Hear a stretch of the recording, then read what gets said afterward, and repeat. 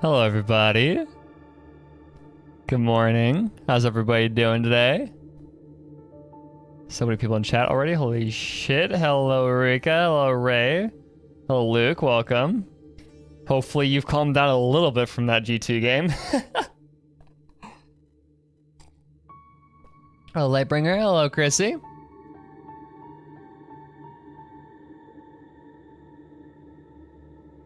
Let me send you a theory. Yeah, if honestly, type it up right now in my DMs, but don't send it until after. We'll talk about it. Don't worry, we will talk about it.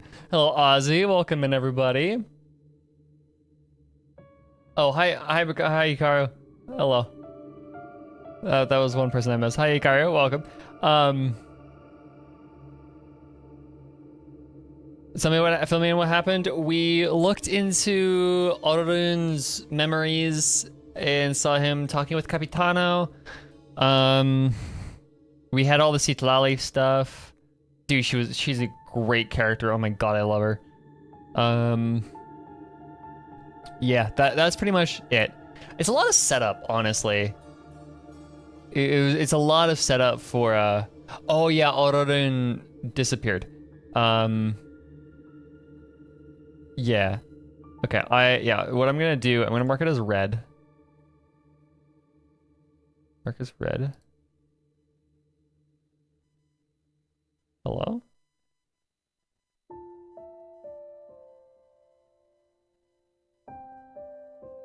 Why did I get hung in here? Okay, that's weird. Okay. Sweet, sweet, sweet. Yeah.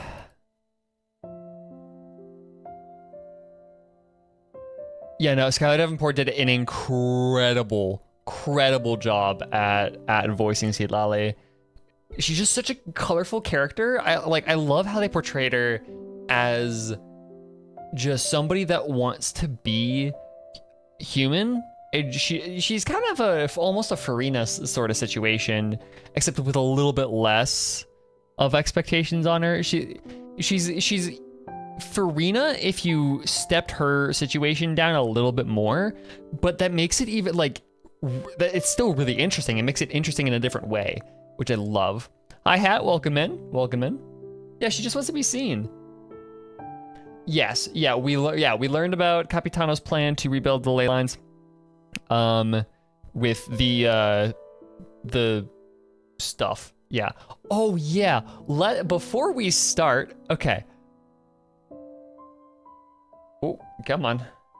There we go. Before we actually start properly, let's get up.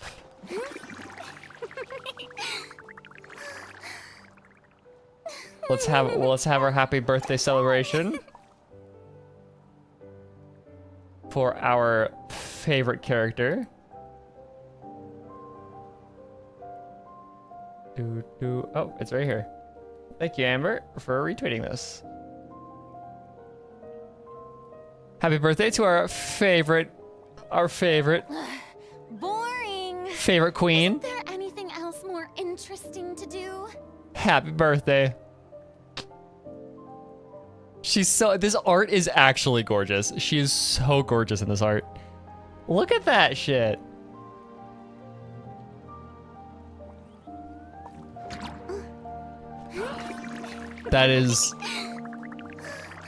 She's beautiful. All right, anyways. We love you, FURINA. Happy birthday. Let us read her letter, and then we get going on chapter 4. Let me turn off music. This is the same artist. It looks like it. It looks like the same style.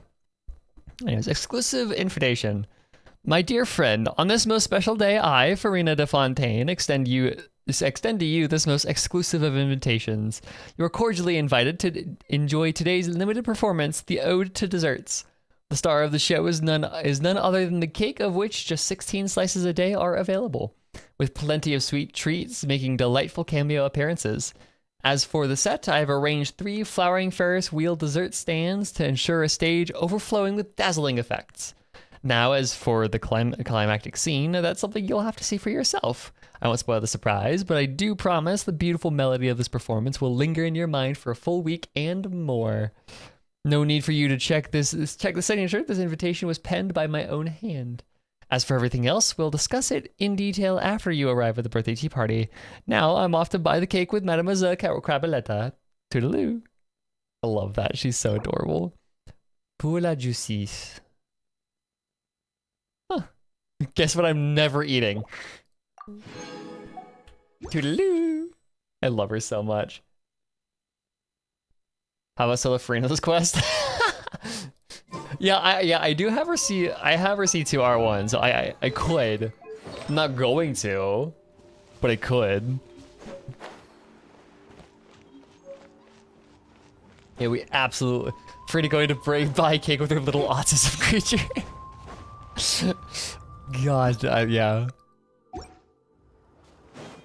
Anyways.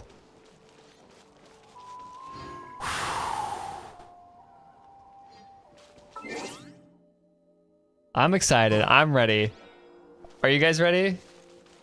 13 slices of cake for FURINA and one for you for each of her autism creatures. I love calling the salon her autism creatures. That's incredible. All right.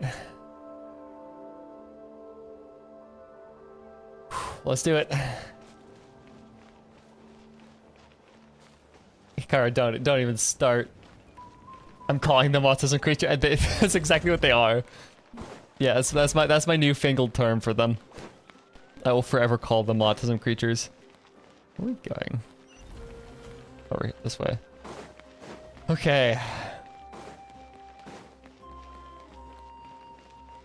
Let's make our way over there.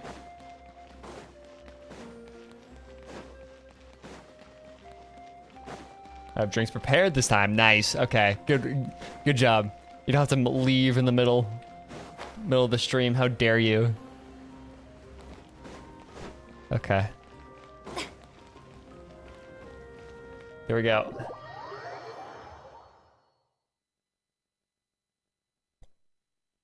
I also have my own drink prepared, so.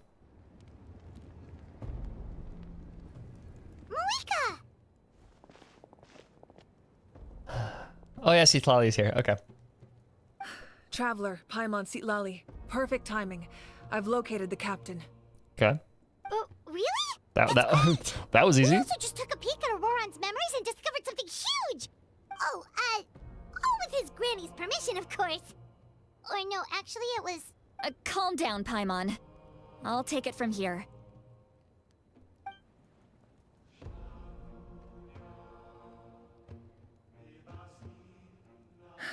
So the captain was searching for the source mechanism to reconstruct the ley lines.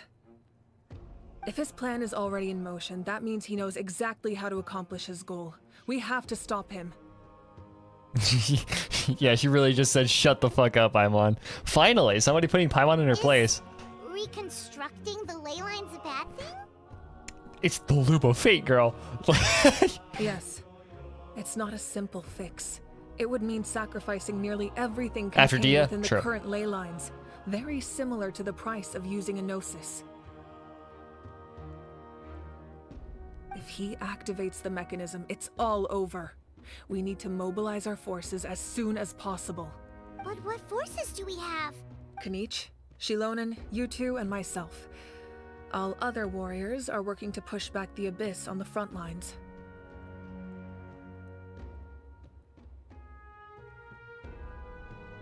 But that's barely any people! Not to mention you lost your power, and they've got the captain on their side!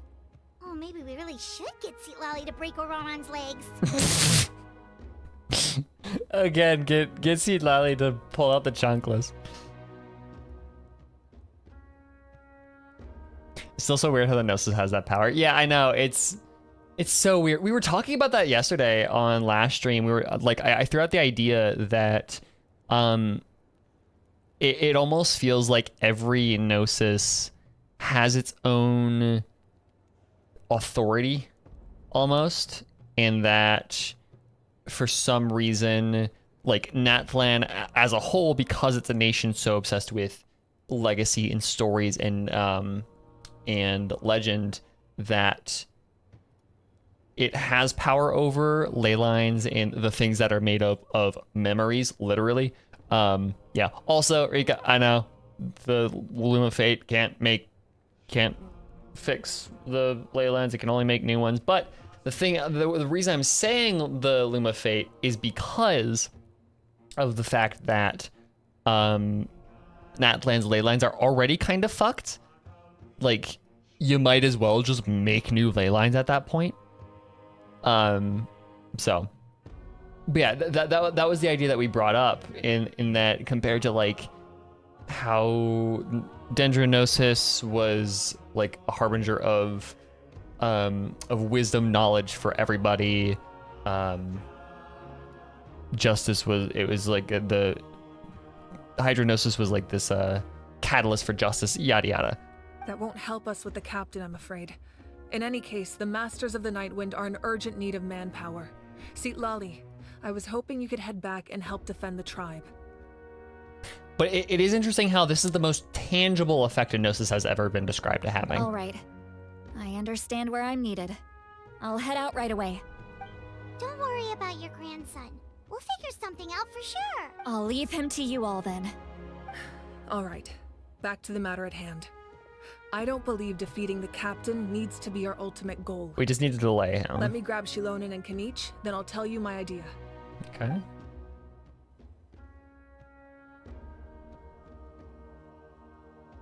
As you all know, Auroron is working with the captain and we need to stop their plan.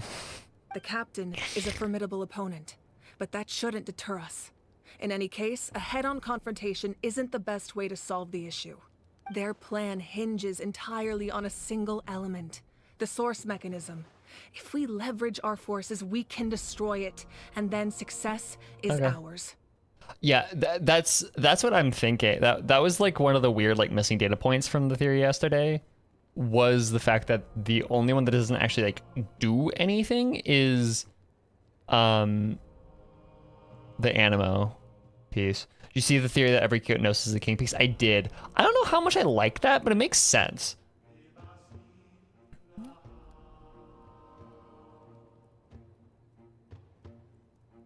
Yeah, Animo Gnosis was taken before.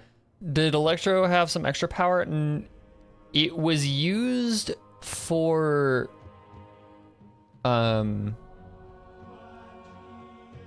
not that A ever used. It was used to make the omnipresent god, or not the omnipresent god, the Scaramouche god in the Sumeru quest.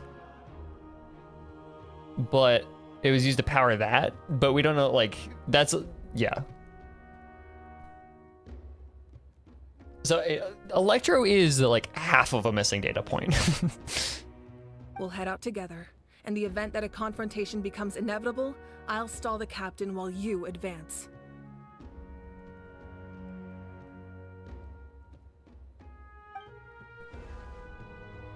Oh yeah, okay. Do I literally have any other canned accent that I could do? Or do I just keep doing Southern?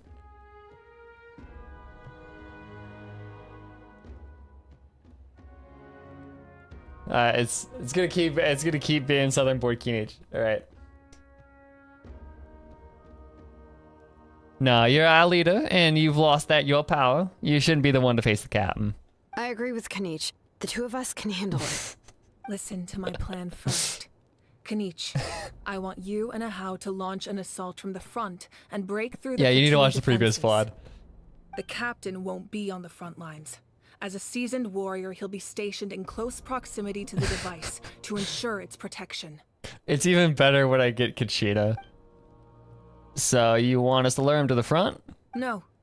The purpose of the frontal assault is to gather the Fatui forces in one place. That way, it's easier for the rest of us to avoid them. Shilonen, I need you to do what your tribe does best, and dig a tunnel from the outskirts of the ruin.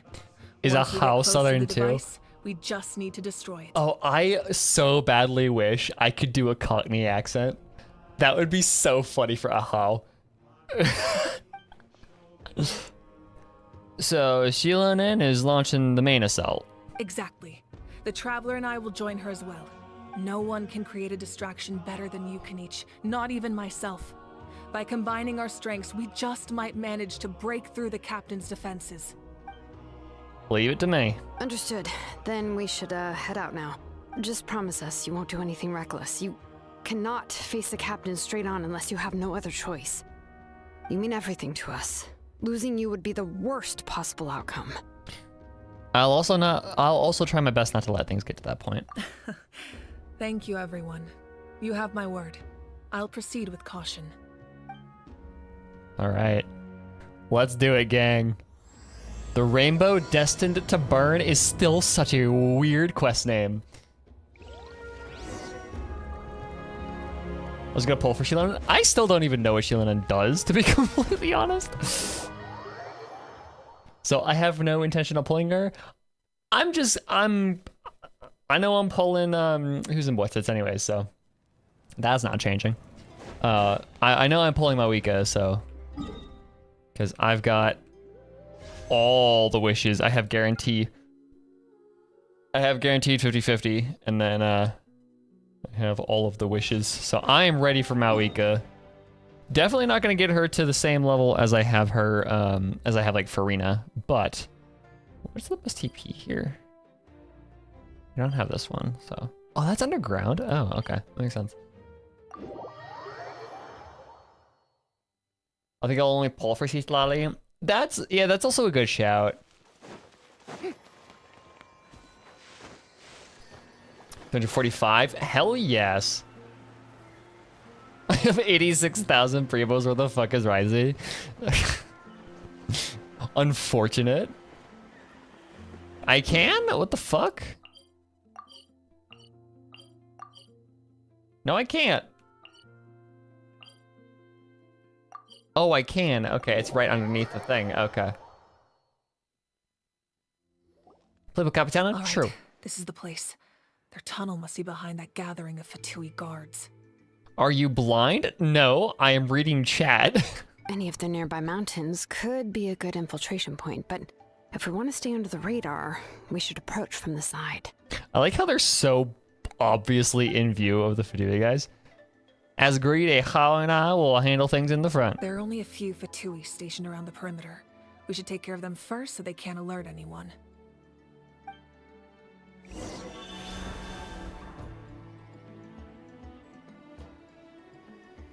Yeah, that's a pretty good... Dude, that looks like a fucking Final Fantasy fight. Like, that's something straight out of Final Fantasy X right there. Do not voice... I wasn't... yeah, that's actually a really good bit. I like that. Yeah, no, that is a fight scene straight out of Final Fantasy. Okay, you... How does this work? Yes.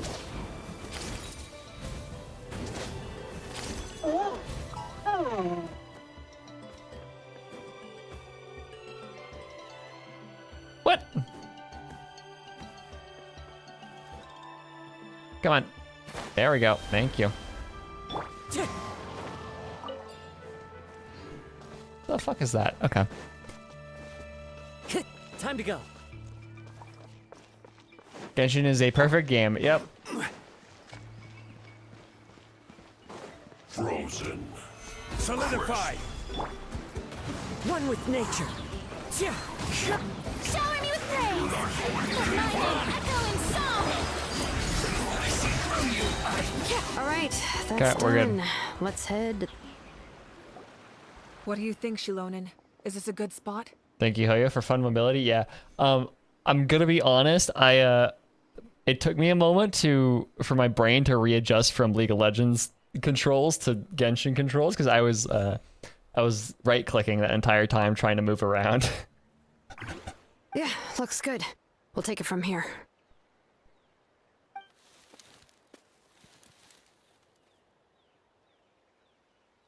I can see the inside. Dude, like, I was playing Zoe yesterday. Perfect. We'll keep going.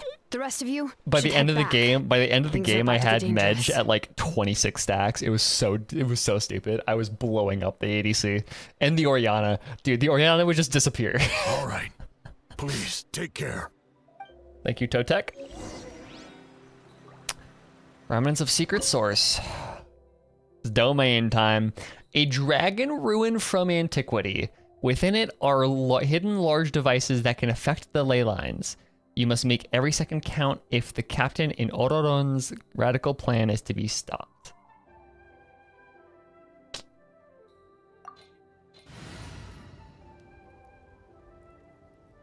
I have no idea how that game works. It's so complicated, dude. Me and Luck were me and Luck and a couple other guys were watching Worlds, like the World Championships right before stream. That game we were like hyperventilating. It was so intense. Sunday makes me go crazy. Oh yeah. That's fun to see fucking Sunday and fucking Fugwe. Concentrate all their forces in one place. There's sure to be guards on the inside, so stay sharp. Oh, nice job smashing those rocks, Moika. You look super cool. Ah, that was some expert level rock clearing, even by my tribe's standards.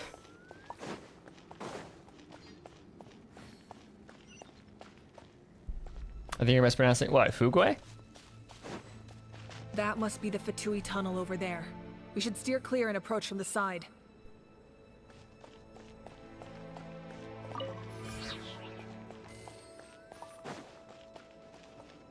I mean, there's... Unless it's like Cantonese or something, then it would be pronounced Fugwe.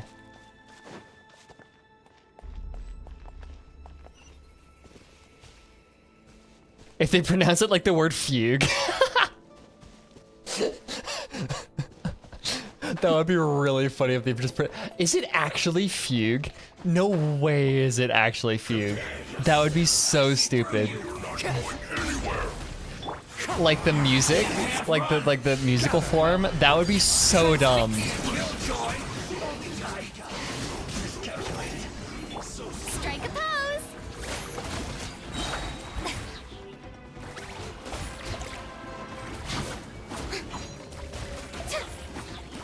Or like a fugue state, yeah. I mean, she's from the Xianzhou, so I would assume she's named like a normal person.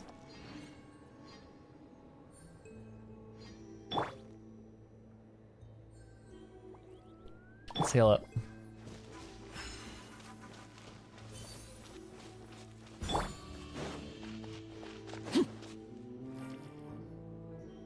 As in, really? Spells She's from the fucking Masters of the fugue? Nightwind. It's a No Roron's doing. way. They're probably trying to buy time.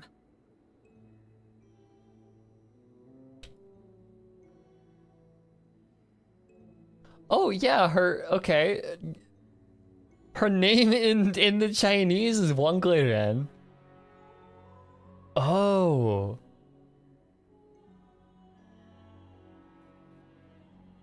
Huh.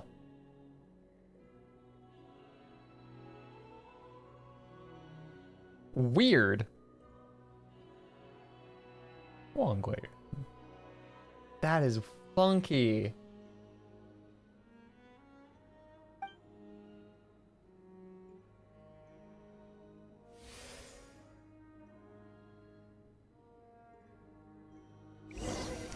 The wiki, yeah, the wiki print like translates it as the one who forgot to return home, which is really interesting. I've never seen this character though, Gui.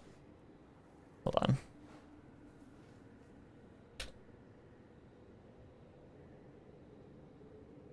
Because I know Wang. Home.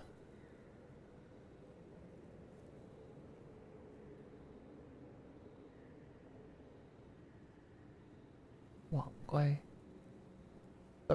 Is it a verb technically? Oh, okay, that's interesting.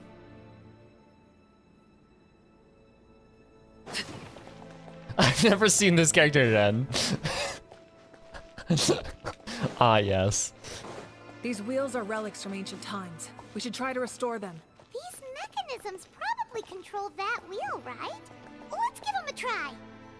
Maybe Fugue. I do think she is. I personally think that. I personally think that Fantilia just kind of chose a random ass person. Oh shit. Okay. Oh, I see what's happening here. Okay, so it matches up pretty well right there.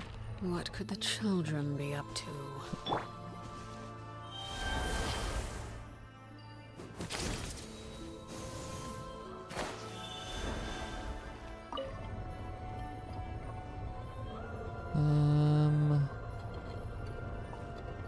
Okay, I see where it matches up there at the bottom. So they don't match up there. And then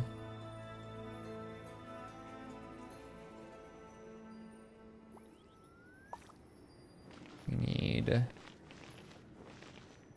this one down here.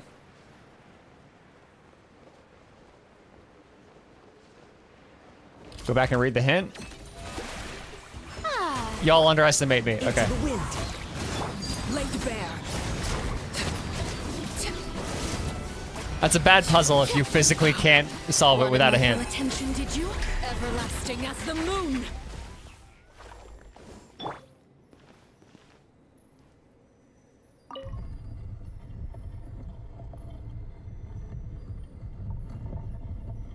Okay.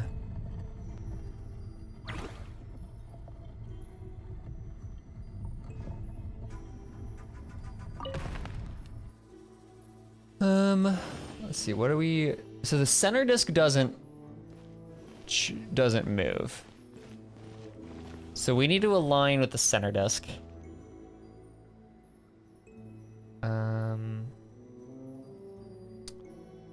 Which... I don't know how that would work.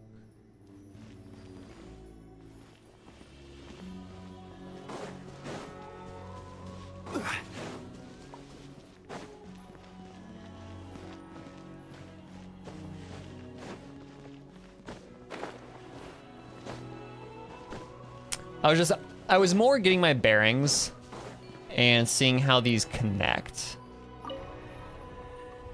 So, no, I don't want to do that.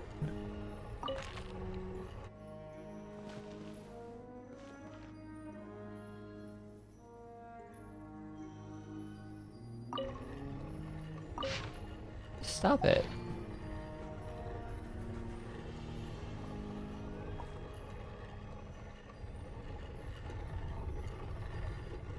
Okay, yeah, so this slots in there. Right there. There it is. And then...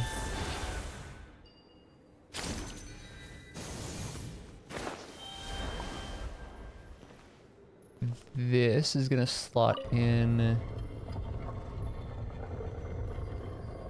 right there. Stop that fucking...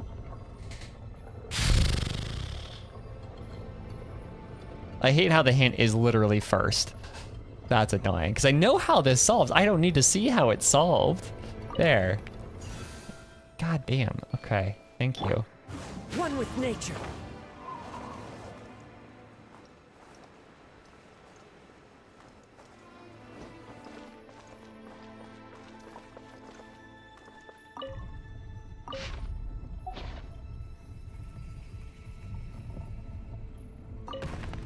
There we go. Hey guys, I think that's a dragon head.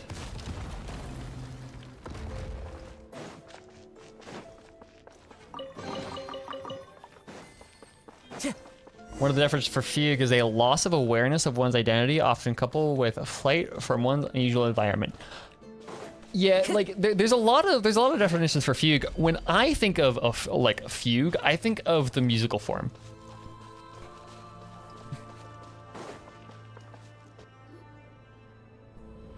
Oh, hi, Capitano. This must be it. There they are. This is quick. Oh, the captain's here too. Perfect. Looks like they focused their defenses over there. Ah, they're here. Huh.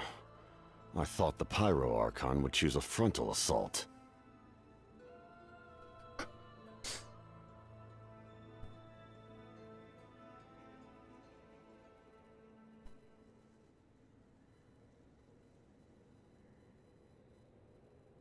Okay. It doesn't matter. They're too late anyway. No, I genuinely think my theory, or my, like, how it works in my head is Fantilia, like, as a disguise, chose some random person on another Sanjo ship that would have had a reason to be on the Lawfu, but who didn't have, but like wasn't well known enough to be like, oh, that's weird that they're here. So she chose Ting Yin. But like Ting Yin didn't know about that. She wasn't possessed. It was literally, she just copied her. She just doppelgangered her. That's what I think happened. Stop! It's too late. We need to turn it off! There's still time. I won't let you do this!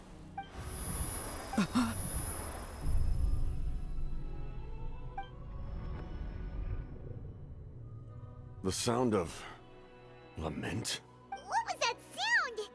It was like a piercing cry. Now's our chance to turn off the Lament. So close. We need to approach it from the side to lure the captain away. Why are you guys going crazy about Lament? Wait, what? It's Xiao?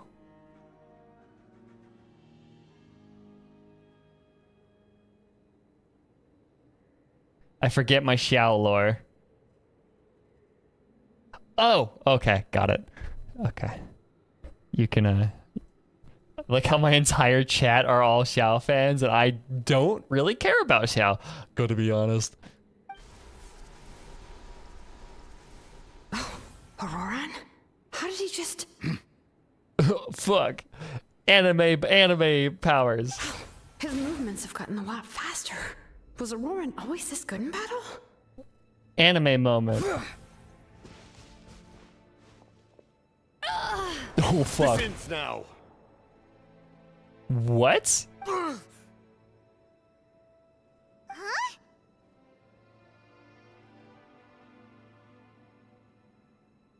Something's wrong.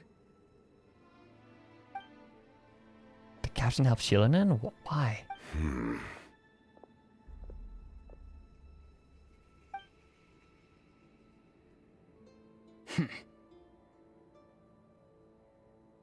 You are not Auroran. Who are you? Yep. I love Capitano, dude. Holy shit. He is such a cool character. Oh my god. He's not like pure evil. This, honestly, I'm kind of blown away. I am very surprised that they didn't play him as just straight evil. He is a character with his own, like, with his own convictions, his own desire to save Natlan. That's crazy. He's so cool. Okay. What? Commander. You. Hmm?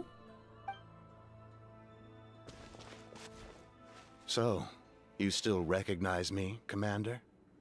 I'm glad. What? Although, I believe you have some more pressing concerns at the moment.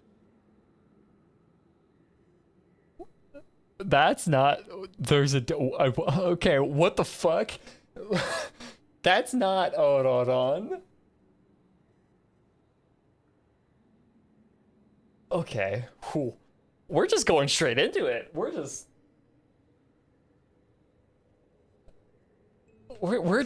going. It went from 0 to 100 real fast. Now, turn it off. Okay, cool. We did it! You see? You indulge your sense of honor for just a moment, and now you've lost your chance. Even now, you're still the same as ever. Who is talking? His voice is completely different. Is someone inhabiting Auroron's body? Yeah, thank you, Paimon. Stop worrying about other people's survival, about their losses and sacrifices. You just need to win. That must be why I've returned. For this moment. Please finish what you set out to do, Commander. Who is talking? Who the fuck is talking right now? I didn't expect to see you here, but I have to disagree. Abandoning one's comrades is not the way of a warrior. Why do you care about a doomed man? I know you can see it. He's already close to This death. scene is so AO3, actually.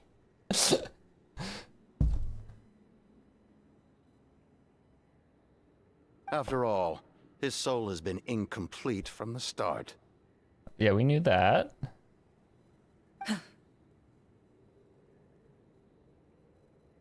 Why does he look like Eden? Oh my god. Oh, his eyes are small now.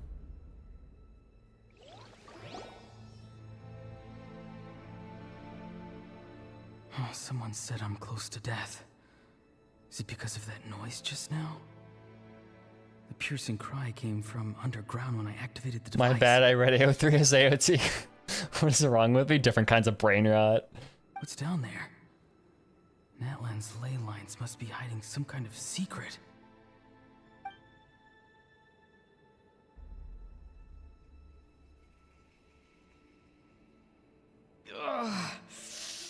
Am I dying?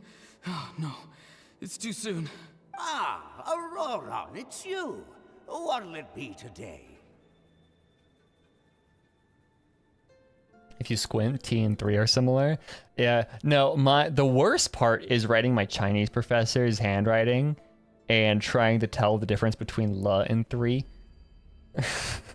Oh, why the long face? Don't tell me you still haven't let that go. I knew it was a bad idea to tell you. I heard everyone wanted me to be the savior. Savior? Ha! Sounds nice, doesn't it? But, does such a person truly exist? Even if they do, why would you have to become that person?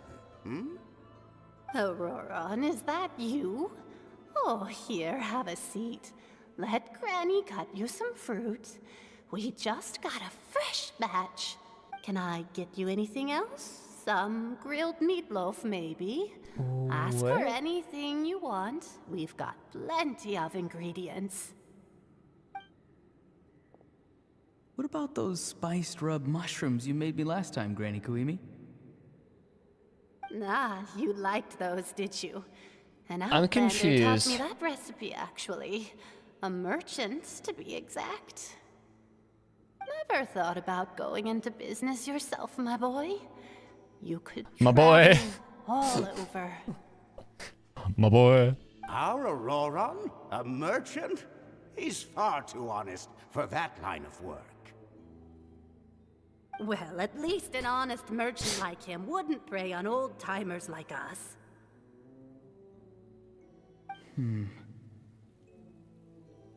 Everyone said a true savior does not really exist, but then why did my birth open the door to the possibility? Why give people false hope? Maybe I don't need to sacrifice myself, but surely everyone is born for a purpose. So, what's mine? If I had succeeded back then, would the world have become a better place? What's the meaning of my existence? Done spacing out, Auroron? Did you finish your homework? There's actually no purpose for life, hold on. You should read some Kamu. True. True, dude. Don't torture yourself. Life is so much better when you don't torture yourself about the questions of purpose and shit. Dude, it's great. You just kind of chill in life. Oh, it's so fun. What's up, Riot? Welcome. Yes, Granny, it's just... Will learning all this really make me as strong as you? Of course not. I'm a special case. Other shamans study their whole lives without reaching a fraction of my abilities. Are we all absurdists here? Apparently, dude. It was really funny how much of, like, after we played Acheron, the end of, like, Penacony and Acheron and Aventurine had that scene together, and everyone in chat was like, dude, that's cool. I chill with that philosophy. I was like, dude, I love my chat. How many people were like, fuck yeah. Because you're a genius, right? You could say that. Or maybe I've just been alive longer than the rest of them, and picked up a few tricks that they didn't want to touch. But like everyone in this chat is in those like most people here have a very heavy subscription to absurdism, existentialism, nihilism, which are all very closely related, and like they're very closely related. Sometimes they're considered the same thing in some aspects. It's rude to bring up a woman's age. Never do that again, no matter the circumstances.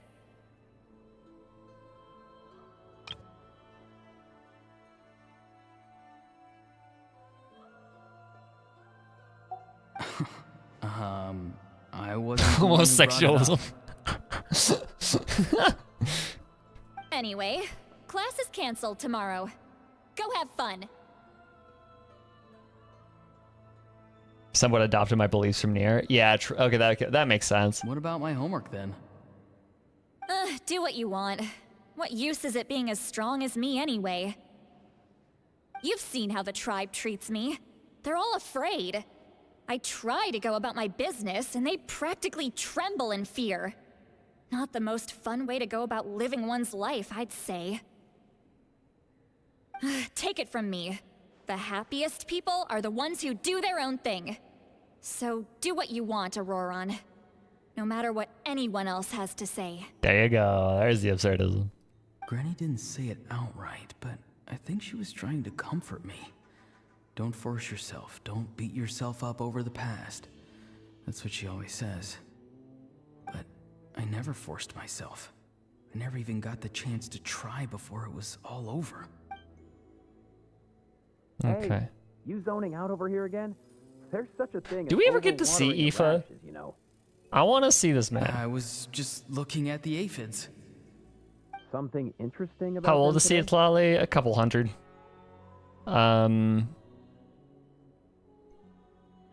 Yeah, I'm gonna ballpark her around 150 to 200 years old, ish.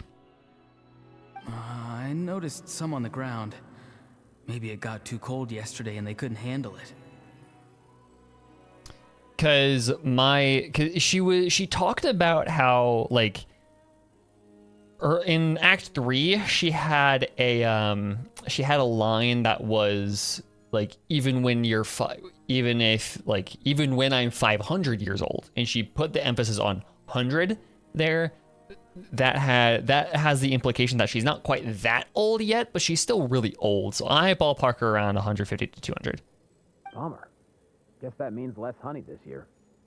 Aoife, do you think being a vet is fun? Fun? I'm not sure about that. Do you think planting vegetables is fun? Why is Aoife in? Is it? Did Autodon just like lock him up or something? Fun enough, I guess. I don't have anything else to do. Exactly. Most people live like that. No special purpose or calling. That's just how the world works. Oh, jeez. That troublemaker's at it again. Auroron, my man, come inside and give me a hand, would you? Why should I? I thought being a vet was no fun. Well, I guess there is a fun part. Trying to outsmart these rascals. Come on, give me a hand. Maybe Aoife was just too nice to tell me the truth. That attempting something above your capabilities will kill you.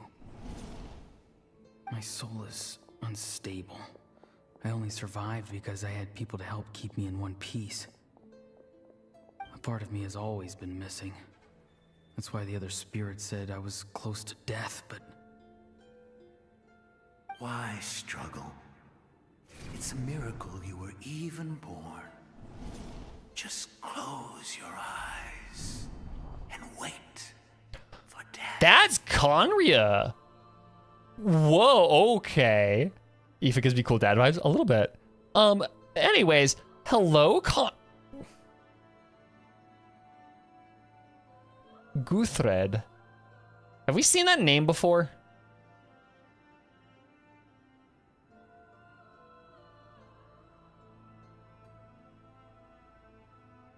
Do you want a fun fact? Yes, please. Give me the fun fact about the name, Phantom. Guthred and Halfdan are related apparently in mythology. Okay. I'm gonna let Phantom like expound upon that.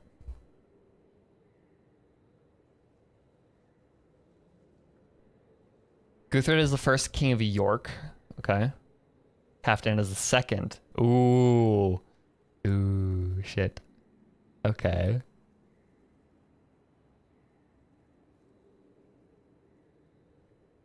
Huh. It's a new name. Okay. Yeah. Phantom's like reaction of Guthred hee to me was like maybe we've seen the name before. No, it's just the fact that they knew the name from mythology, which is neat. It was nice to have a 4-star that's relevant to the story. Yeah.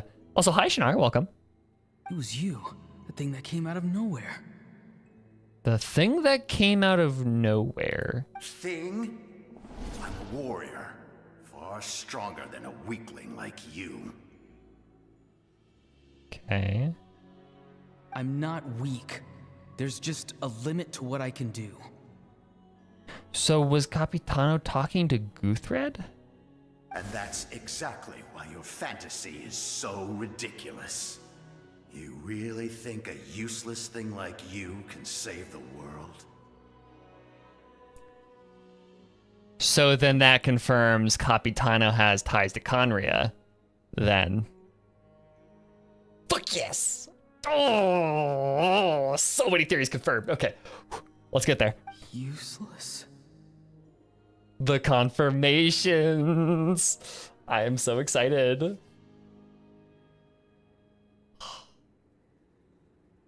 Plus 5.1. It's going very good. We're just starting. We're at the very beginning of Act 4, so the Conria population just went up to 10. Savior? Ha! Sounds nice, doesn't it? But, does such a person truly exist? Even if they do, why would you have to become that person? Okay. Exactly.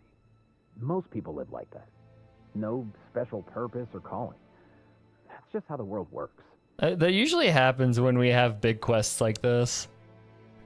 This is about my expected viewership for the big quests. Take it from me. The happiest people are the ones who do their own thing. So do what you want, Auroron. No matter what anyone else has to say. But I don't want things to end here. Don't die. Auroron? It's all right. We'll take things from here. Every time they marched into battle, I had to stay behind. Don't worry. With the Archon on our side, the Abyss doesn't stand a chance. All the best warriors are fighting on the front lines. I want to do my part too. I was gonna study before bed. You should still study at least a little bit. Both of us are bound to disappear. But your end will come sooner than mine, because you've been broken from the start. I mean, he was a little silly, but I wouldn't call him broken. That's a little ableist. Once your soul shatters into pieces and dissipates into the wind, I will take temporary control over this body. I will serve my commander until the end.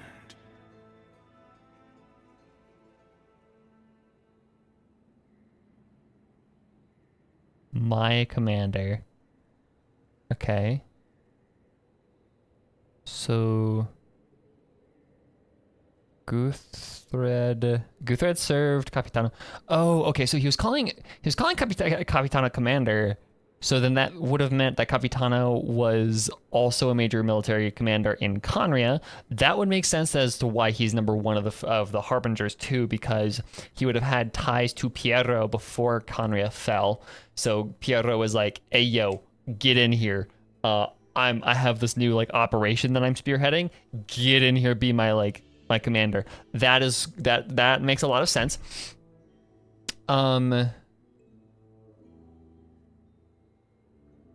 Whatever Capitano had going on with those guys would cause they're just Celestia is just homophobic. Also, hi Hez, welcome.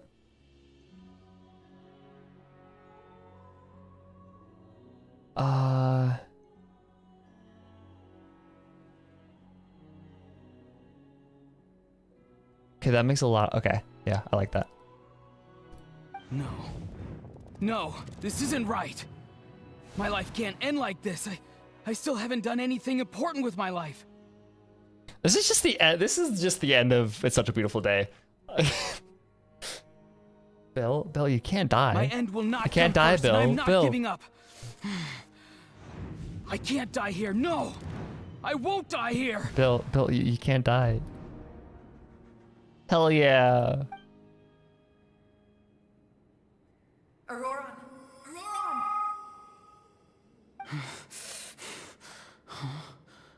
That voice.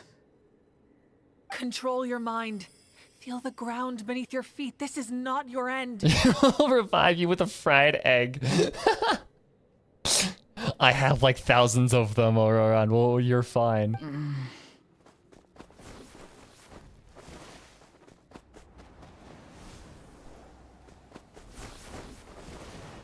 This is a cool callback to Act 2.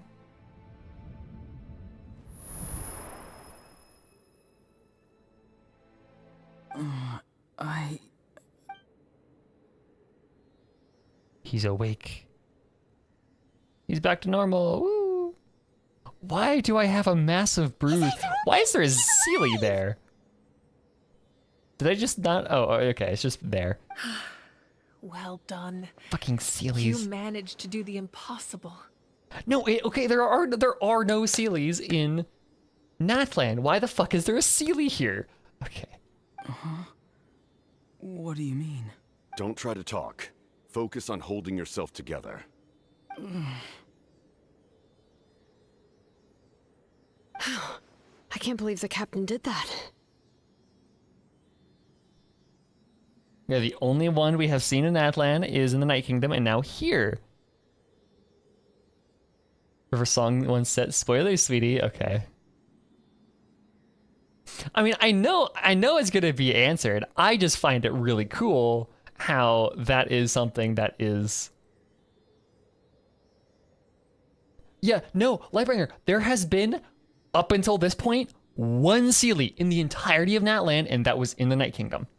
Sealies do not exist in Natlan, and that is one of the things that threw me off so heavily when I started playing Natlan, was there are no Sealies.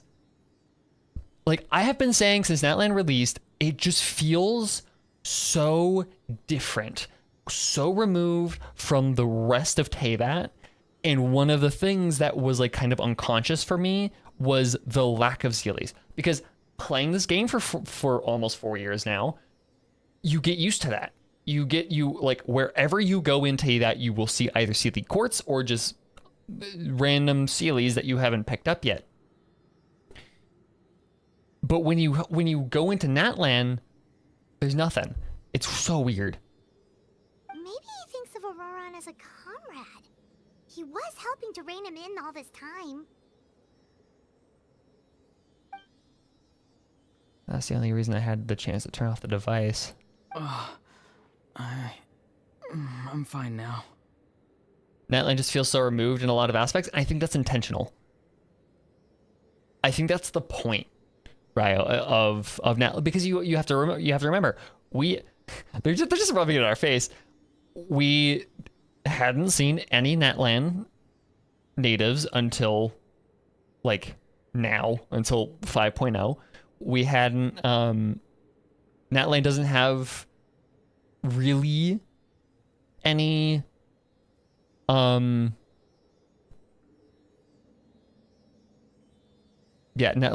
doesn't have ley lines nearly to the same extent. It has its own like ecology. It's so strange. Yeah, it's really cool how isolated Natlan feels. Damage to the soul is a tricky thing. The pain almost consumed you for a moment, but you managed to hold on to yourself. That's no easy feat. The worst appears to be over. I'm sorry for causing so much trouble. We can talk about that later. Our plan, it failed, didn't it? I'm sorry. We were so close. We got half of Conria's current population before we got a Natlan NPC. Exactly, which is so weird. It's so weird. I think I just blocked out my Sumeru exploration experience. Dude, same. You saved my life, and now the debt is repaid. I wonder about the ley line thing is, doesn't that mean that in any case people don't die normally? Because isn't that kind of also the issue with the hilichurls? They can't die and thus can't reach the ley lines.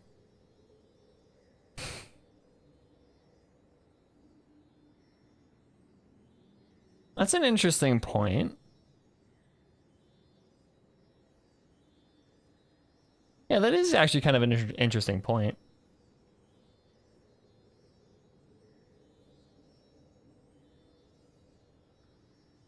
Auroron, I never thought you actually wanted to sacrifice yourself in that ceremony.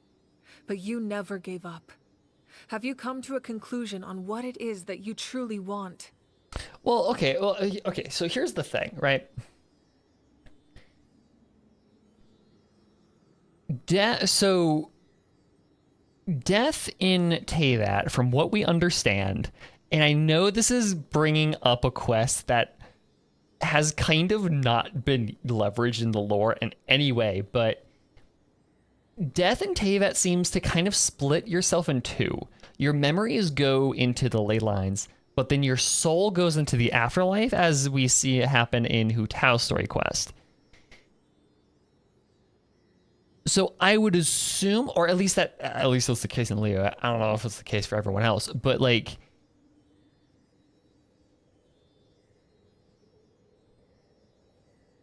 right? You kind of see where like your memories when you die in Teyvat, your memories leach into the ley lines. That's what the ley lines are. But what then happens is, from Hu Tao's story quest, we have the idea that your proper soul goes into the afterlife, which is, hello? What the fuck just happened?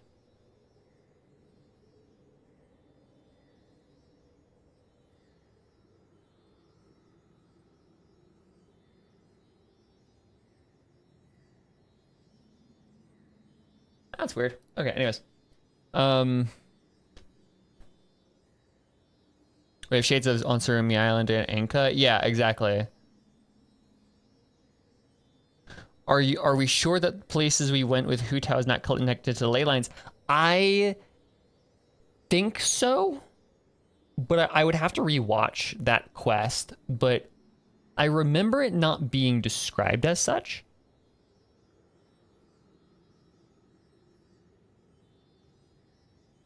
I wonder if the afterlife isn't just like a retcon thing now, considering it's never been mentioned after Hu Tao's quest.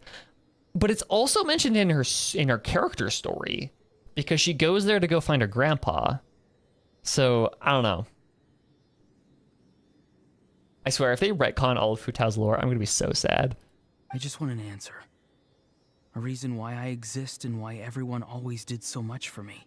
Perhaps it's a local belief type thing, except it's not a belief because we literally went there. No one is born a hero, and no one should be treated like one from birth. I had a chance to do something important back then, but I failed. All I want is to find some more ways to make up for that. The answer you seek now lies before you.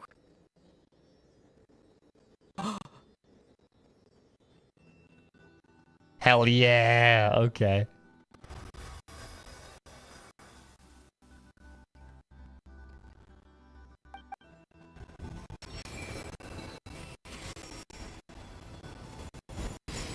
You are the inheritor of my name, the Sanhaj. hero from the masters of the Nightwind, who shall fight for this generation. Dude, I am so glad that I did that talking stick video. Oh my god, that I am so glad. What did Sanhaj do? I don't remember what he did or where he came from, but I do remember that he was talking stick. Talking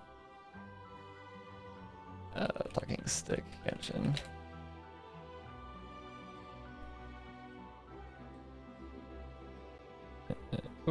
Description.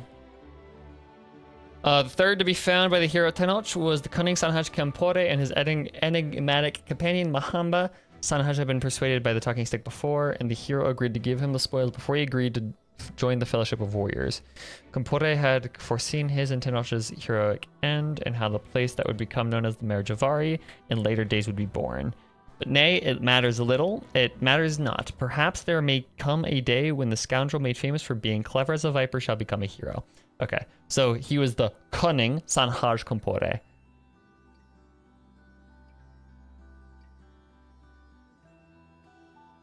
That's how I found this channel. That's how a lot of people found this channel nowadays. Fascinating.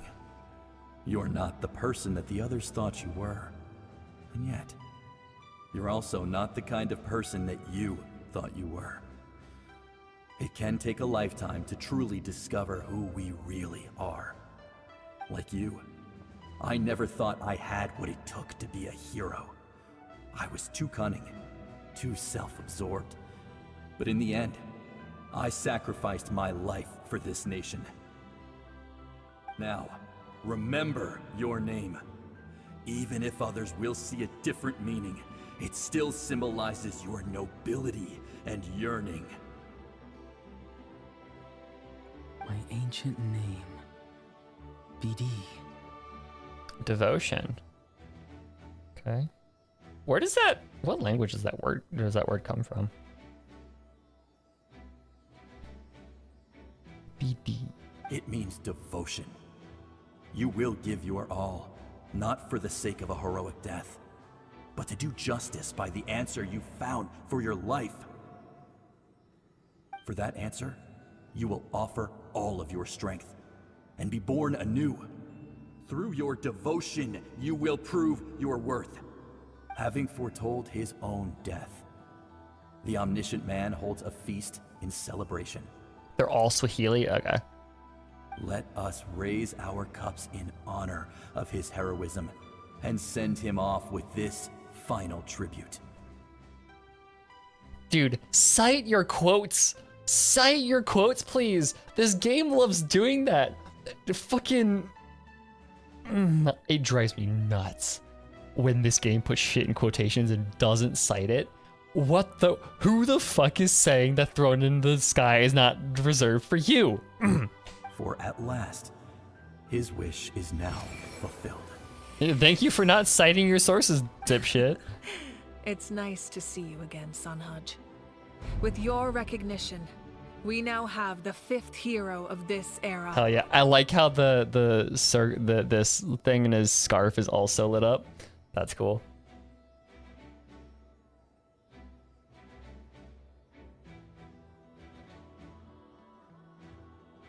You know what? As a writer doing all that cultural research, it's so... it gets deep. Dude, it gets deep.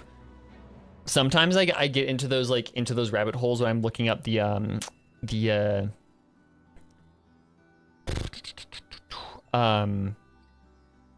I'm looking up like the etymology of certain words.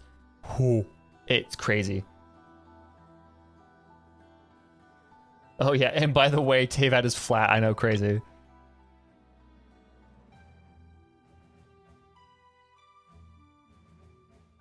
Having foretold his own death, the omniscient man holds a feast and celebration. I mean, is it really omniscient if you say, hey, yo, I'm gonna die?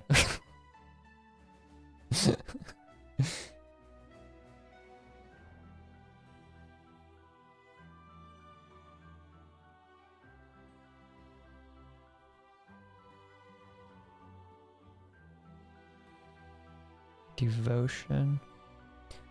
Do not give your all for the sake of a heroic death, but to do justice by the answer you found for your life.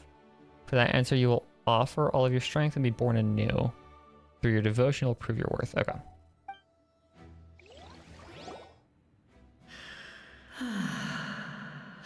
I am happy to see your plan advance one step further. It seems that my cry did not cause irreversible damage. Huh? What is that voice? Wyeb? Just as I thought. The Lord of the Night has awakened. Oh no, shit. Huh? Huh? Lord of the Night? As in the one who rules over the Night Kingdom? Huh? I preside over a realm of souls. Due to my limited power, sleep is the only way I can extend my existence. That is a name? Holy shit. Okay. Yohual Techuin.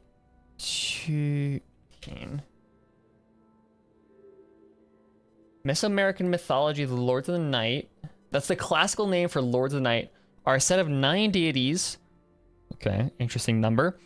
Who each ruled over every 9th night, forming a calendrical cycle. Every lord was associated with a particular fortune, bad or good, that was an omen for the night that they ruled over. The Lords of the Night are known in both the Aztec and Maya calendar, although the specific names of the Maya Night Lords are unknown. Okay.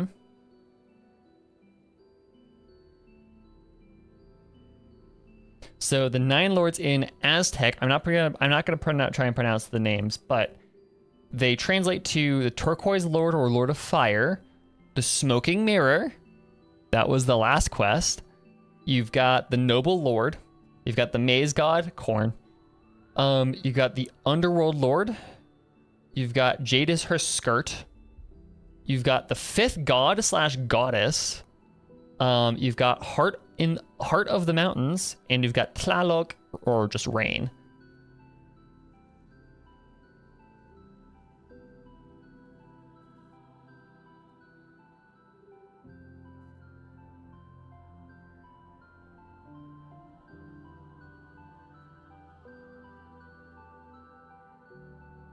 Was the god of rising sun, heat, maze,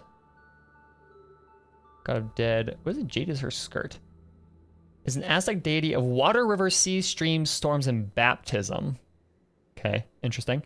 Fertility. She's the patroness of childbirth. Okay.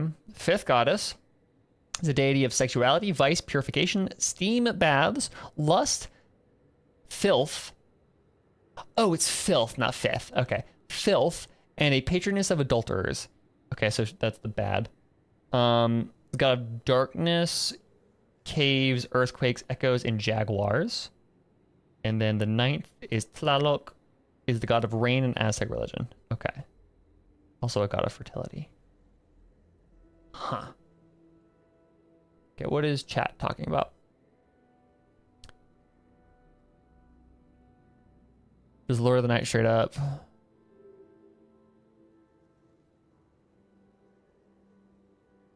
Fifth god is listed 7th. Yeah, no, it was filth, not 5th.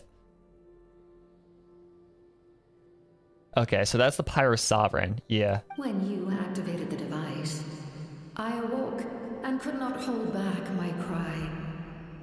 It is a sound that agitates souls. Capitano genuinely just awoke Cthulhu.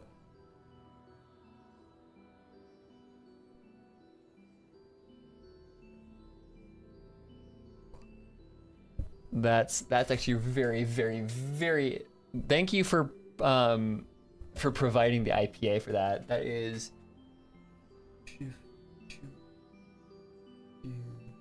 Oh, what's the other W? Coatl. Shoe. Yeah. So it'd be shoe Coatl. Yeah. Okay. Yeah, no, Lord of the Night is literally just... she is literally just Cthulhu. Most of you are unaffected because your souls are intact. But with a damaged soul, the effect on your friend was heightened, and his soul almost shattered as a result. And yet, his soul remains in one piece. One Piece? He managed to overcome this obstacle through sheer strength of will. A truly impressive feat for a human. So, was that what caused all his strange behavior earlier? No. An additional soul was Why are there affected. 3 Seelies now? It tried to take refuge in the missing part of your friend's soul, but was ultimately expelled. There are 3 Seelies in this room right now, and we've previously only seen one in an entire fucking nation. However, this soul does not hail from Natlan or the Night Kingdom. Its origins remain a mystery to me. Oh, we know. Oh, we know. Activating the source mechanism was supposed to reconstruct the ley lines. Why did it awaken you instead? Lord of the Night voice. Because I was gonna look into it. Who originally constructed Natlan's ley lines, otherwise known as the Night Kingdom. 3 Seelie, 3 moons? True. The rule of 3. You see 3 things appear in a Hoyoverse game, you know shit's happening. The ancient battle between the Descender and the dragons destroyed the corner of the world, allowing the Abyss to invade.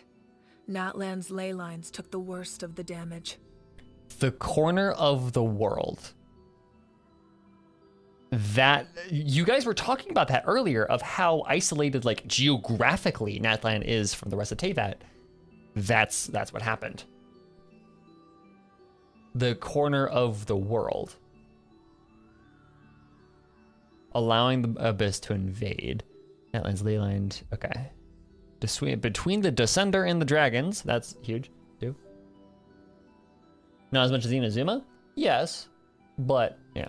To aid the people of Natlan, the Lord of the Night used the fragments of the old ley lines to reconstruct a similar network. That's how the Night Kingdom was born. Hoyo loves 3 and multiples of 3? Oh, tell me about it. I went fucking insane with that number after Trailblaze Secrets and with Swarm Disaster. That was stupid. The people of Natlan, the Lord of the Night, use for that. Okay.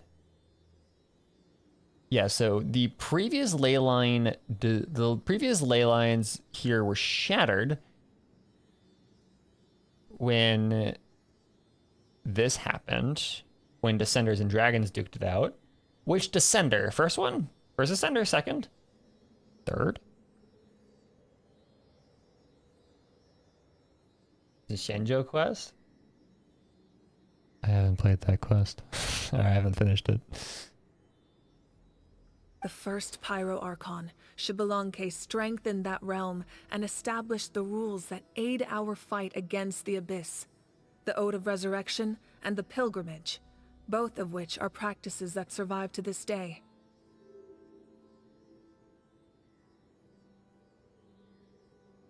They fought the dragons. Oh yeah, no, true. It would be the first. Xbalanque, yeah, exactly. Xbalanque, let's go. So, okay. So when I look up a note on pronunciation, When you look up Xbalanque,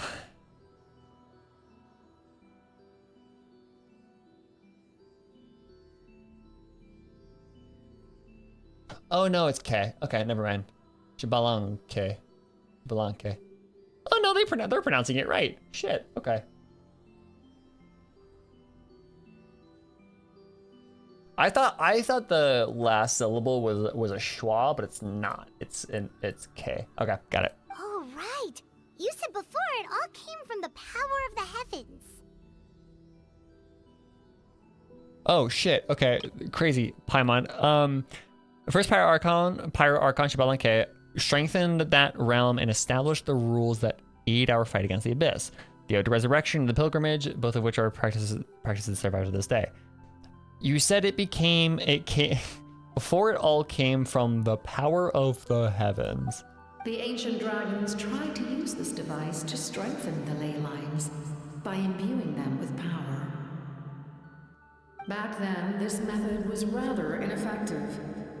They lacked the skills to navigate the intricate structure of the ley lines.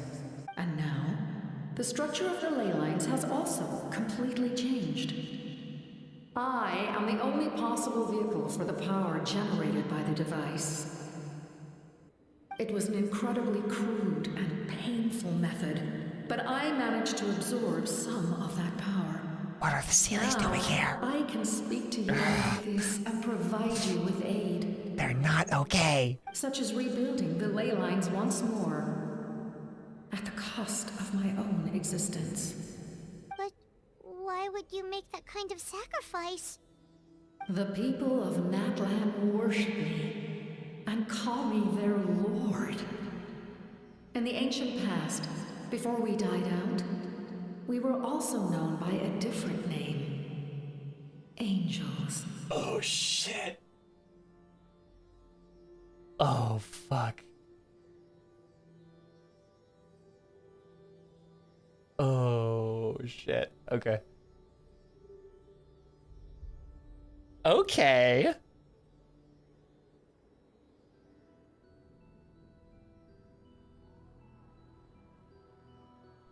But adventurers like you are probably more familiar with our devolved form. God.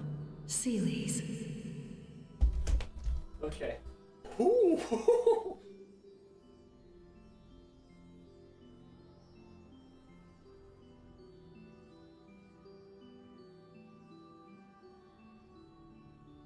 Oh, wow.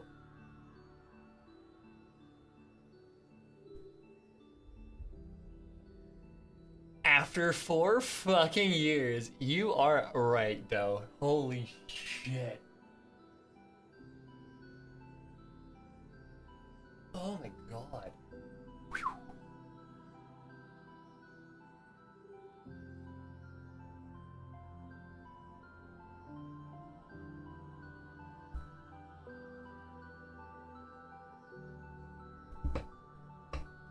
Wow.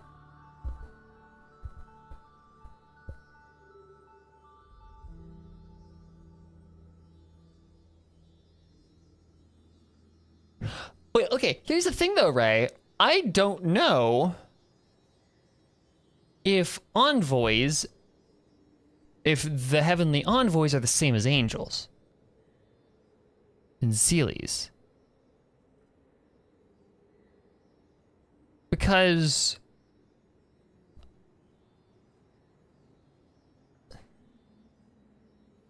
it all ties back to that twink.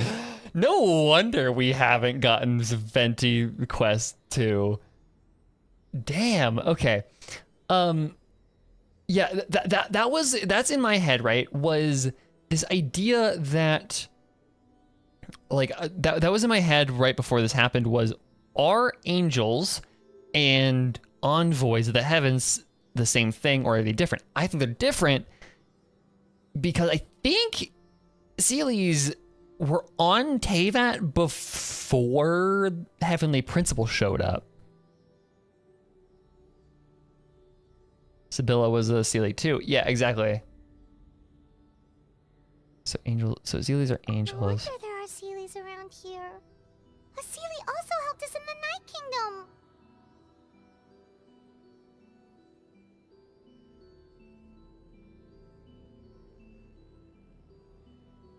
I fucking called it. Y'all called me crazy, and guess what? Ventis were relevant at 5.x. I don't know if I called you crazy, but I mean, it's cool. Also, Columbina? Maybe. Maybe. That would be wild. Now that we know properly what Seelies are, although, yeah, with her design that we saw in Lato, that would make a lot of sense if she was an angel. If she was somehow an angel that didn't evolve into a Zeely. That's crazy. Few angels remain in Natlan, so the same is true of Seelies. Everyone rallied around me and offered their power to humanity to reconstruct the ley lines.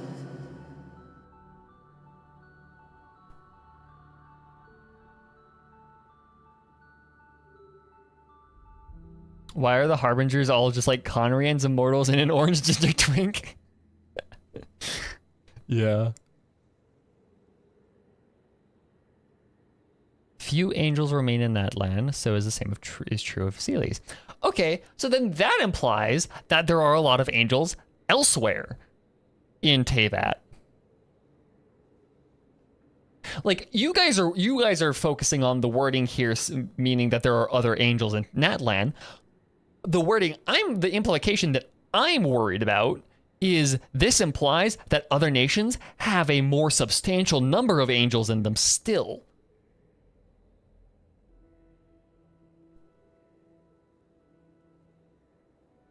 So, Goddess of Flowers, but there's still more angels left, right? Like there are more. Hey, here's a question. Okay. Light bulb moment. We've had this discussion for a really long time about what is a god in Teyvat.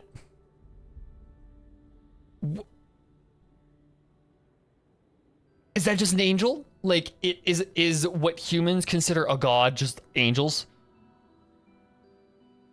Yeah, what if fucking Boreas is an angel? What if Guizhong and all them were angels? What if, like, what if, like, most of the Harbingers are angels? Like, possibly.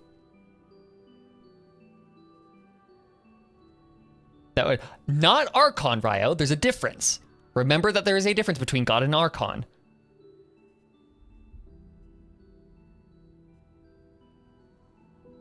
Do you think that an angel can become an Archon? So do we think that all of the Archons are somehow angels? In different ways? Angels were first mentioned in Dragonspine.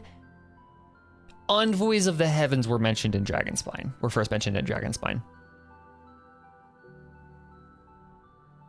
But how is Rukdevata then? Okay, that's the only hang up that I have forming this theory, is that Rukdevata is literally like Rukdevata and now Nahida are literally like branches of a tree. But aside from that, Venti, we can probably comfortably, very comfortably say that he's an angel. You've got Morax, possibly, more than likely. Both A and Ball are yeah, both of those sisters, the twins, also probably angels, just because of how powerful they are. Nahida is a little weird. Nahida and Rukdevata were probably not. Focalor, dude, 100%.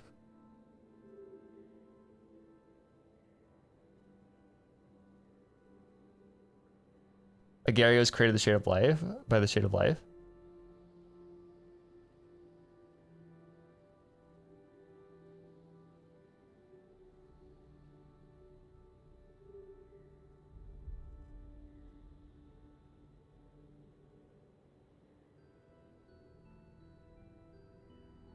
Okay, so maybe not.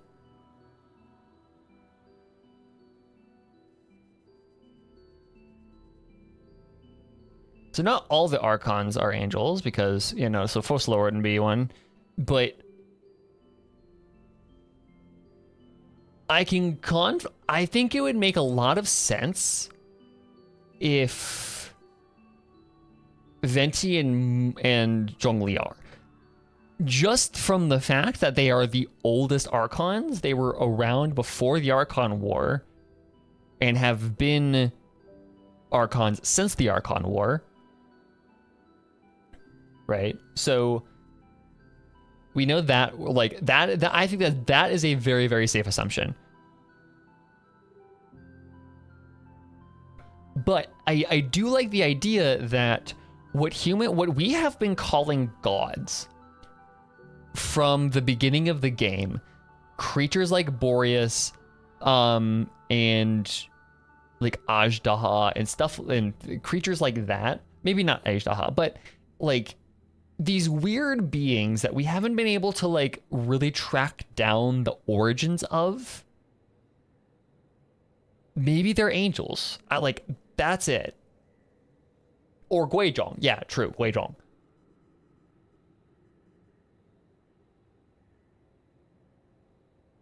What if Ocean is Zercelias are both evolved forms of angels? Maybe.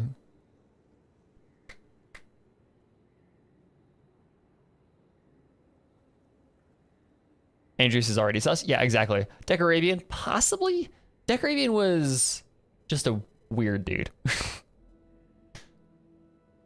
Now, I have witnessed your determined pursuit for survival, and I have become your faith.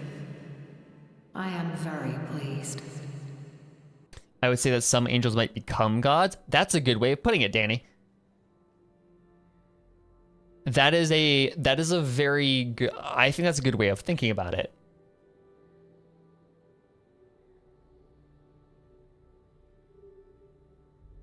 I almost think,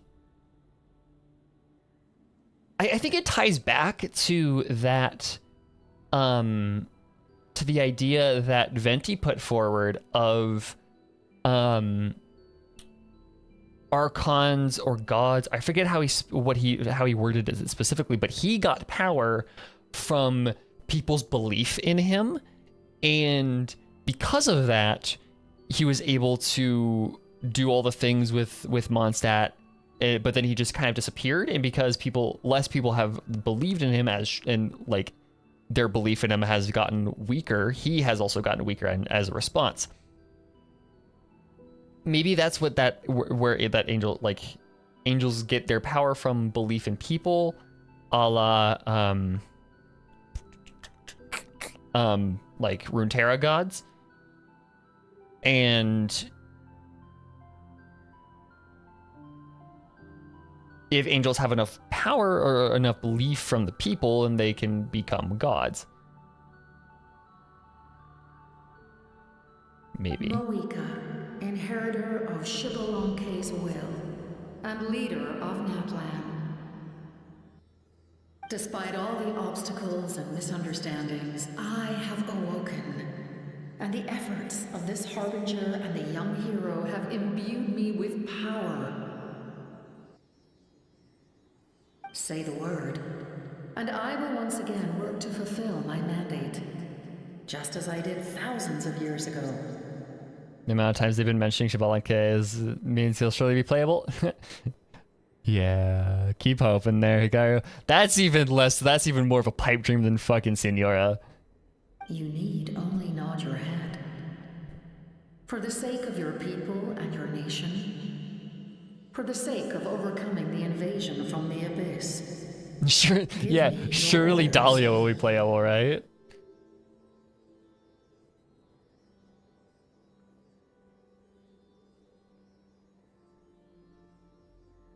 Okay, so the Lord of the Night is gonna know more than anyone else about what is happening, right? I'm getting lost in the sauce here. 4 years of lore will do that to you. It gets bad. I will not. After reconstructing new ley lines, you will cease to exist. The rules of Natlan are founded in the Night Kingdom. If you disappear, so do they. Not to mention, all the memories and legends recorded within the old ley lines will disappear along with you. The people of Natlan will face memory loss, mental disorders, and cognitive issues. Oh shit, yeah, no. Straight up. Memory loss, mental disorders, cognitive Just issue. like the consequences of using the Gnosis, that is a price I refuse to accept. Humanity's survival is worth any price. Once the Abyss runs rampant, all that remains will be a land of corpses and ruin. You should make an 8-hour lore recap. You should, Phantom. Me switching from Ziox to Zajeff to Roosevelt to well, hell yeah. And when the new ley lines are invaded again by the Abyss? What then? How are future generations supposed to survive? Meta player versus lore player? I have no idea, actually. A land without the Lord of the Night, without the protection of the rules. Meta players after I throw a is book at doomed them. from the start. Dude, one of the things I've always wanted to do, and I actually might do at like after Snezhnaya comes out, is I want to get privately published a book that is just a compendium of all the games in-game books. Like that would be so cool to have on the bookshelf. Just a book, like a physical book of all of the games like in-game books. That would be so cool. You presume too much. If you cannot ensure survival in the present, you have no right to think about the future. Because it's perfectly legal to print that. As long as I don't like distribute it. Just have it for like personal existence. That would be so funny. What will it take for you to realize that? How many hundreds or thousands will have to die? The situation hasn't gotten that dire yet, has it?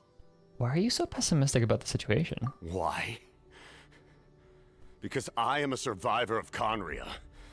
I've witnessed the devastation and terror of the Abyss with my own eyes. That's the confirmation. Okay. So, that is the... Wow, okay. So we know 2 people in the Harbingers are from Conria. Arlecchino is at least tied to Conria via her bloodline somehow. Still don't know how that works. Who else?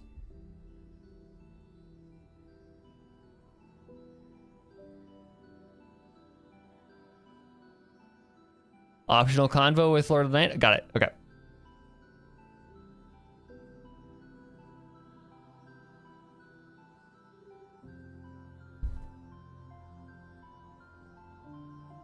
Please be an Alvarich. That would be cool if he's an Alvarich.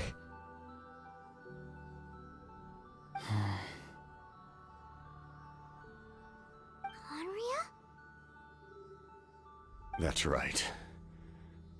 My family, my comrades, my homeland, were all lost to the Abyss. It is an unforgettable pain. One that no amount of time could ever dull. Not even 500 years. You've experienced something similar, Mawika. You should know exactly what I mean. Okay, so, but then... Okay.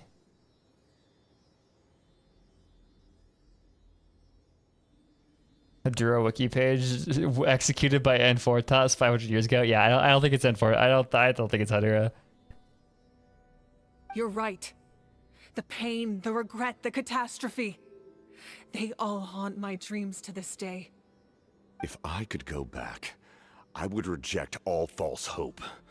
I would do whatever it took to ensure their survival. You have that chance before you now. Why do you refuse to take it? Because we don't have the right to make that decision. We love this world because it contains everything we hold dear. Everything that has happened here has moved us, shaped us, and turned us into who we are today. Giving up our memories and history would mean rewriting everything. The people of this world would then become fundamentally different beings, their physical bodies the only connection to their former selves. You know, I'm holding out hope that Columbina is like Jinx level of fucking insane. I'm holding out hope. That she is my last hope in this. That Columbina is just like Jinx at the end of season 1 of Arcane level of batshit insane, but like reasonably batshit insane.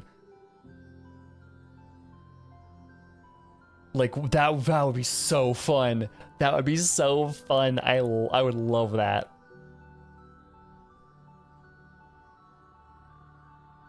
Dottore is evil, Columbina is probably insane. True. Yeah, okay. Yeah.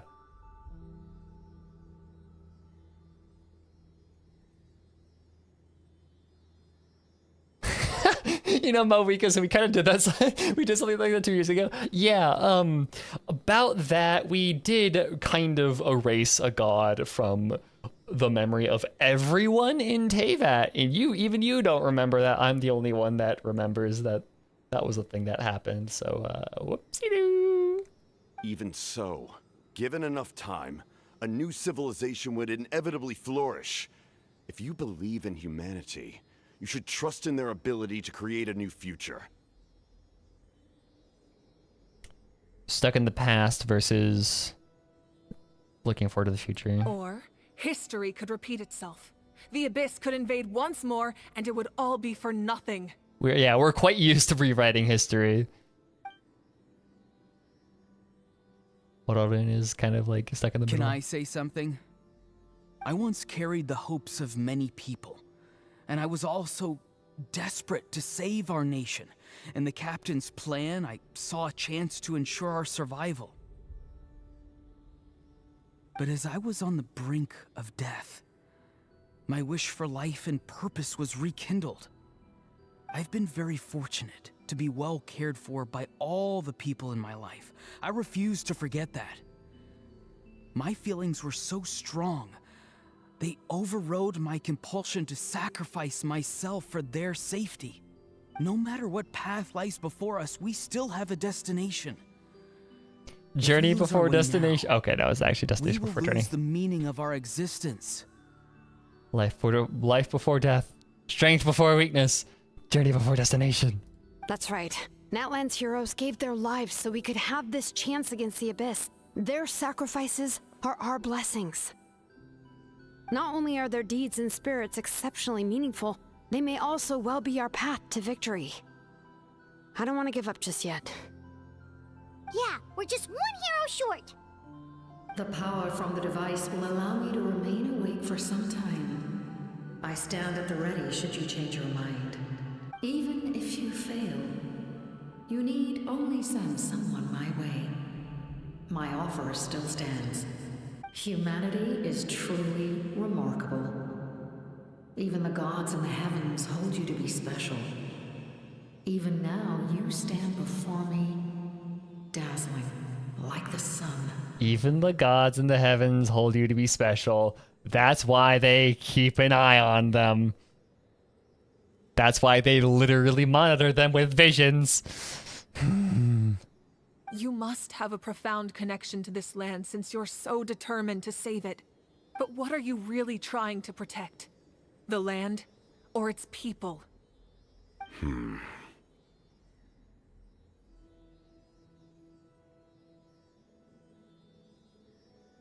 sure he wants to hear what you have to say, Traveler. What kind of a weak-ass answer is that? What the fuck? Sorry, what was the last thing the Lord of the Night said? Humanity is truly remarkable. Even the gods in the heavens hold you to be special. Even now you stand before me, dazzling like the sun. Okay, now that I'm reading it out, is the implication there that she's a god? That's a weird line. Yeah, no. Even the gods in the heavens hold you to be special.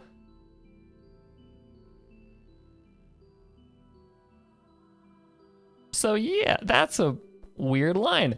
The gods are scared of humanity.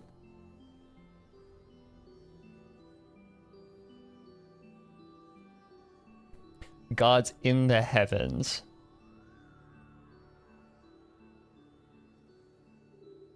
You know, this brings up a lot of weird questions. That's all. Okay, that's also an interesting thing, right? Is that the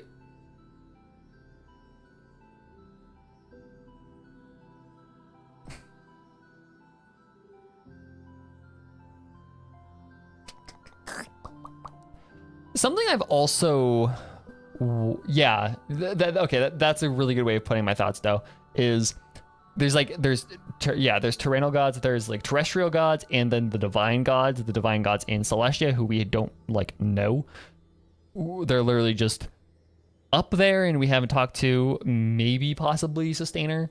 But I just feel like the Sustainer is just kind of their own personal guard dog, and the gods are just the gods. But then we have the terrestrial gods on Teyvat, which are the gods that we are more familiar with. So there's like hierarchy of god. Like a god above a god above a god. I want to win. What about you? Fine. There's also whatever is outside of Teyvat. True. I suppose we can wait.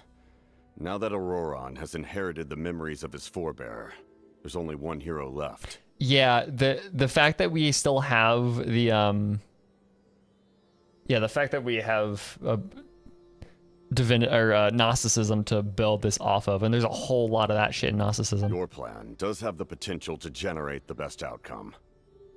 In the meantime, you shall have the aid of all the Fatui under my command. Hell yes. Thank you.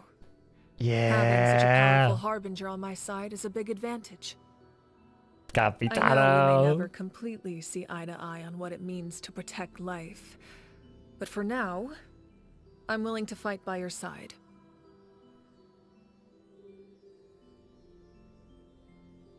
Fist bump. Hell yeah, fist bump. Oh my god, that's a fun scene. We should let everyone else know about the plan.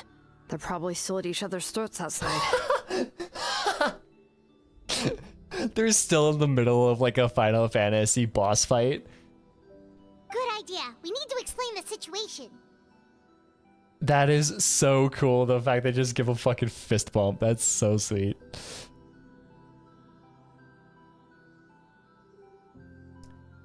I mean, the world is irrevocably destroyed. Why not just hide it behind the sky? Hide what? Oh, okay. Outside Teyvat is just Teyvat, but what was okay? What if outside Teyvat is just Teyvat, but what was left of it after both of the Dragon Wars? I mean, the world was irrevocably destroyed. Why not just hide it behind the sky? That makes sense. Yep. Oh, optional convo. Thank you for reminding me, Recap. And that makes a lot of sense. Yeah, so the Dark Sea, from what we understand, is literally just everything that isn't the continent of Teyvat, or isn't the land ruled over by the who's and what's it by the Archons in Celestia. Oh, guess we'll stick around. I'll update everyone outside. Okay. Do we have time, or do we have like what is this going to be like? Like, what do we ask her about? You come to me with many questions. Oh shit! Okay. And you should be rewarded for your bravery. Ask, and you shall have the knowledge you seek. These questions are packed, dude. Holy fuck. Okay. We just need... Oh my god. Okay. Bets on how many times she's just gonna stonewall us with nothing. With a whole lot of nothing. Okay.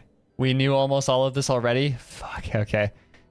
Dude, we need to have a conversation with, like, Teyvat's equivalent of, like, Swain or Zoe that just knows fucking everything. Okay. So, about the power of the heavens. They do not like being mentioned by name by any living being, be it an ordinary human or one of the seven. They prefer to remain in the shadows as shades. Oh, whoa. That knows everything and is willing to tell us. True. So, a Zoe. Swain won't say shit. Okay, crazy.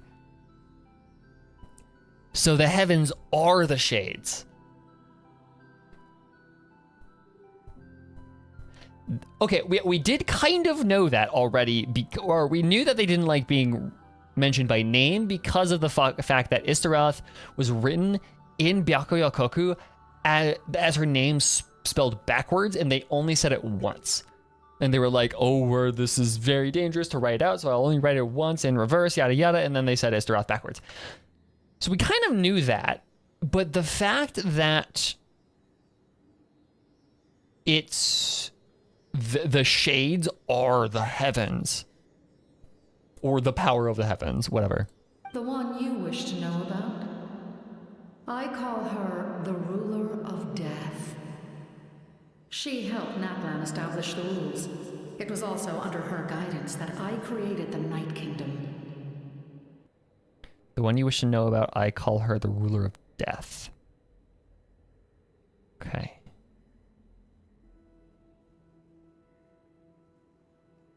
That is not Istaroth.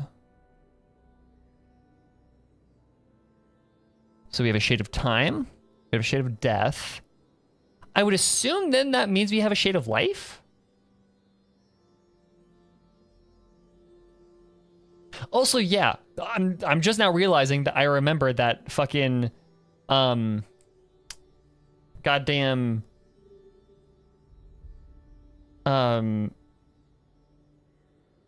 shade of like the Istaroth shit was from a side quest.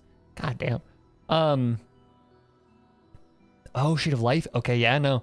So then 3 moons, shade of life, shade of death, shade of time. Hey guys, does that remind you of anything? Does that remind you of another trinity of very powerful beings that oh, there are 4 shades. True. Forget about that. But still, life, death, and time in between. Does that remind you guys of anything? Possibly the 3 eons?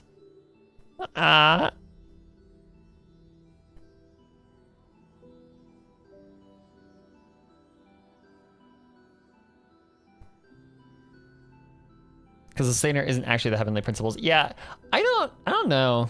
That would make sense actually. If Susti is the 4th shade. But still, all I'm saying is life, death, and the time in between is something that we've encountered before in HSR. Similar theme.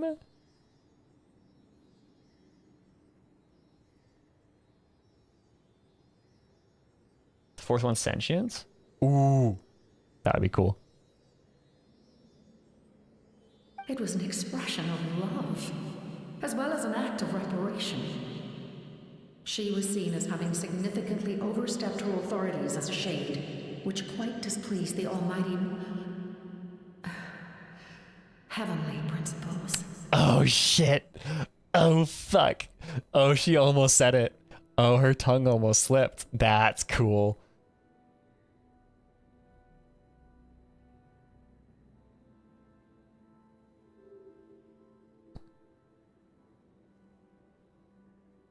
My god. It's equilibrium. Yeah. Life. Fuli.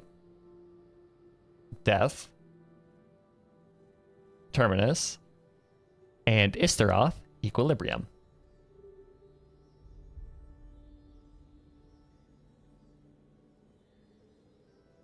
She succumbed to self-pity as a result, and no longer cared if others discussed her identity. Even so, her existence remains unknown to all but a select few. Self-pity? Please don't tell anyone I used that word. I'm just trying to speak plainly to conserve energy. You come to me with many questions. And you should be rewarded for your bravery. Ask, and and you shall have the knowledge you seek.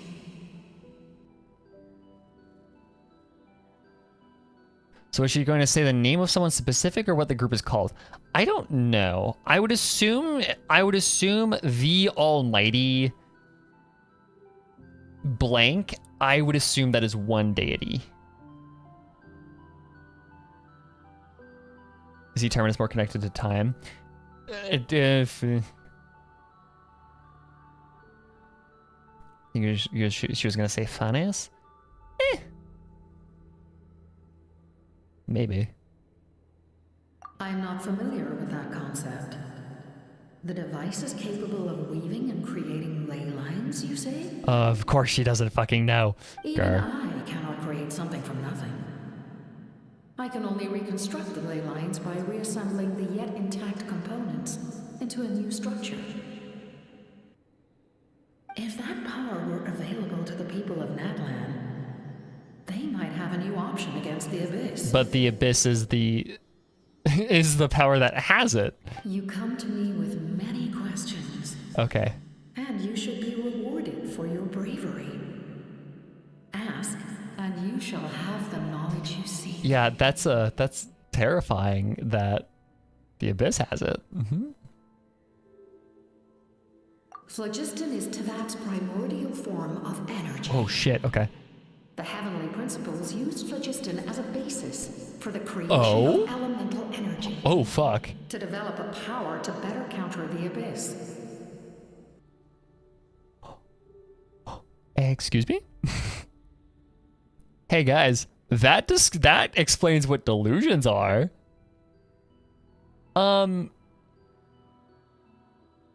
Okay. Now check the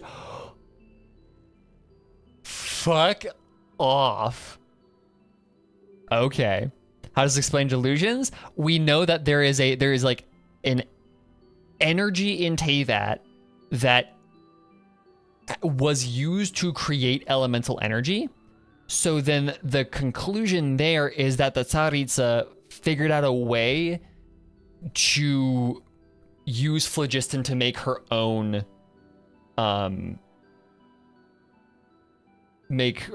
version of elemental energy, aka her own visions, delusions, is where my mind goes immediately.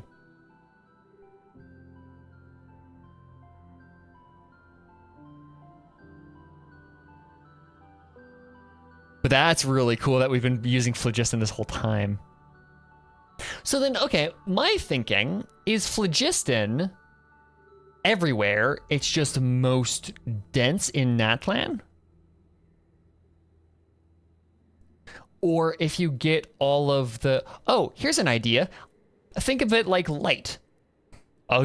Once again, think of the elements like light. Phlogiston is pure white light, and then the elements come out from like splitting it through like a prism, say, where you get a rainbow.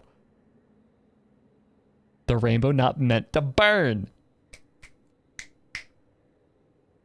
It's like white. It's like light. It's like white light.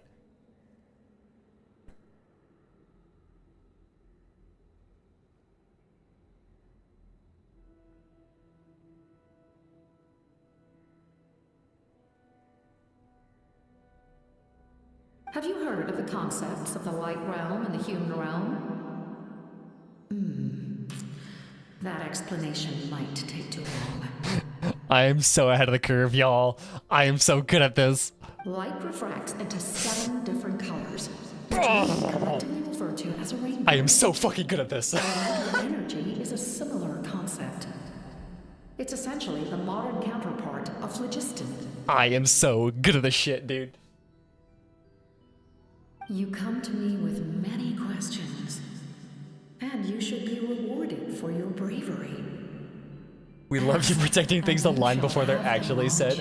I am so good at this shit. Okay, so. Anyways. Okay. So.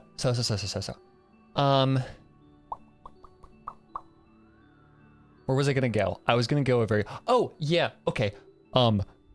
Light Realm?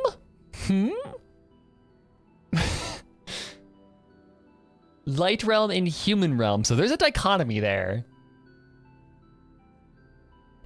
So maybe our okay. Think back to our discussion that we had about the afterlife in Hu Tao's quest. Y'all remember what that like in between looked like, right? It looked like this area right before you got into a world of pure light.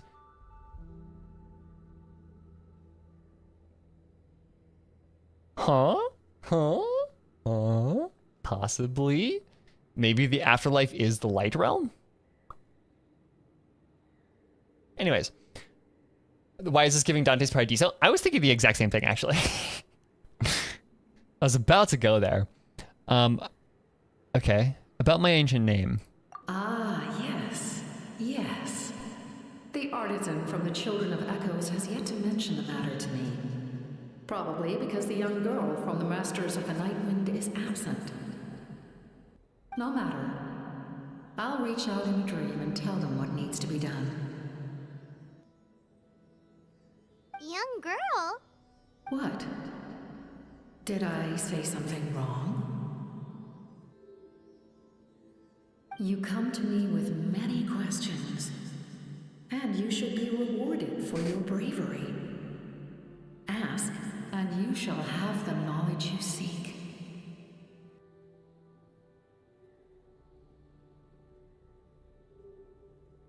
That it would be weird if they were if she was referring to Citlali, because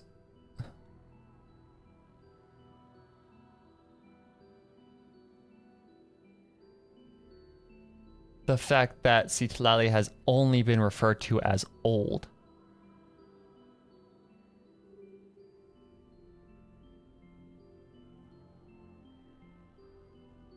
That's weird to me. I don't...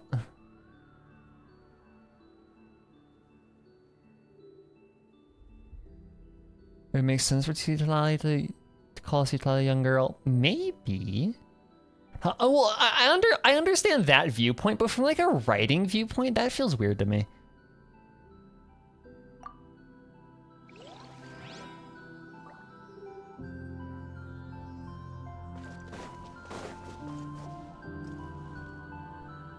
That was crazy, though. That was insane. Maybe she can see Citlali's. Oh, true. Before dawn breaks. Lord of the Rings. I do too. LOTN is like I auto complete to LOTR. Hello, Soul. Holy shit, Solev.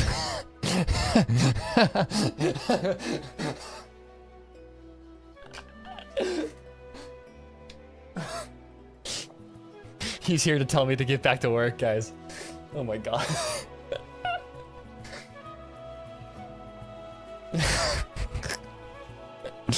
Hold on, I'm taking a screenshot of this.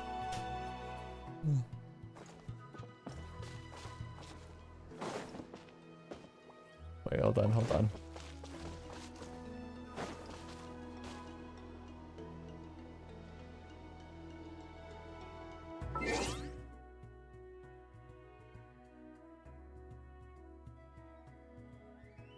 Okay, hold on. I'm gonna... Where should I put those? I'm just gonna put it on my private server for now. I'll make a meme and state about it later. Where is it? There it is. Screenshot, private server. Yay! Okay.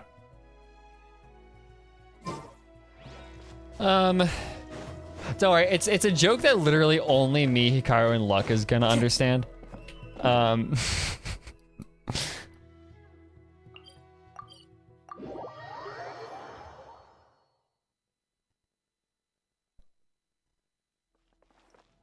Okay.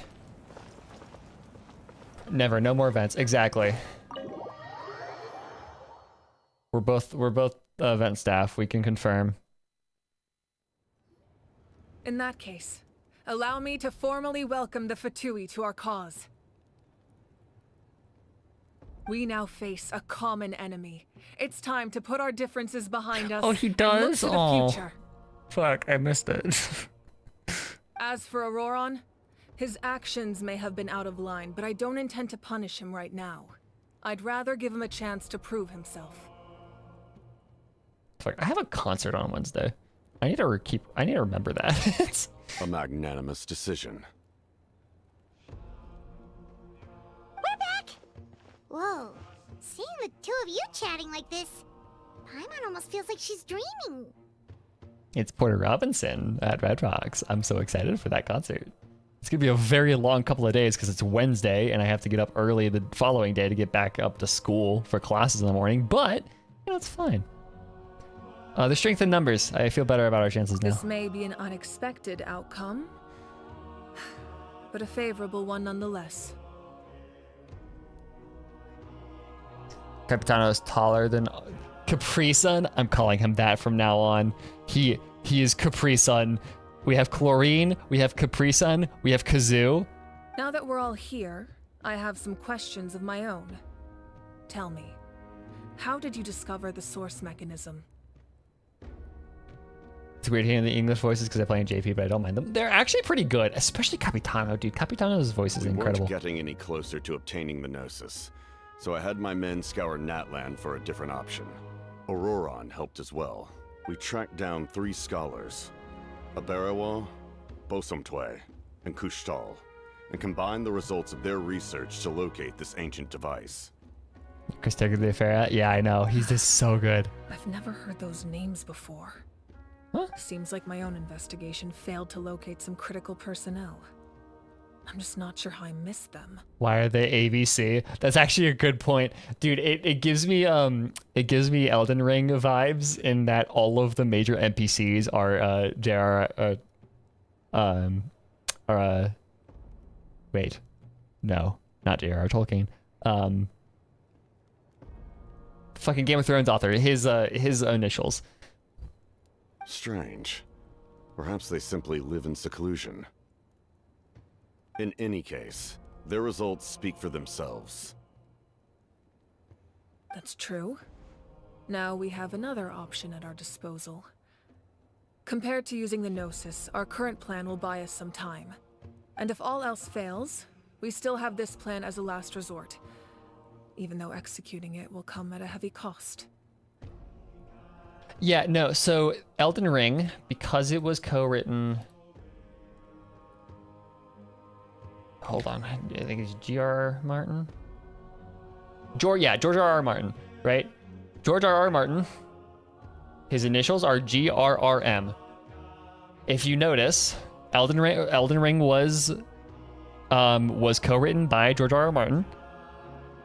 If you notice, all of the very main, like, important quests, NPCs in the game have names that either start with George or with J, R, or M.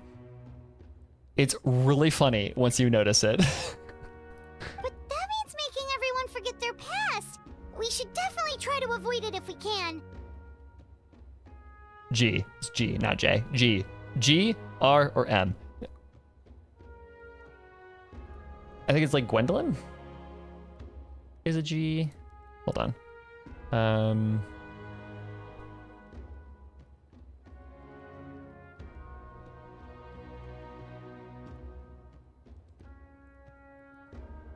Let's look it up. You got...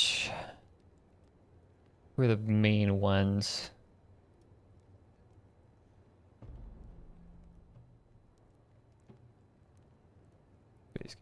There we go.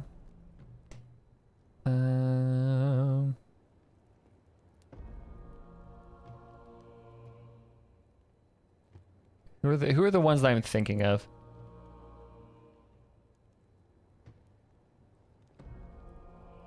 So you have Melina, you have Renala, you have Morgott, you've got a lot of the boss names too are the same thing. You got Ronnie is the funny one. Yeah, if you look through it, I mean there are other NPCs, but the big ones that you like, it gets really confusing. Oh, actually, speaking of the Gnosis, how did you know what it could do? Jorge, yeah, Jorge R.R. Martin. Let me look up the bosses. I think it's where the bosses get really stupid. Yeah, no, okay. Yeah, the bosses are where it's... So you got Margit, Godric, Radagon, Renala, Magma, Mimic, let's see. Regal Ancestral Spirit, that doesn't really count. Godskin Noble, Rykard, Godfrey, Morgott, Mog, Melania, Malekith. Yeah.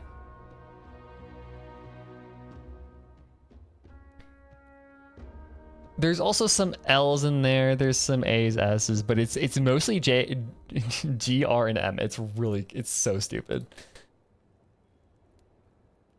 That story begins with the Cataclysm 500 years ago.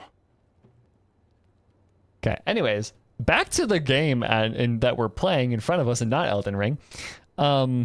Okay, so how did he know about the Gnosis? That story begins with the Cataclysm 500 years ago. Cataclysm lore? I failed to save Conria from the rampage of the Abyss. When the situation became unsalvageable, I fled to Natlan with the remainder of my platoon. Because Natlan is actually relatively close, right? We know that Natlan is relatively close because the door to Conria is in the Sumeru Desert. Only to find that Natlan had fallen victim to the same tragedy. I defended this land for quite some time, and, in the process, met the chief of the Masters of the Nightwind, Aizu. I'm sure many people viewed Conria as the cause of the tragedy, but Aizu was kind to me all the same, and even helped me in my time of need. From that moment, I made it my mission to aid Natlan. In battle, a warrior fights to win. Even though my homeland was lost, I was already committed to this fight. Together, Aizu and I fought many battles and overcame countless hardships. However, he was unable to escape his fate, and, in his final moments, told me the secret of the Gnosis. Okay. So it was him. He recommended using the Gnosis on several occasions, even before the tragedy. But I turned him down each time. You knew him, and you fought for Natlan all those years ago. Why don't I recognize you?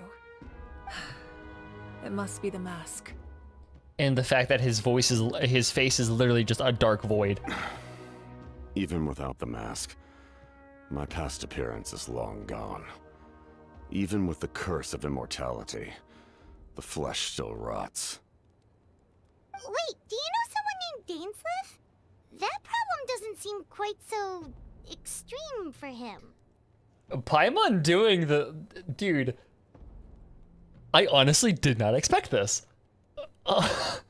You've met him already? What do you mean already?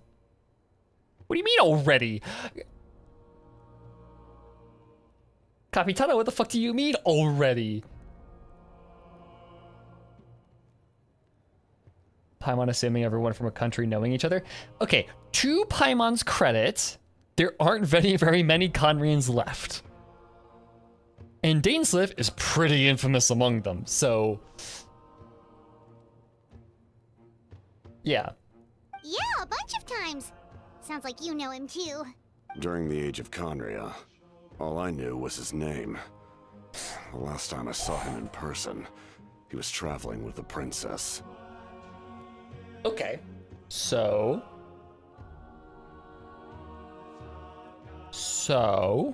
Huh.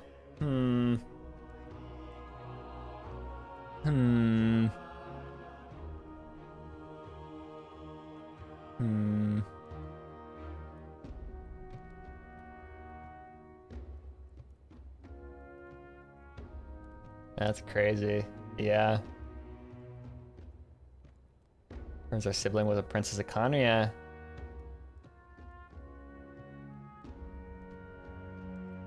Yeah, because back then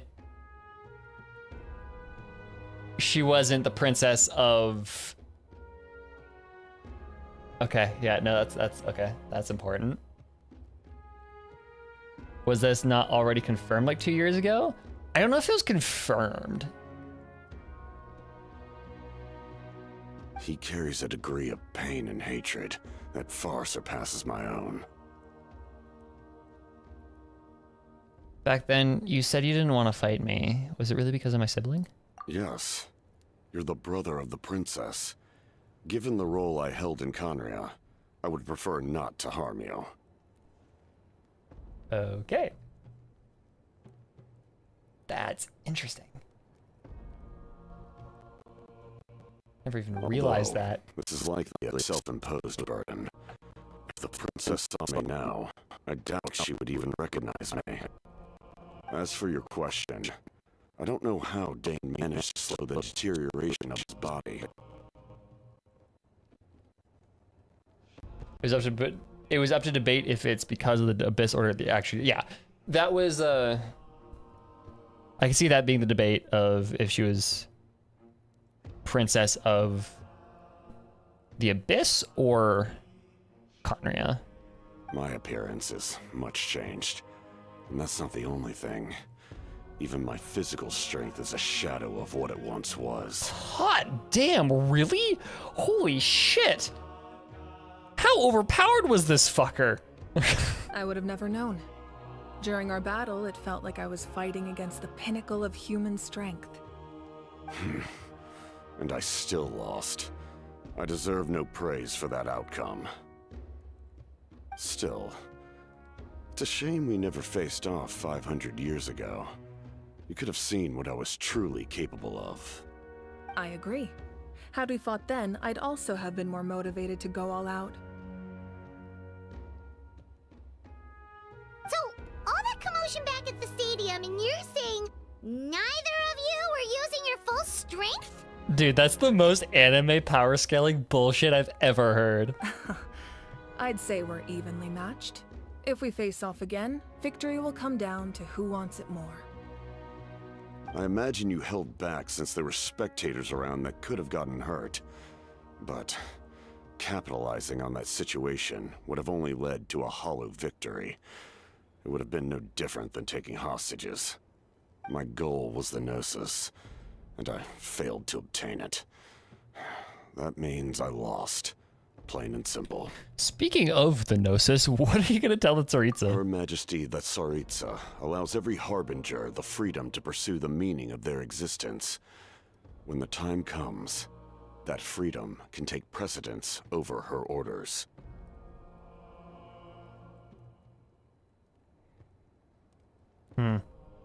Interesting.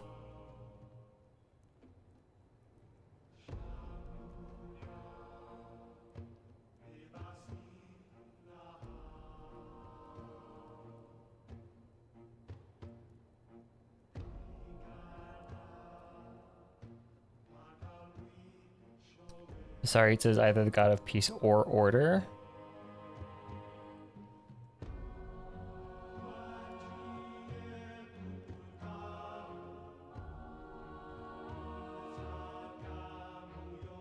I still think she's the god of love or something similar.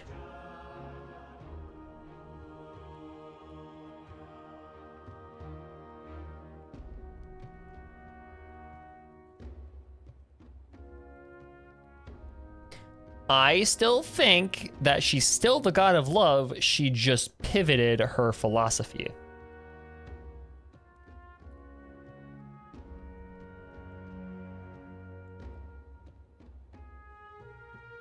Vodka and hard base.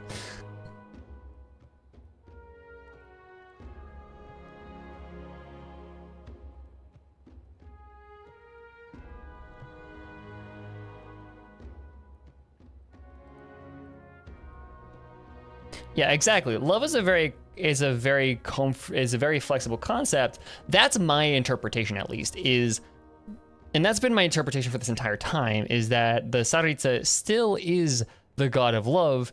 It's just she's doing what she's doing out of pure compassion and wishes for the best of her people. She still loves her people. She still wants the best for them, but she came across information or whatever in order to she came across information that made her think, oh shit, if I want the best for my people, I have to do this, this, and this, right? Chell says she had to harden herself. Yeah, just like a tough love type of thing, or this might hurt some people in the moment, but in the long run, this is the best. This is the best. This is the best thing that like I need to do this for my people. I want, or else they're all gonna die, kind of thing. That's why our methods can be so radically different, despite sharing the same goal and the same sovereign. And that's kind of where this comes in, is that, yes, she wants to achieve a certain thing, but she still wants her highest operatives to be able to live their lives. AKA, if you want to not do what she tells you to, then you can, if that's more important to you. Again, a sort of love, like that adoration, that love, that I want you to live your happiest life. I needed the Gnosis because I came here to save Natlan.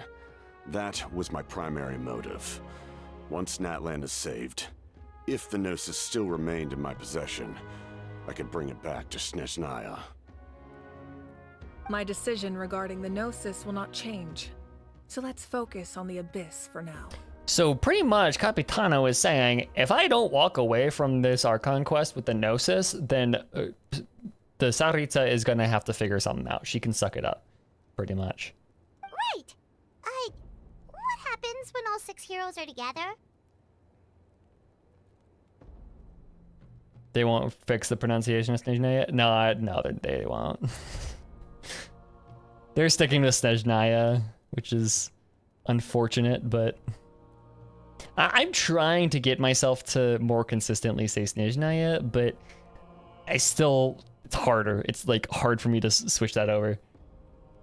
Now, because not letting the Gnosis go, yeah, she is dying on that hill. It will probably unleash some kind of power. The heavens were mentioned earlier. Does anything have to do with that? We will unleash a great power that can be used to thwart the Abyss. But only once. It's a power that Xbalanque gained from Renova. Who? Whomstead is Renova? Renova is a god whose existence predates any. You can think of her like an emissary of the heavenly principles. She controls the power. Oh, we got a fucking name for her. That's crazy. Istaroth and Renova. We've got one more left. How's the pronunciation of Snezhnaya? So English pronunciation, it's Snezhnaya, but the Russian pronunciation, from what Rika told me, I might still be butchering this, but you still have to kind of, the emphasis, the stress of the word is on the wrong syllable and their pronunciation, and so from what Rika told me, it's pronounced Snezhnaya or Snezhnaya. Emphasis on the first syllable instead of Snezhnaya. So that's from what I understand. Wait, is that why you have the Ode of Resurrection? Yes.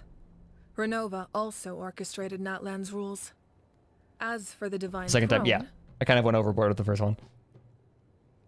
Oh, yeah, Like I said before, when a human ascends to the Divine Throne, their inner flame will awaken. The size of the flame depends on the person's potential. The same principle applies to the ruler of Death's power, with one notable distinction. The amount of power inherited will not change depending on your ability to tolerate it. I think she'll give the nose to the trout. That's actually a really good shout, Lightbringer. Liyue, still Liyue. Yeah. Makes me sad. Renova is a reference to Ronway, who is another one of the summon. Oh, that's another. We're collecting more. It's been a minute since we've gotten a Key of Solomon name. In other words, it's a kind of power that not everyone can withstand. Okay, that makes sense. But if you survive the trial, you will gain unprecedented strength and the ability to harness powers more formidable than any Archon. That still sounds really risky.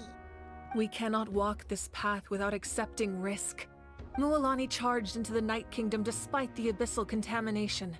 Auroron fought back from the brink of death.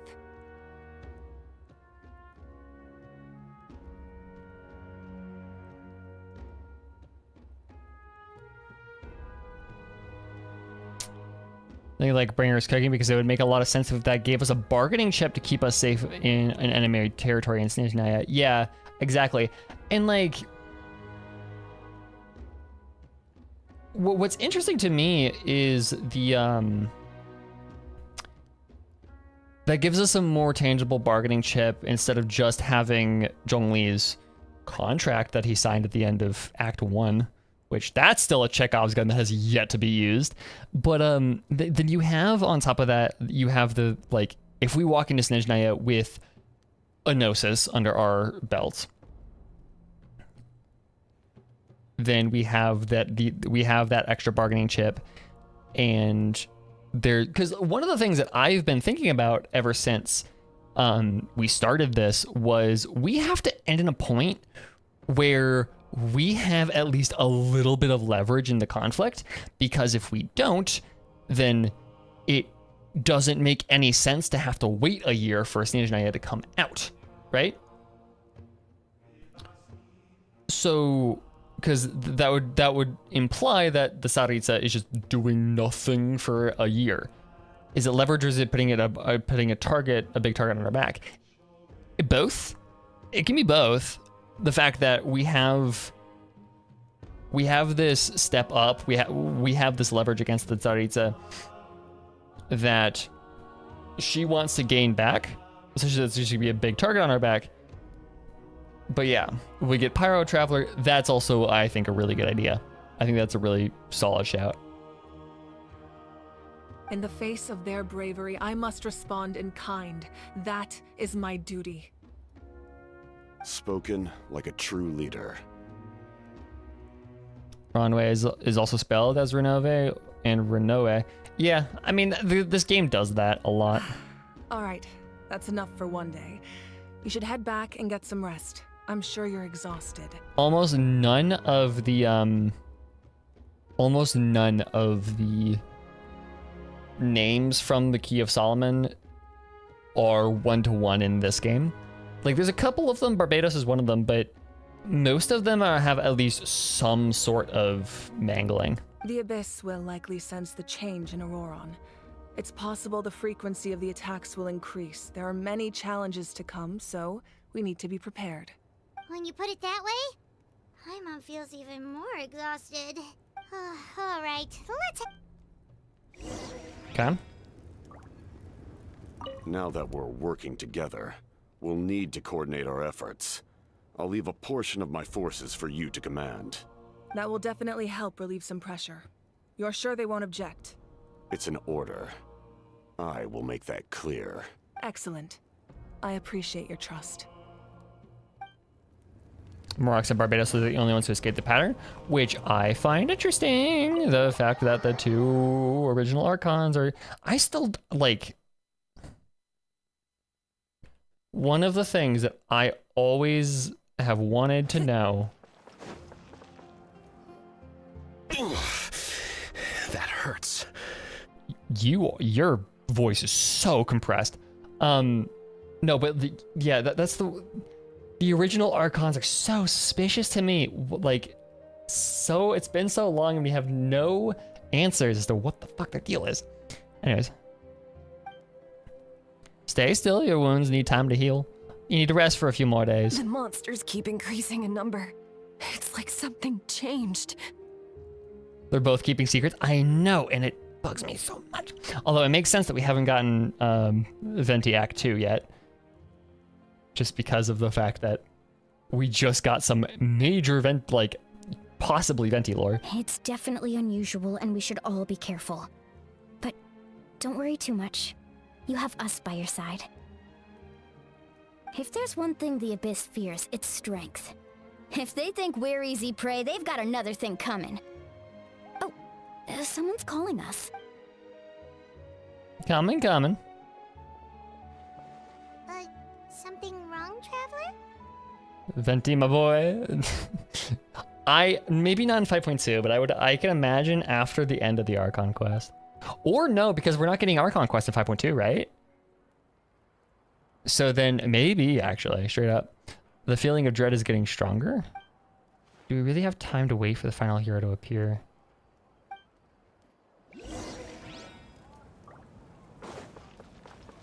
Yeah, we're not getting Archon quest in 5.2, so possibly. Into the wind.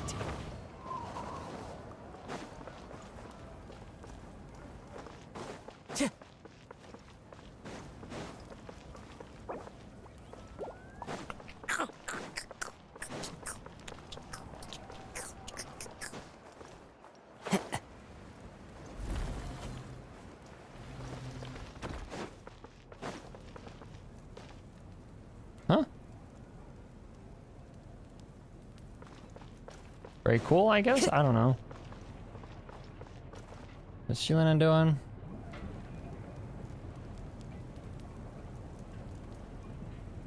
I have no idea what that was about. Nope, we can't give any of these to our soldiers. They were not tempered correctly at the forge. L. Well-made weapons and shields are vital for the survival of our people. I know we're under a lot of pressure. Oh, that's but where we you spend your powers? Oh, can't shit, okay. compromise on quality. You know, I've never interacted Listen, with that. I'm not blaming you. I know this isn't your usual standard of work. Why don't you all just take a break and I'll take care of the pieces.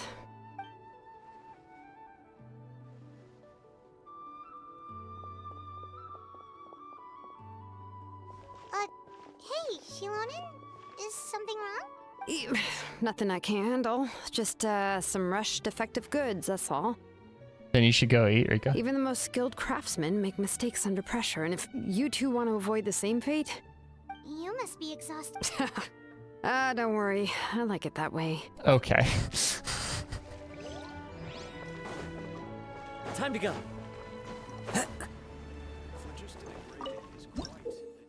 Oh, shit. Okay. Neato.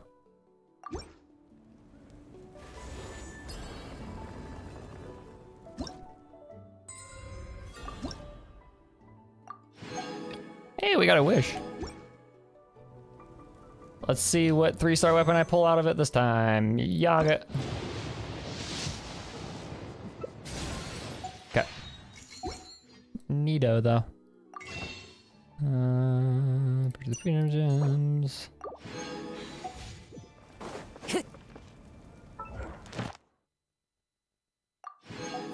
Also got those, which is fair. Okay. Time to go.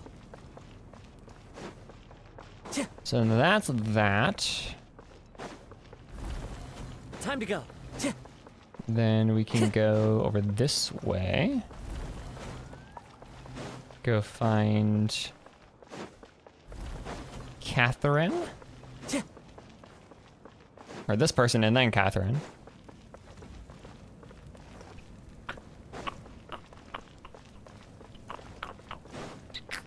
Where am I at? Up this way. Yep. I still haven't fully learned this this area. Kanich, you made... Oh, these must be friends of yours. I'm just gonna largely skim through this. Probably not hugely important. Oh, it's a how. Yeah, a lot happened while we were... We won't keep you then. Let's talk with... Okay. I'm assuming it's nothing hugely important in here. Where the fuck is you? Ad Astra. Thank you. Thank you for complete. Add Astra. Boop. And dispatch again. Okay. Let's just go and rest. And let's get going.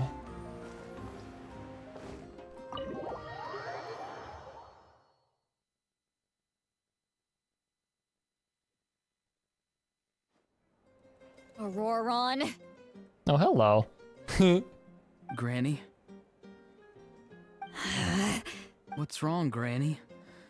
It looks like you have something to say. He's he's back like nothing ever happened. It's not like he You know exactly committed what you treason did. and You then need some became a sense hero. knocked into you, that's what I think. Now, where do I even begin? I'm sorry. Now that you have nowhere to run, that's when you apologize? You couldn't wait to run off last time, and the time before that. Pretty sure I apologized those times too. I also love them. What exactly were you thinking? Being a wanted criminal is one thing, but then you also tried to pull off that whole thing in the ancient ruin. Hey, to his credit, he got possessed. I'm not the one who needs an apology. Apologize to yourself for risking your life. Okay. I'm sorry. I don't have anything to say for myself, Granny. Yell at me all you want. I know I messed up. You better be sincere. This is an incredibly serious matter. I'm being sincere, I promise. I've seriously reflected on my actions. Same, but without the Auroron and dynamic. Yeah, true. Citlali, our beloved. I know what I did was risky, and I know I made some bad choices. But I don't regret it. I just had to do something. Not because I thought I was special, but because I wanted to help Natlan as much as I can. Of course, in the end, I just ended up causing more trouble, so you're right. My apology doesn't mean much, but I don't know what else I can say. And also, he's like one of the heroes, so. You even had Aoife bring me that gem. A simple thank you isn't enough, but still. Thank you, Granny. You're welcome. Just make sure to thank Aoife sometime. I will. Anyway, don't feel too grateful. I tampered with the bag to copy a portion of your memories. Oh, I didn't notice. Of course you didn't. You forget how many years I have on you. Like you could uncover one of my tricks. Anyway, I have something else to tell you. The Pyro Archon has discussed your case with the others. Many of your actions violated the rules of Natlan, and you should understand you'll have to take responsibility for that. I understand. But your efforts weren't entirely meaningless in the end. In addition to giving us Okay, so she does know. fail-safe, I was wondering if she was ever gonna yourself like bring it sheer up. force of will, and managed to become a hero. Isn't Force of Will a magic card? Not too shabby, grandson. Did the Traveler in Paimon tell you to say that? What? No! I said that because I mean it! It's the closest to Citlali praise you're ever gonna get. I can't believe you're complimenting me at a time like this. You normally let your fist do the talking. Okay. It's not the Chonkless.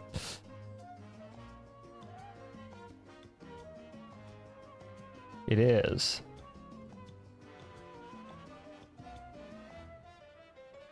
You may pay 1 life and exile a blue card from your hand rather than play Force of Will at mana cost. Oh, yeah, okay, no, it's just a fucking counter. You're not off the hook just yet. I told the Traveler I was going to break your legs, and I meant every part of it.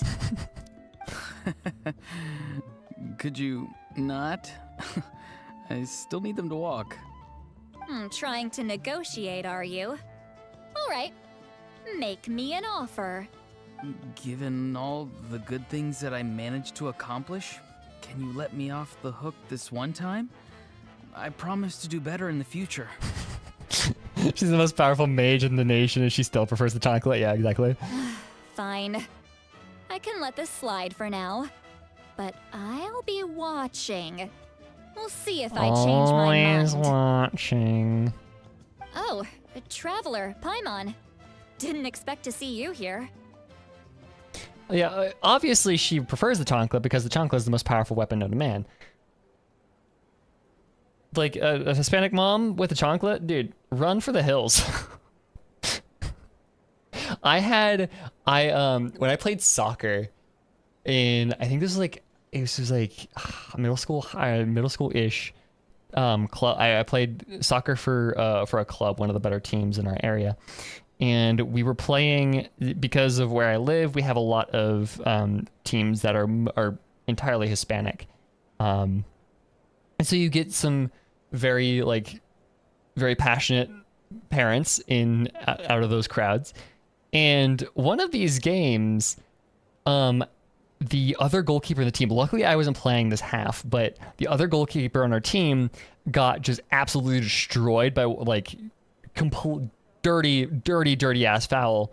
Took him out of the game for the rest of the game. And the kid got a straight red card and was sent off. The mom straight up on the field with her with the chancla, like threatening the ref with it, and I was like, "Oh fuck, dude, you step back." Hello. Talking things out with your grandson? Yes. Taking care of the traveler isn't easy either. Paimon's life is an uphill battle. Ma'am? Traveler, Paimon, I want to thank you for your help back at the ruin. It was nothing. Just don't do that anything ever like that again. I won't. Let's get together sometime. Sounds great.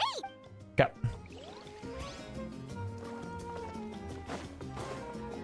That wasn't the... Okay. Oh no, that is where we need to go. We need to go upstairs. Forgot about that. Okay. I just wanted to see the loading screen.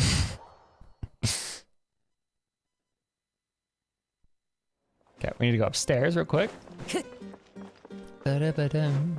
Ba-dum-bum-bum-bum-bum-ba-da-da-dum. Bum-bum-bum-bum-bum-bum. Time to go. Okay. If you're done for the day, we should get some rest. Yep, let's have a rest. That night? You ready? Yep. Let's go meet the Lord of the Night.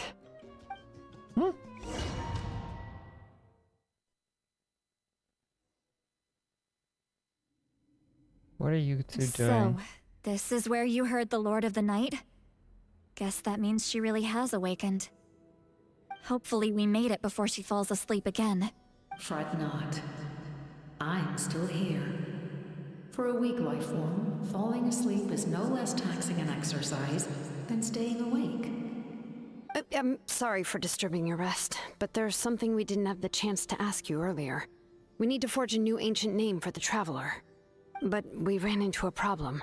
He's not from Natlan, so there are no records of him in the Night Kingdom. We're not even from this world, bitch. I see. Mawika must hold him in high regard. So if you need us in Irminsul in order to do this, then there's a problem. It would seem the two of you are not simply here on her orders. So, what say you? Do you believe this traveler to be deserving?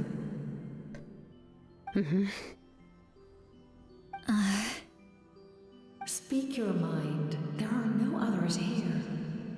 You are both my children, both children of Natlan. I would hear your opinions on the matter.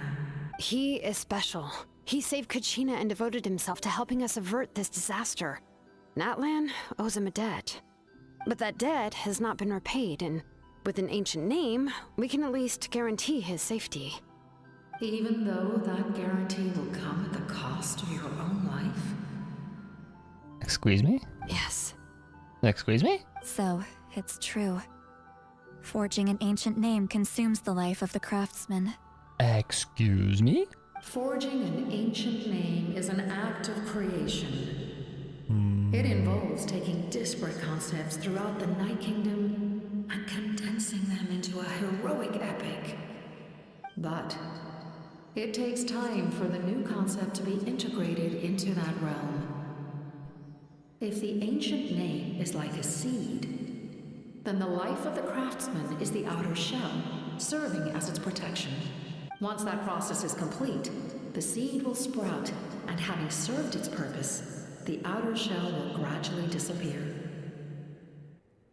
Forging an ancient name is no easy task, and creating one for an outlander makes it even more challenging. Still, if you're here, that means your mind is set. Yes, because I believe forging this name will be well worth it. Imagine if it cost the writer their life to publish a fantasy epic. I mean, it cost Robert, like, think about Robert Jordan. Man died before he finished it. Now, imagine if, like, Brandon Sanderson just fucking conks out once he finishes writing Stormlight. We don't know how long we'll be able to hold back the abyss or what the final price of averting this disaster will be. If giving up my life means that all the people of Natlan can have a future, then the sacrifice is practically I would negligible. sacrifice JRM to get Winter. Yeah. GRM. Even when I'm staring death in the face, I don't think I'll regret this decision. I bear the name Baraka. This is a part of my duty. I understand.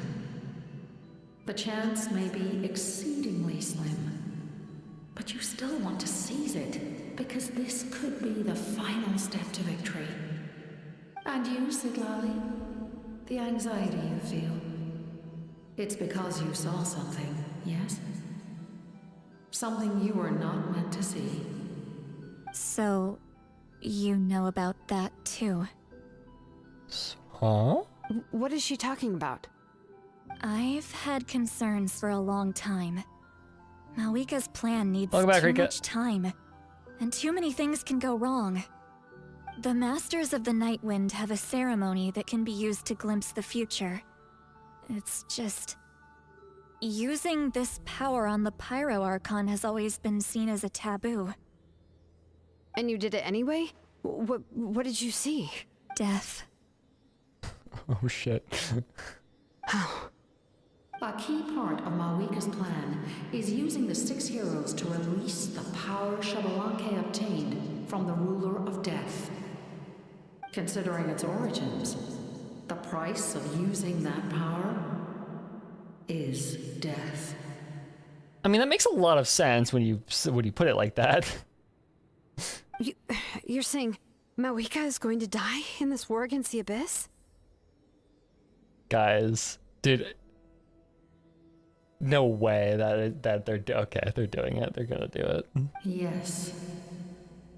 I can't just ignore what I saw. That's why I need the Traveler's power. I need the power of a Descender. Okay, so she knows. Okay, Sidlali knows. Sometimes it's really hard to be able to decode who knows if we're a Descender and who, but we're not technically a Descender.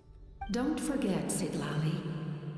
Even if it may seem like someone is fated to die, the nature of death and fate are different.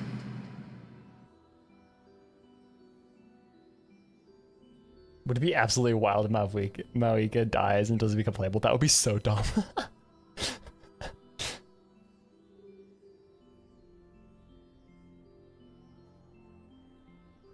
Okay. Nature of death and fate are different.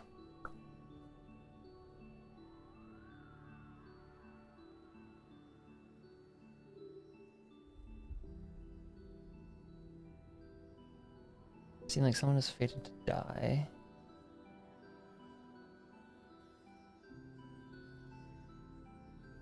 Nature of death and fate are different. Fate indicates what will happen in the future. The time, manner, and place are all predetermined. But death is different. Death is a rule.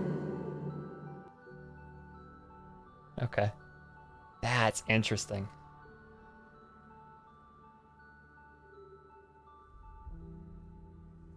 The ruler of death's power will allow Malika to triumph over the abyss. But she must offer her own life in the process. Fate can be subverted, but death is inevitable? Yes. everyone's going to die, but the manner in which we die, we can choose, I think is what is being said here. The ruler of death cares little for the time and manner of a death. She simply guarantees that it will occur. Fate may be able to influence the timing, but that is all the Traveler can change. Wow, okay. Interesting.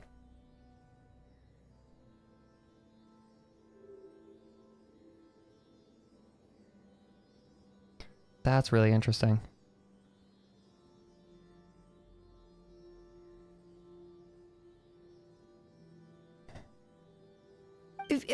Wait, you're saying we might be able to change when she dies, but not the outcome? I cannot help you Obviously. with this, I'm afraid. It's beyond my capabilities. Obviously. Death is a rule. Everyone dies at some point. It's just what you do, like the circumstances.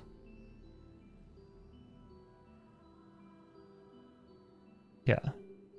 Okay. So... that's interesting. Malwika knows about all this, doesn't she?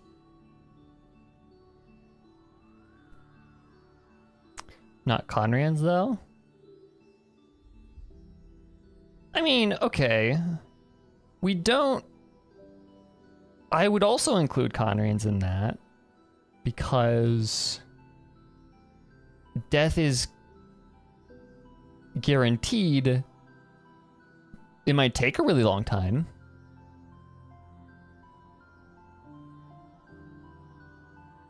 It's possible Renova was the one who cursed Conrians. True, actually. No, that's actually a good point. That's a good point. Never mind. That's a good point. She's the one that took death away from them and said, "Heh, fuck you." Yes. I imagine she has long accepted this eventuality. What was that? Oh, he knows. Okay. Well, I can't. She's so strong. She never gives up, never rests until a problem is solved. She's not the type of person to just quietly accept her death. The Traveler shares that quality. That's why I think this gamble is worth it. Together, I know they can overcome the impossible. Be it fate or death. We shall have to wait and see, but I will curb my expectations. My time is running out. It is my honor to witness humanity in this moment of absolute determination. We won't forget your contributions. Once we deal with the Abyss, we'll find a way to keep you alive. Thank you for saying that, but there is nothing you can do. How many years of life are enough? 10? 100? 1,000? 10,000? The Night Kingdom will disappear. The humans will continue to fight against the Abyss, and in the end, all will cease to exist. When you consider all of that, extending my life is meaningless. Terminus is inevitable. That's what makes us different. Even if our end comes tomorrow, humanity will still do whatever it takes to survive today.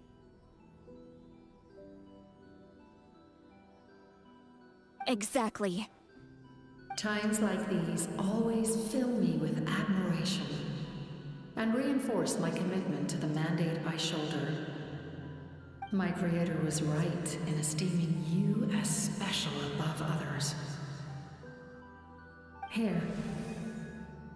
This is my gift to you and an extension of my will.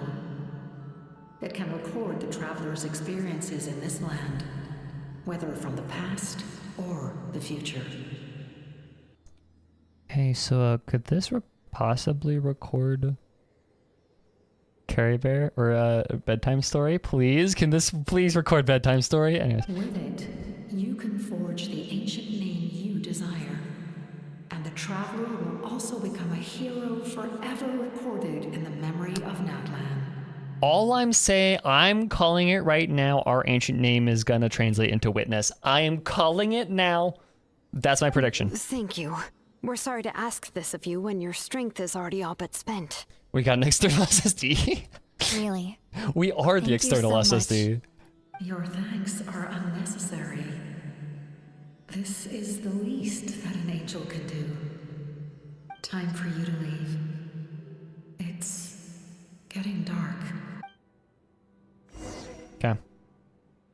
Problem is that this records stuff within Natlan. I know, I'm copium. I can't sleep with all the noise outside. But Forget it. Let's go check it out. I'm copium, but Shilon and Sitlali. We went to see the Lord of the Night, and she gave us this. Like I said before, I couldn't forge your ancient name because there was no record of you in the Night Kingdom. But with this, we can finally record your deeds. Just keep it with you during your time in Natlan. And eventually, it'll be full of your adventures. Really? Let Paimon see. Pilgrim's Chronicle. Okay. Whoa, it's the two of us. Oh, and It's not a concrete medium. It reflects the Lord of the Night's will, and shows what she wants you to see. Oh, in other words, don't worry about his form. When you want to check the contents, just take it out and have a look. sounds convenient. It's also super light, and this is a really awesome gift. When has weight been of our concern? I have literally 1,000 cooked chickens in my fucking bag of holding. It didn't come out of price, right? Oh, yeah. Oh, yeah, don't worry, you two. It's, you know, like you saw yesterday, aiding humanity is the Lord of the Night's mandate. She would have willingly reconstructed Natlan's ley lines at the cost of her own existence. She wouldn't ask anything in return for this. She lied as naturally as she spoke. Exactly. Just take it. Okay, thanks, Silali. If you say so. Oh, thank goodness you're here. Yeah, just attacked again. It's really bad. The monsters are everywhere. We need help. So soon? We can figure that out later.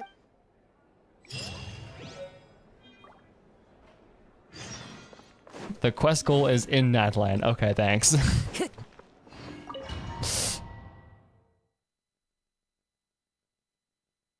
Okay.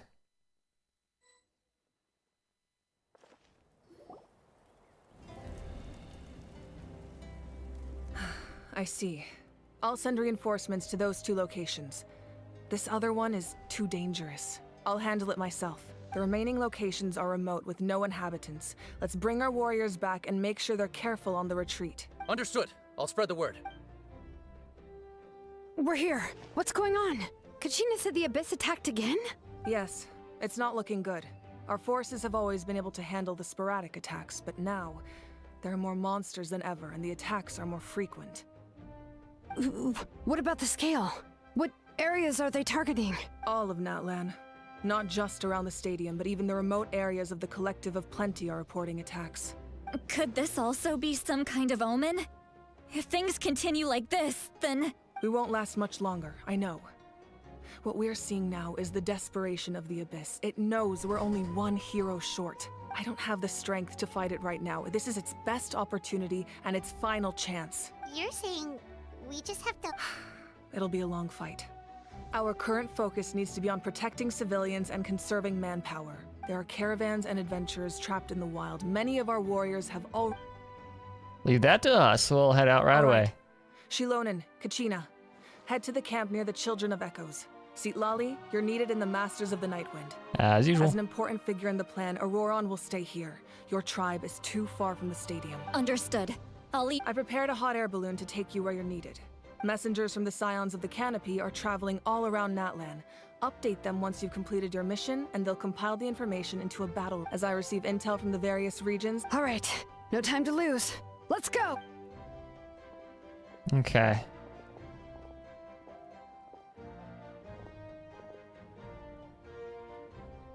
Be careful, everyone. What about us? Where should we go? I received word that a small team escorting civilians back to the stadium was. Can I leave them to you? Of course. Thank you. The hot air balloon is over there. Okay. 2 or 3 hours left? Damn. Okay. What? Okay, so all hotspots that require reinforcements are shown here.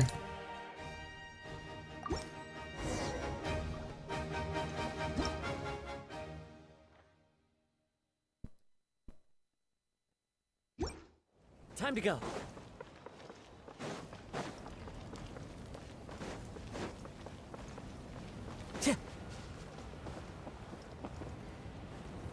Oh, start. Okay. Off! Hey, this thing is pretty convenient. It's not only fast, but also saves us a lot of energy.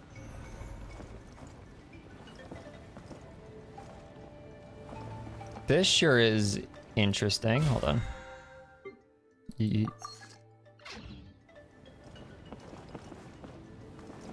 can't end the stream. Yeah. Oh, okay. So we're committed. Whoa. There are warriors fighting everywhere. Seems like chaos in the making. Good thing for those battle reports. That pauses. Okay, that does pause. Okay. Good point.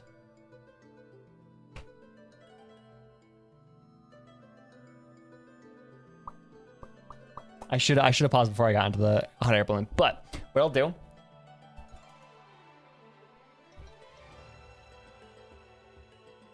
Okay. So what we're gonna do, I'm gonna go on a quick break. Get myself some water. Go to the bathroom. Get some more tea actually, because I have a feeling we're gonna need that.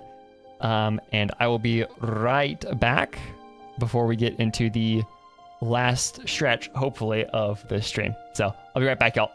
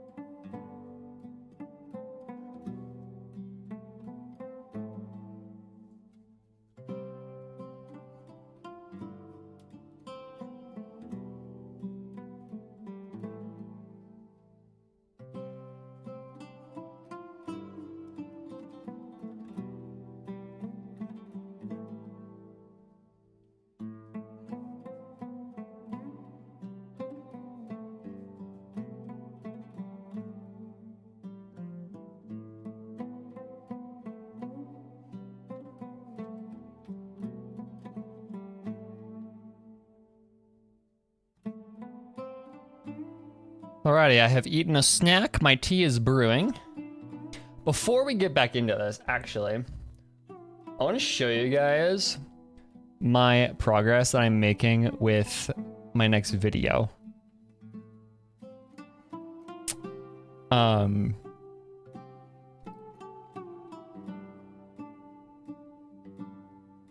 Because this game is this video is gonna be fucking long. So let me show you this.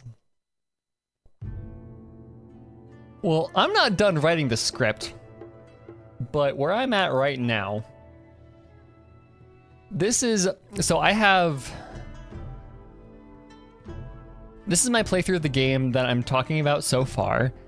It is, I think, about 5 hours of footage so far, and I'm 2/3 of the way done with the game. I need to finish playing it. But what I have so far, this is the script that I have finalized so far. It's 7,000 words. But this, okay. So this is the footage that I have that's about 2/3 of the way through the game, right? Probably about 5 hours. What I have written, completed, is the script for about halfway through this. And it's 7,000 fucking words.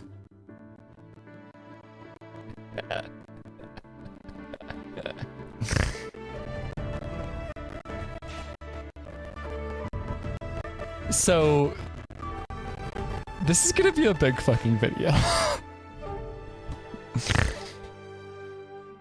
It's not. It's a children's game. It's a kind of this video that is my it was the first game I ever beat, and it's kind of an overview of yes, I have the Git extension for this. Yeah, so it's the first game I ever beat. How do you show the word count there? It's just down here. It's just a thing that Obsidian has built in, I think, by default. So about keeping it under 2 hours? Might not happen. We'll see what happens. I keep yapping, and so far I have about another, let's see, another 600 words not finalized and added to the main script yet. So yeah, What is Obsidian? It's just a note-taking thing. So what you can do is you can have this whole file system, and the reason why people use it is because it has this view. You can link articles, files to each other, and there's a view. I'm not sure how to get to it.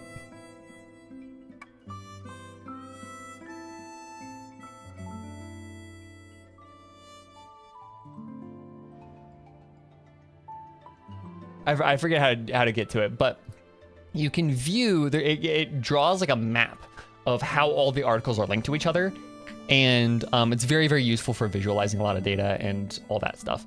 But I use it just because of Markdown. Markdown and taking notes and having multiple files for one project is really, really useful. I enjoy it. Yeah, it also has built-in cloud storage. I use GitHub. I have it linked to my own Git repository, just for working across multiple machines, but it does have cloud work. Yeah, so it's really useful. And I'm trying to move away from Google, from Google Docs, and this helps a lot because this is the Carmen Sandiego vid project, and I have all my notes. For reference, my most recent video was 4,900 words for the script. The beginner's guide video, it was 25,000 words. Yeah. And we're on 7,000. But yeah, so I have footage that I need to collect. I have notes of the gameplay that I take, things I want to talk about. I can split up my script into multiple little bits. All that jazz. How easy would it be to import? Not very, because Obsidian uses something called Markdown, for its formatting. So think of how you format things in Discord. So let's go into gameplay notes, right? And I start talking things. If I want italics, then I do that. If I want underlined stuff, that's also italics. That's bold. You can do just a whole bunch of stuff. But then you can also insert images like I do up here in the main script, right? This is a link to an actual file that's in here. You can do even really cool stuff. Like it has support for LaTeX, so I could do X in math VC, and it does fancy math shit. If I want to make it centered, I just do 2 of these. Hold on. No, where the fuck is the $sign? There it is. Centers it. A bunch of really cool stuff. Yeah, you tend to use it for personal wikis and stuff because it's physical files on your computer and you can link to other stuff like a wiki, and it's really, really, really, really useful. I also used it my first couple of years for note-taking in college for math. I sometimes use it still in my discrete math class I'm taking right now, just to scratch work. LaTeX, my beloved. Yeah, I still need to finish my fucking resume because I've been meaning to start applying for internships, and you use Markdown or you use LaTeX for that. But anyways, yeah, that's a sneak peek at the video I'm currently working on. It's gonna be a big video, very big video, stupidly big. Because there's also, I want to do, when I go back home, what I want to do is I want to interview my dad about the game. I want to have, because my dad was the one that He was the one that bought the GameCube. He was the one that bought this game. He was the one that let me and my brother play it. He was the one that helped me finish it for the first time. And so like I wanted to interview my dad about the game and just like ask him what he thought about it. So I want like have a section in the video like that, like sprinkled through the video, stuff like that. So I have a lot of ideas I want to do with this video, but also just so much to talk about this game. Yeah, it's funny. I need to finish playing the fucking game first and stop playing League of Legends. I love hyper-focusing on shit. Anyways, I have tea. I have tea now. Yeah, my League of Legends hyperfixation has been a little bit insane, and yeah, it's been bad. Should finish the Archon quest first? That's the plan, because that's what we're gonna do right now. I have my tea, I have my snack, I have water, go to the bathroom, I'm set. Okay. Let's get back in it. So we're on an air balloon, apparently. A bit of a time with League, yeah. No, well, so it's been funny because the League of Legends has been like a game I've been following from a distance at least for fucking years. Like I first found the game and started playing it in middle school back in season 5. Very into season 5. But this is the first time I've really like gotten into it, like big time. Like where I've like generally trying to improve, learn how the game works, learn how macro works, all that stuff. So Look, they must be trapped. yeah, I just started the section. Okay, we just stopped. Reinforcements! Thank goodness!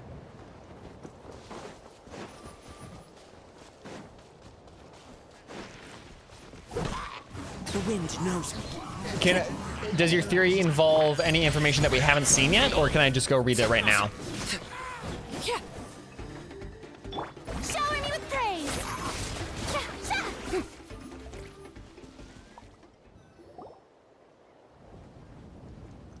Thank you for coming. There were just too many monsters. They just kept coming, wave after wave. Overall plot structure would have... Okay, got it. You all should get going. I know, but it's not that easy. A lot of people were hurt in the We battle will just now. see if I'm able to... Our cart was also attacked. You can also Now always our watch the supplies are VOD, scattered so... everywhere.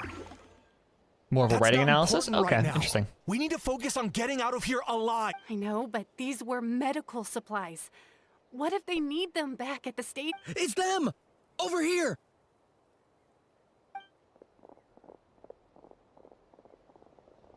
We came to help, but looks like you don't need it.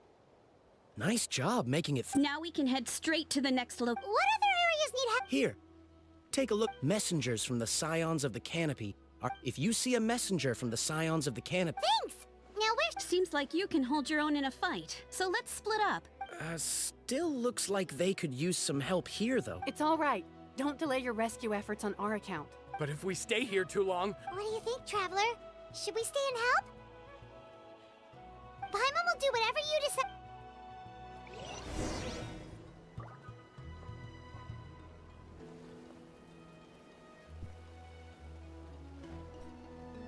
Okay.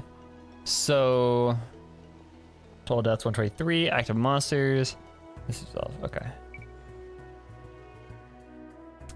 So it's either stay here or get going.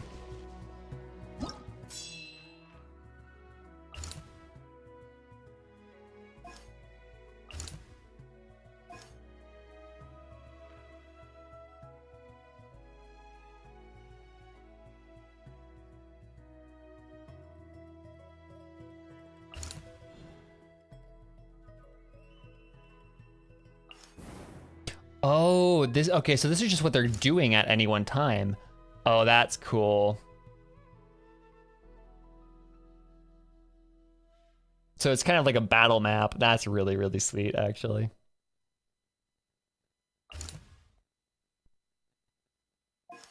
It's just showing you where they're at any one moment.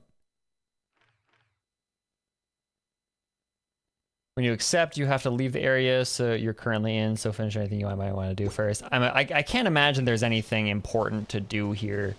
Probably just yap at a dude. I'm gonna cut time. I'm gonna try and cut the yapping. It's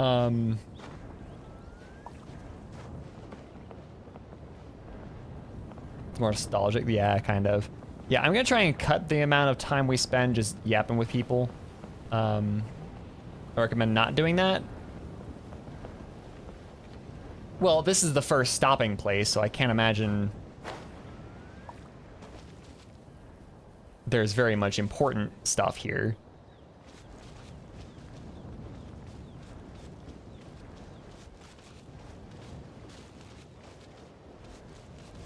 Right? Like, this is the first stop. Like, obviously, if it seems important that we're gonna... I recommend yapping. We'll yap it further. Okay, well... But like, just get... Okay, fair enough. It's not really be afraid. Normal? Not at all. You're here, aren't Oh, yeah.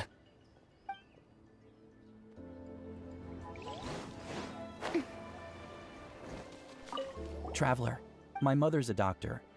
When she heard about, I'm worried. She's not a fighter, and I... Of course, we've got... Thank you. Okay, mission care. Okay, fair enough. So next up we go... Let's go... south.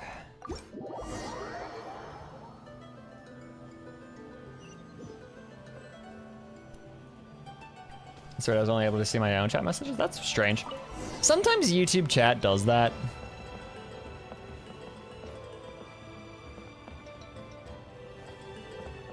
Sometimes YouTube chat just has a hiccup or two every now and then.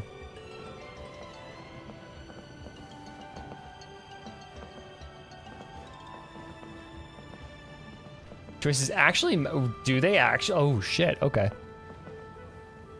That's nice to know that this shit, the choices actually matter. Wow, crazy. That's a new one. He just ran past. Hi, Kenich. He must be busy delivering messages. At least he didn't look hurt. Like, to what extent do they matter?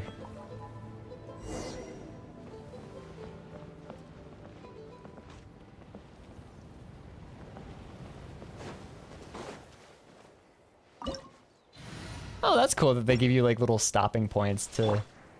This is it! Looks like a battle is in progress. Let's go help them! How much longer are these things gonna keep coming? We're reaching the breaking point! Like, compared to Acheron,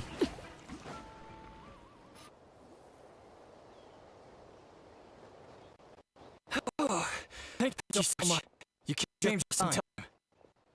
What's going on? Brother, let's hit it. compared to Penacony Part 1, Acheron bullshit. Yeah, sounds like it. You're asking for spoilers? Okay.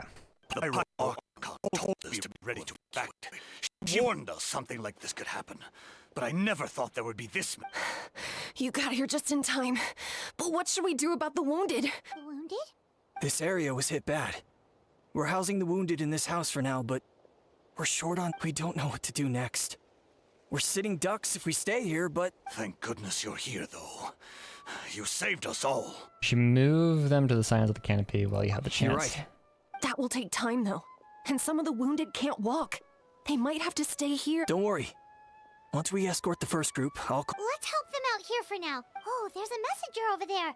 Don't forget, we can get the latest in... Alright, fair enough. Fair enough.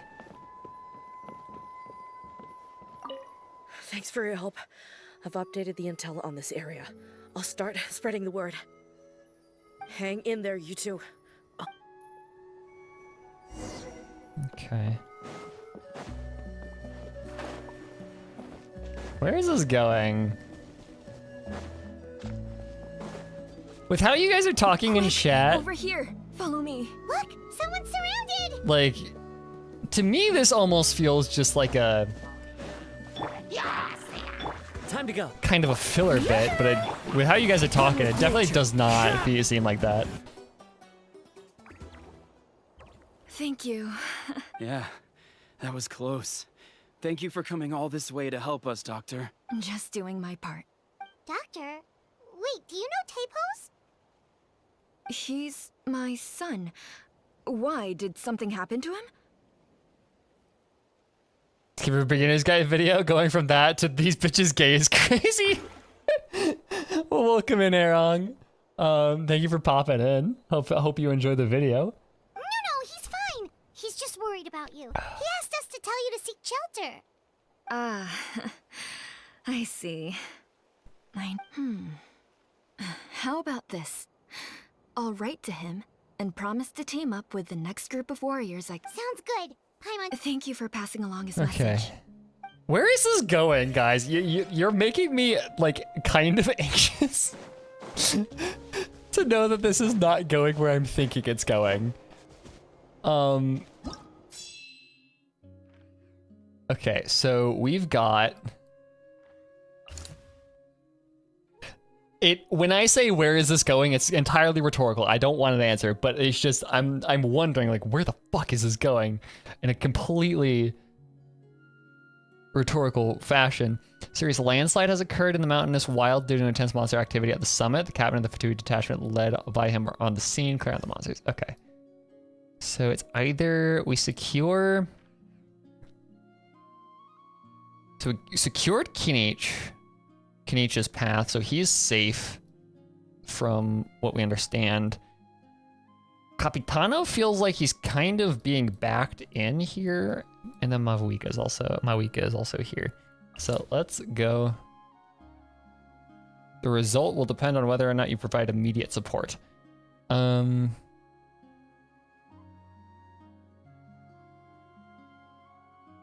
Should I guess forward defensive works? Have conducted brutal assault by monsters. The gathered warriors fight fiercely, but their foes show no sign of diminishing in number. Monsters have suddenly attacked the merchant route to the people of the springs in the south. They not only threaten the lives of caravan members, but are running amok, destroying vital rescue supplies. They must be stopped.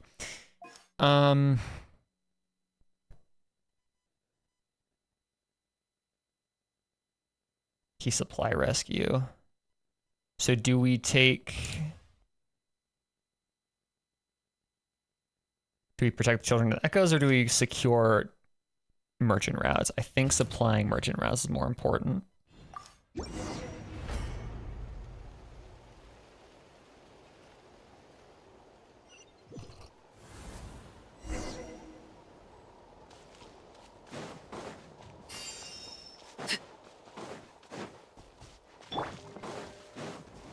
Strike a pose! Stabilize! Into the wind!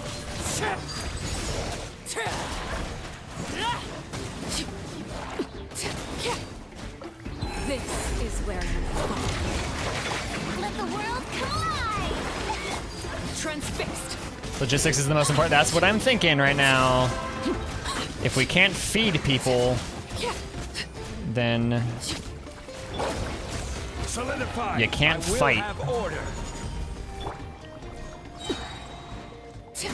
Well, that's what. Here's the thing. That's what I was doing. Witness my I was just gonna pick areas, thinking that you would have to do all of them. I didn't realize choices mattered. Thanks for the help. There's also not much use for food if said people are dead. True, but yeah. You're the captain of soldiers, aren't you? Yes, per his order, we're now under the Pyro Archon's command. Not everyone understood his decision, but our Lord's orders take precedence over all. We're alive because of them. They saved us. Well, guess that means we should thank you guys. Agreed. Where are you headed? The people of the Springs? That was the plan, but I don't know if it's safe anymore. I suggest heading to the stadium. Most of the manpower will be focused there, so it'll be safer than staying with the tribes. Once we take care of these monsters, some of our soldiers will escort you. Thank you. Guess a little extra help never hurts. People from all over Natlan are heading to the stadium. That area needs to be the center of our defensive efforts. Yeah, just make it a fucking stronghold. If your other tasks are complete, I'm sure the people there could use your... Hearing those words from you also feels quite strange for me. But I can only accept the situation at hand. Yeah, especially since we've been beating your legs up for 4 years. Okay. Abyssal corrosion is 43%. Holy shit. Okay. What is Capitano doing all the way the fuck over here? Okay.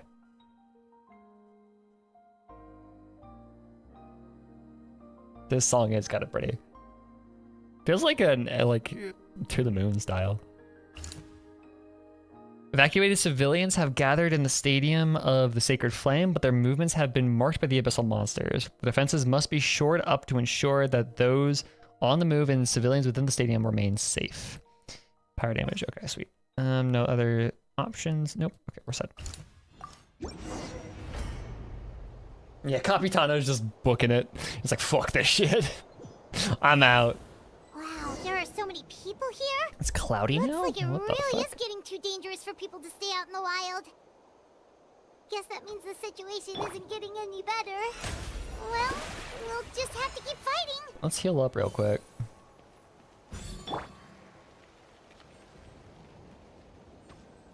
Yeah, it's like... Oh, there are heal packs right here. Just realized.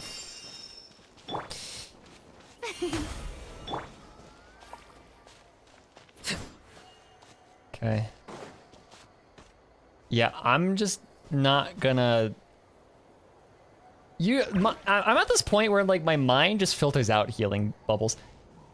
Yeah, it's just weird that it's like cold and cloudy and foggy now. Get over here, bitch. Overruled. Sorry, y'all. Where's the other guy? Right here. Oh, abyssal pylon.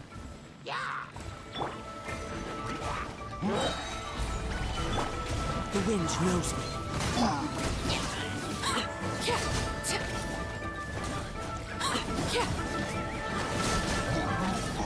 This is where you fall. Transfix. Gather. One with nature. Fallen leaves. Adorn. Shower me with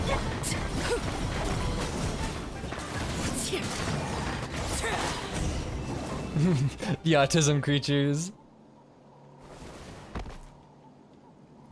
Oh, Kanichi, you're back! Hi, Kanichi. Yeah, I thought I'd check on the situation after finished my delivery work. If you're here, though, I doubt I'm needed.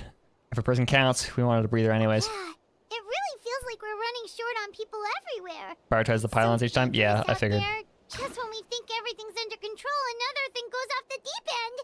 Not that Pylon's complaining, it's just... What if things get even worse? Fuck you, Eho. Okay, that's enough out of you! This might be one of the few times Eho has a point. On the bright side, we can pat ourselves on the back for saving all these civilians and bringing them here. My tribe is launching a second wave of patrols soon. We'll do a scan of the whole nation. As long as we don't scatter our forces, the Abyss is nothing to fear. Where's Mawiko? She took a small team of warriors to the mines.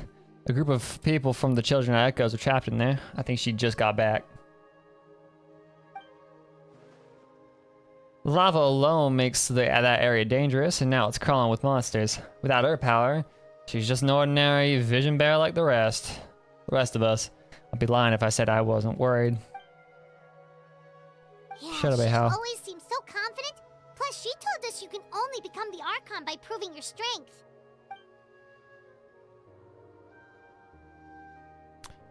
It's true. She certainly helps us save manpower. She can handle the dangerous areas almost entirely on her own. Okay, shut up, Eho. A break sounds good. We won't be much help in the field if we're dead on our feet. Good idea. Maybe we can see if the people around here need anything in the meantime. Looks like we're on A lot of people in here. Could they all be refugees? I managed to accept my fear, but I still want to ask you one last thing. If I die, do you think anyone will remember me? I'm sure someone will. I won't. I'm sorry. I forget half of the NPCs. Absolutely. That's what I'm hoping for too. Stupid ass hat. People will remember your hat, no one else. Nothing else. You'll be known as the dude that has the dumbass hat. Ah, it's you two. Hey, you made it. Sure did. Dargo made sure we got back safely, but Plus, we managed to deliver the medical supplies to the stadium. Okay, there's someone up. Well. Oh, my son wrote back to me and said things are under control on his end. Anyway, I followed a group of warriors back here when my age means I can't charge to the front lines, but I can handle things here. Everything will get better. Oh, it's all the people you saved. Okay, that makes sense.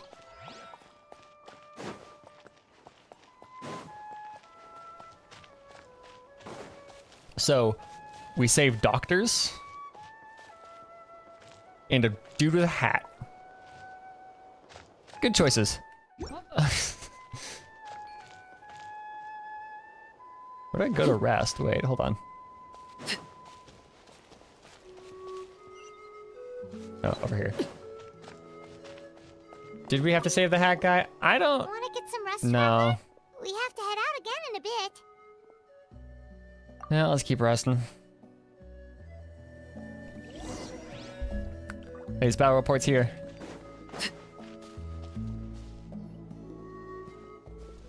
Situation is still quite grim. Here, take a look. Looks like this place also isn't as safe as we thought. That, plus the bridge to the stadium, is also compromised. So, if you get stuck in there, you'd become sitting ducks.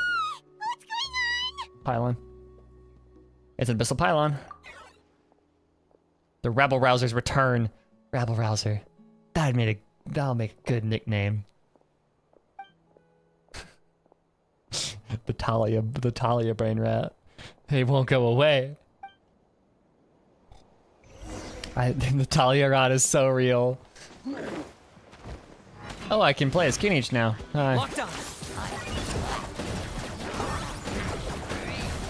I don't need Kinich.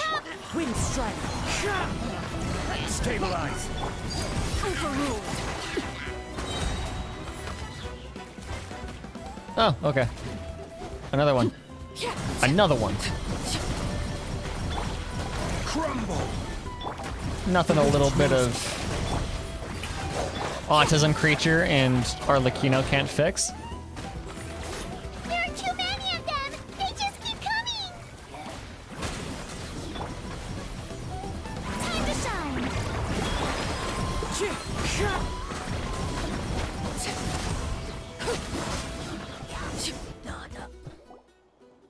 Strongest Abyss Pylon versus Burning Grass. Who wins? Cutscene.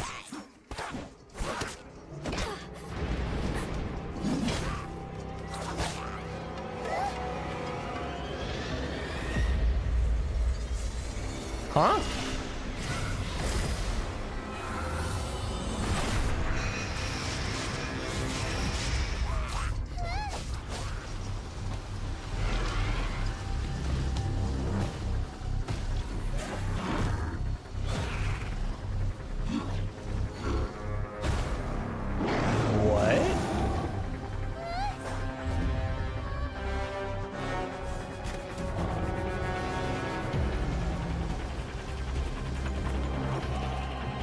Infinity War ass.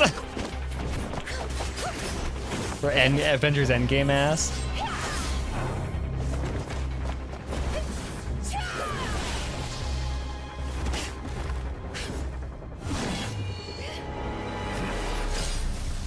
Let's go, Capitano!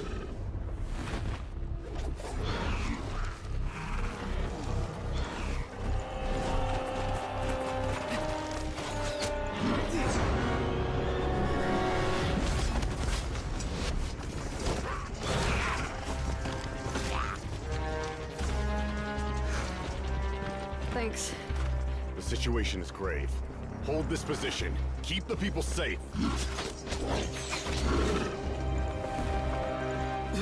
Chaos and emptiness. So that's the abyss. And it knows that now is its best chance. But the sacred flame! Archon's on the case.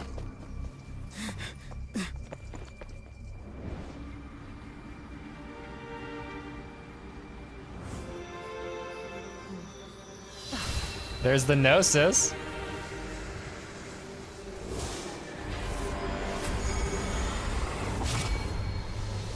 We're gonna go back and take a good old look at that.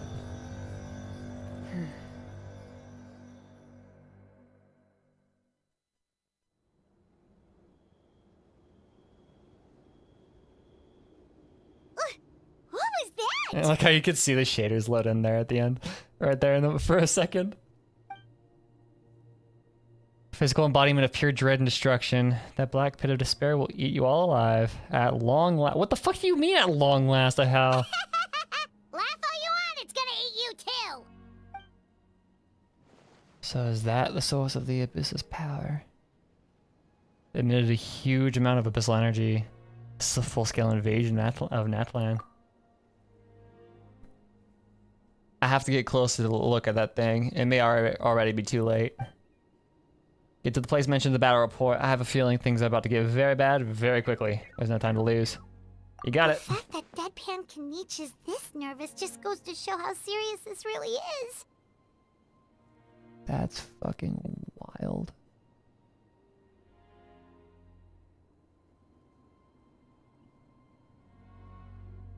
Deadpan not with that accent?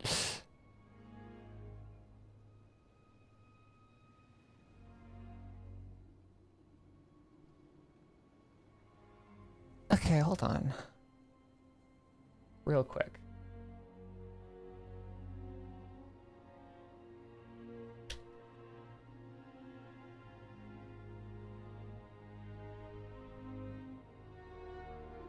Just real fast.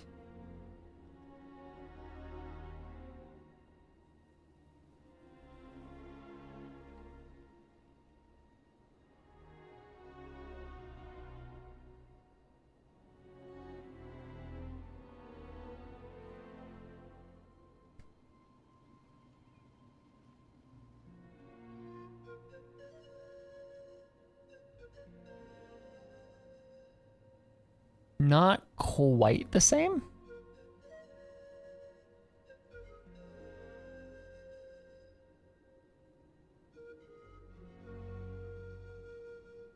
The textures on the blocks aren't quite the same.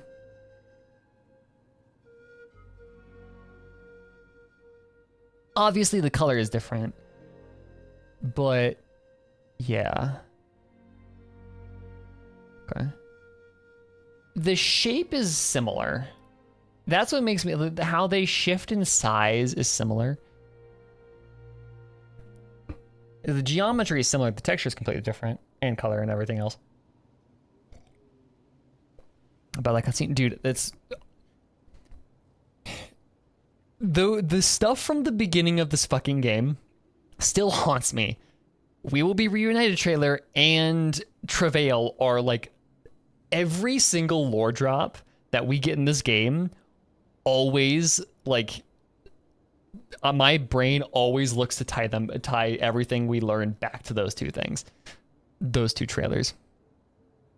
And also the Twitter drip marketing for the travelers. Yeah, okay. Oh, let's go. The disaster's really happening.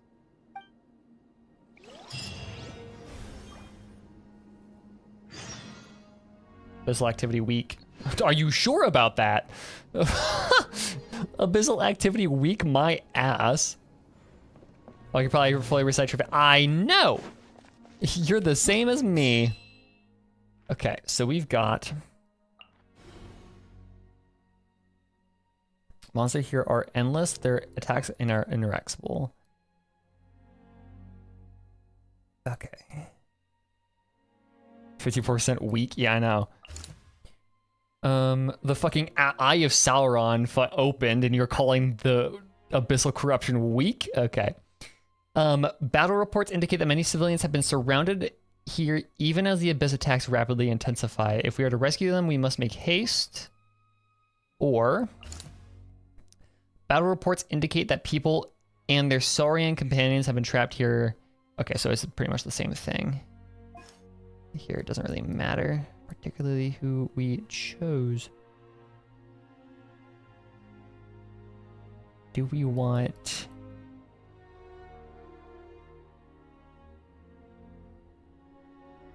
I feel like, okay, so it almost feels like this is, I know it's not going to go into this much depth, but if we take this area and this gets overtaken by like the Shroud, then that's possibly cutting the stadium off from the rest of Teyvat. If the Children of Echoes gets cut off, then we still have an escape route, which, I mean, they can't leave Natlan anyway, so that doesn't really actually matter all that much, but I'm still going to go up.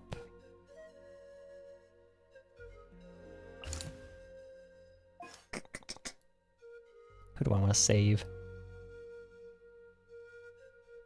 I feel like the Saurians are going to be important to keep.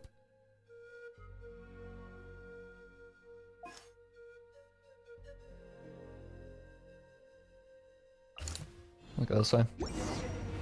Fine.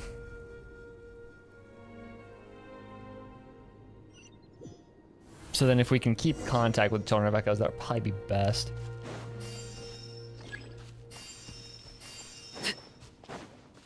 Whoa! Those Saurians are fighting each other! No, wait, something's wrong. They're abyss monsters!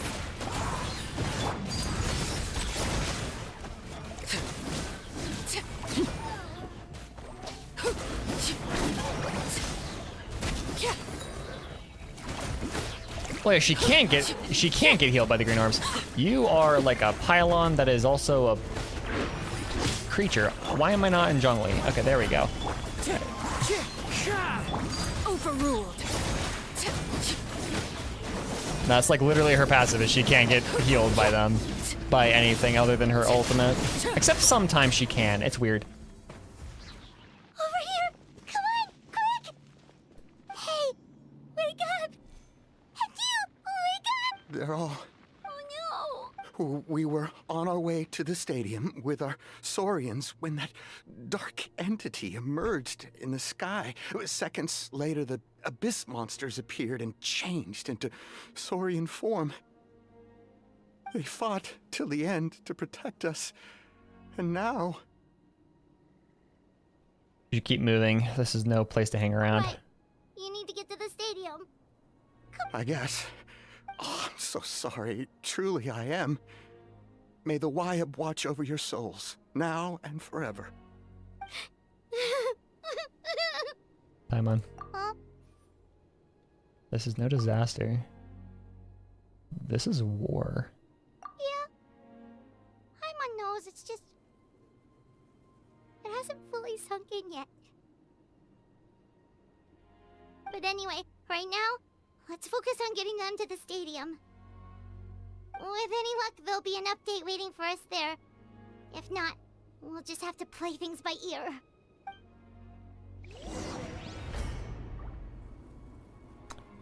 After this, I don't think Aether's ever going to be able to side with Lumine.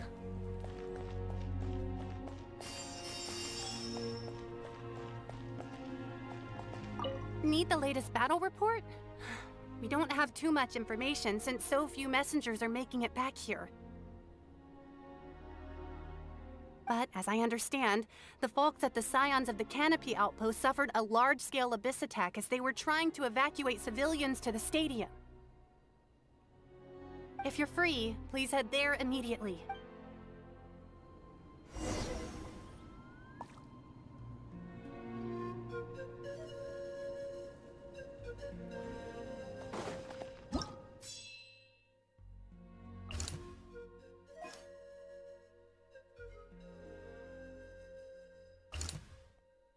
Yeah, there's nowhere else to go.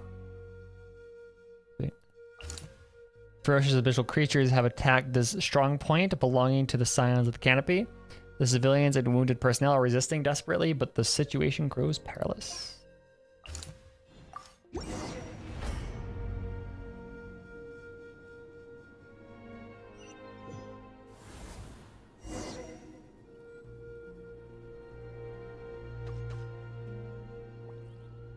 This entire thing is giving me a very specific vibe of a piece of media, and it's at the top of my tongue, but I don't know what the vibe is. It's not Apocalypse Now. Gather. The wind knows me. Transfixed.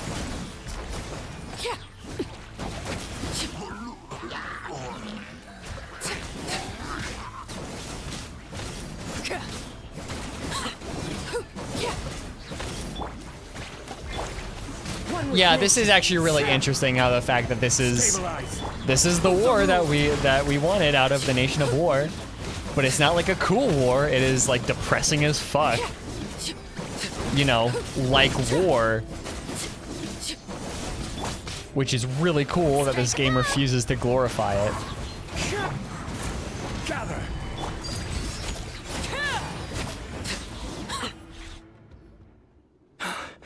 It's you. You came.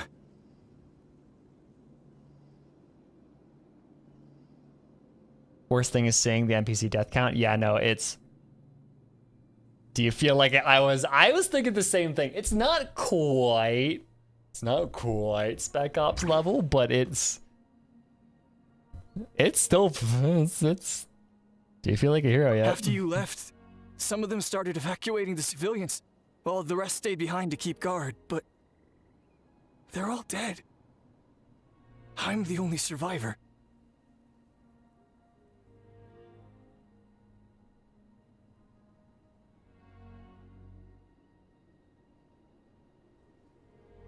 We're done for now.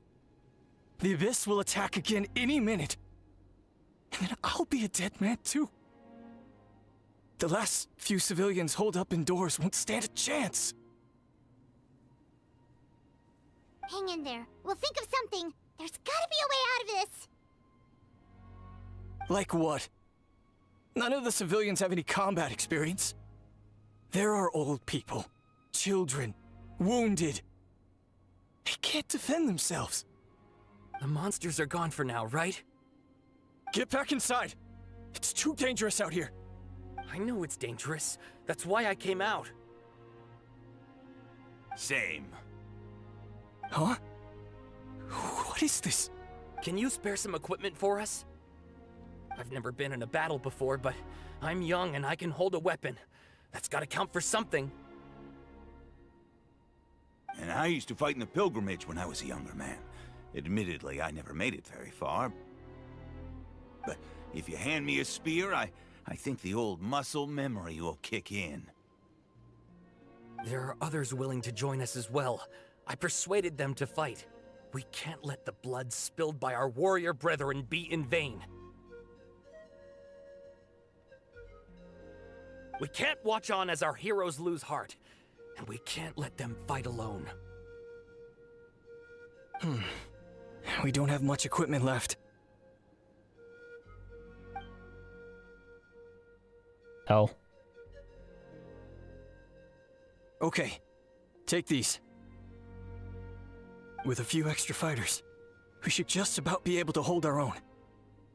It'll be a slow advance, but that's better than being stuck here. Everyone who's fighting, be prepared to follow my orders to the letter. Yes, sir. Got it. Take our hot air balloon. You can use it to get to the stadium. No need. You'll have other people to save. We're taking up arms so that you can focus on more important things. You're the heroes, after all. Okay, well, try going that way. That's the route we came from, and there weren't too many monsters. Thank you, both. You've been a huge help. I am devastated by the deaths of my brothers in arms. But if their sacrifice means anything, I have to live on. We're not going down without a fight. Just be careful. Thanks. We will. Now, go. There are other people to save out there.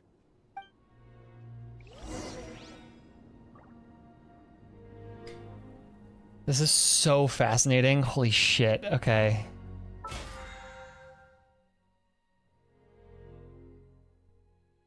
I had to pause for a second because this is not where I expected this shit to. Holy fuck.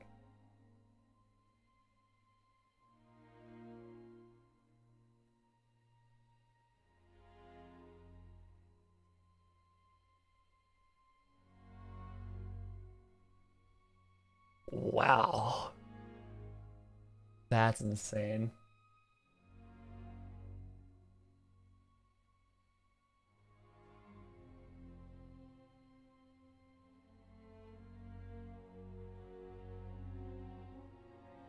Because like it's so interesting how like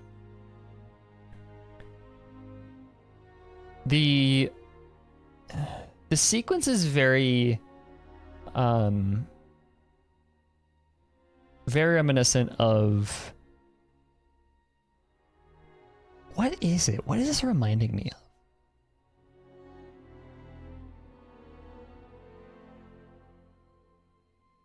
It's like they're absolutely fucked kind of war situation.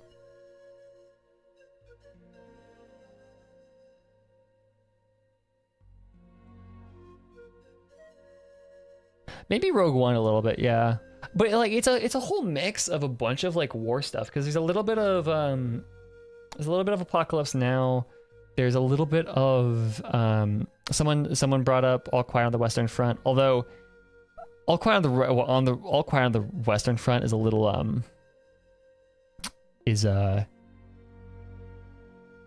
more individualistic than this. This is like an entire nation of people. All Quiet on the Western Front was just like a group of high schoolers that got in over their heads, like with the idea of glory. It's a little bit of going after Cacciato and like the things they carried, Tim O'Brien style stuff. Just a lot of anti-war. Just it's kind of this synthesis of a lot of anti-war literature and media. And my brain wants to tie it to a fable, but I can't, because that book has an entirely different approach to war than what's happening now. Because a fable like hinges on the fact that war that we know is between humans themselves. This is a different force that's like destroying us, and we have no choice but to fight back, and there's no like commanders perpetuating the war and yada yada. That's the point of a fable. I can't tie that to this, sadly. I would love to tie Genshin Impact to a fable. I love that book so much. Anyways.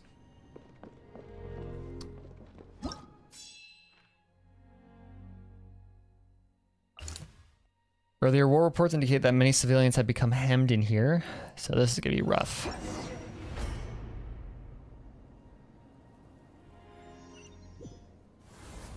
Doesn't look like we'll be able to find anyone here. The monsters are all that's left. You're a Celestia apologist? The wind knows it. Hey, Transfixed. to be fair, colonialism Nobody here. does this shit. I'm just saying. Colonialism sparks war. So many people, so many nations in the Middle East and in Africa and all over the world got struck up in a fuck ton of war just because of colonialism. Literally earlier, like yesterday, we got an achievement that referenced a book that was about a war that sparked because of colonialism. So we gotta blame Celestia at least a little bit, okay? The latest intel said the Children of Echoes need support too. Let's head over. Celestia... Okay. World War II analogy. The Abyss is Japan. Celestia is the US, and the nails are the nuclear bombs. Everyone's in the wrong there. Everyone is terrible.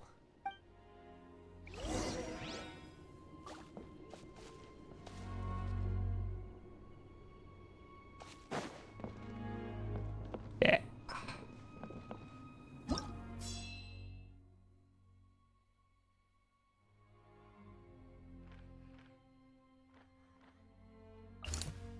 Children of Echo's four defensive works have come under brutal assault by monsters.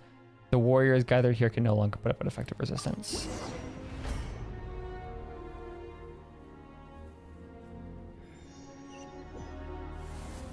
These warriors are struggling. Quick, let's help them. The silence is so chilling. Oh, I can imagine. Oh, good use of silence is some of the most powerful shit you can do in a piece of fiction, especially with something so grave as this. Overruled.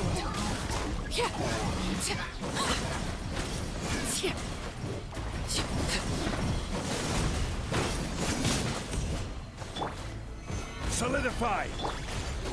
Let my name echo in song!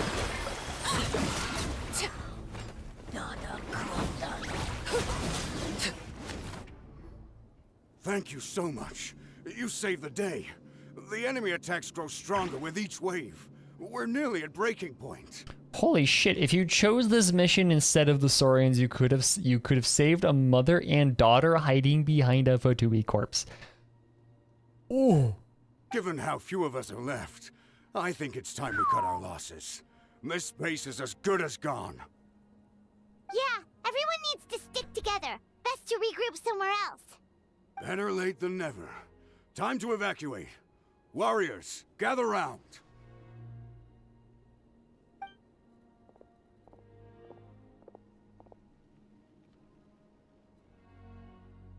For anyone who still wants to fight on the front lines, the Children of Echo's front is the closest to here.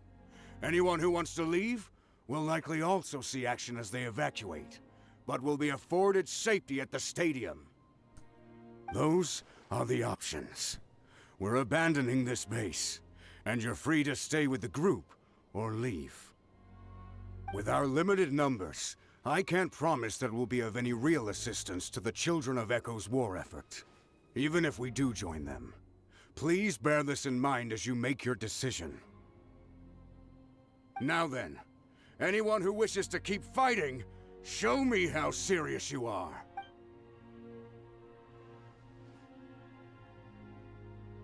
Really? Even after my... Why would we give up now, after everything we've been through? We didn't stick it out this far just to admit defeat. We can't give another inch to the Abyss. We have to fight them back. If not for our own sake, then at least for our fallen brethren. Very well. For Natlan. For Natlan! We may be few in number, but our will remains strong. We will join the ranks of the Children of Echoes, and they will be stronger for it, however little. Okay, well, take care of yourselves. Don't worry. It'll be just like another Night Warden war.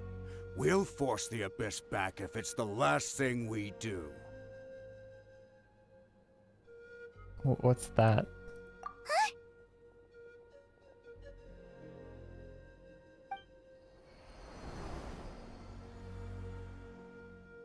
What? Shoot! That creepy Abyss thing is raining down a dangerous-looking substance again! That's over towards people of the Springs territory. From what I've heard, it's a 4-star. Their defenses have been substantially weakened by the Abyss invasion. Then let's head over and check on them!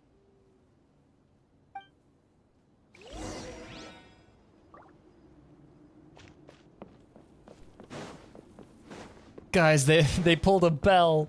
No way. They pulled a donut.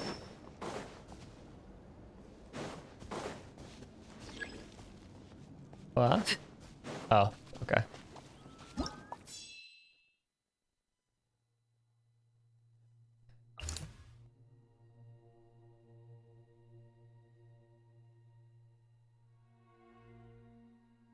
The source of the abyssal power shall pour forth pollution from the skies, and if it is not gotten rid of in time, the abyss shall swiftly corrode Natlan's lands.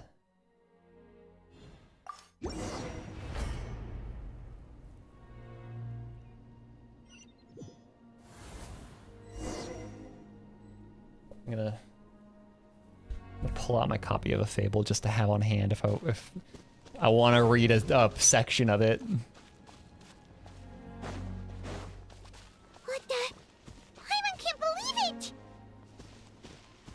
What the fuck?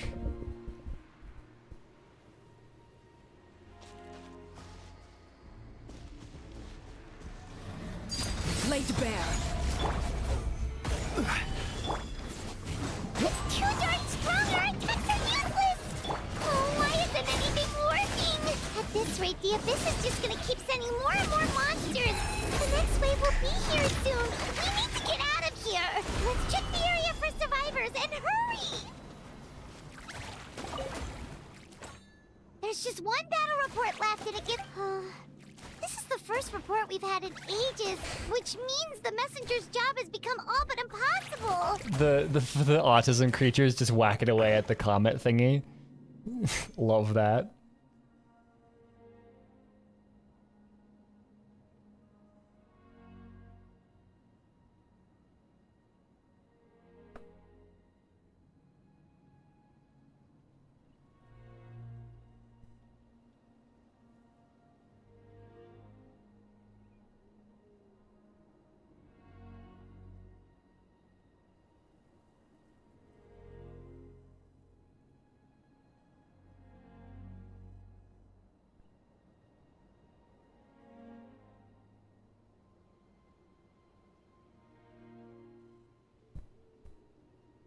But there's nothing we can do about that. Our priority is to get to the next affected zone. I see you, Phantom. Thank you for popping in. Even if we don't find any survivors, maybe that strange substance over there won't be as rock solid as here. There's a chance at least. Hold on, I'm trying to turn on my lamp. Come on. I definitely will, Phantom. There we go. It looks kind of tasty. It looks very, finality-esque. I'm just saying. It's a little bit of a lighter shade of purple, but yeah.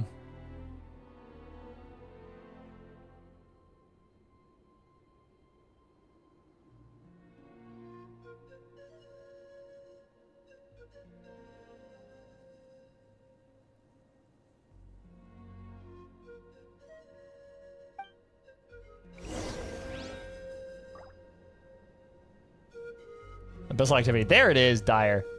Okay. I have not been following HI3 now.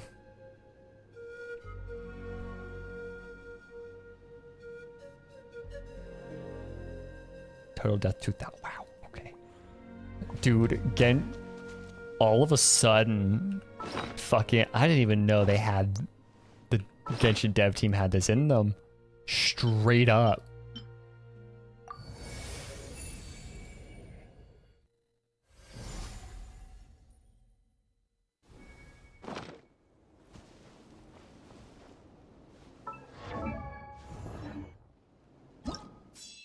Yeah, 500, 2100. The abyssal monsters ever swell in number, and despite all attempts, the core of the abyss's might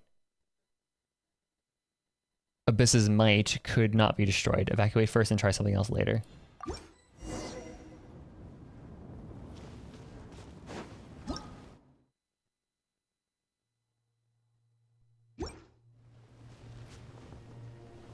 Where is my hot air balloon? It's right here. Could you theoretically walk there? That'd be really funny if you just say, fuck it, just walk.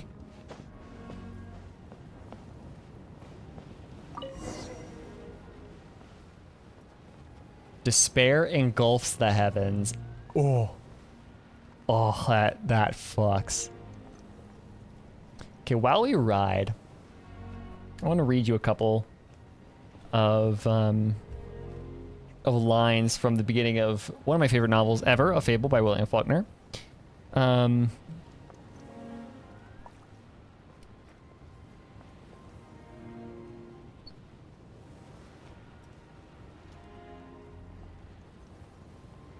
see, what was he gonna do? There are too many monsters. There are just too many. It's beyond anything The landscape? we've seen Actually, before. okay. Look around.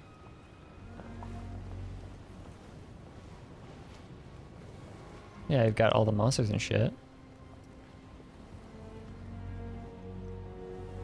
Got that thing in the sky still.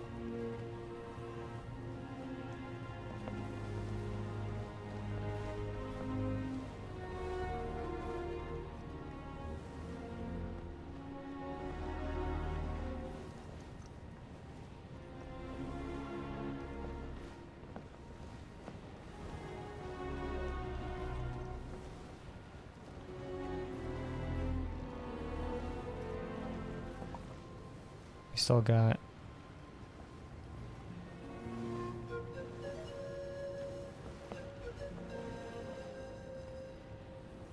shit. Oh, this is rough.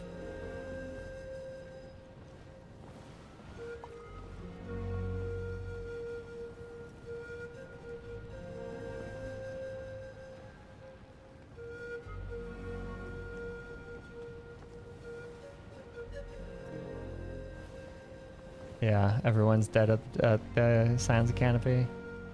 Oh.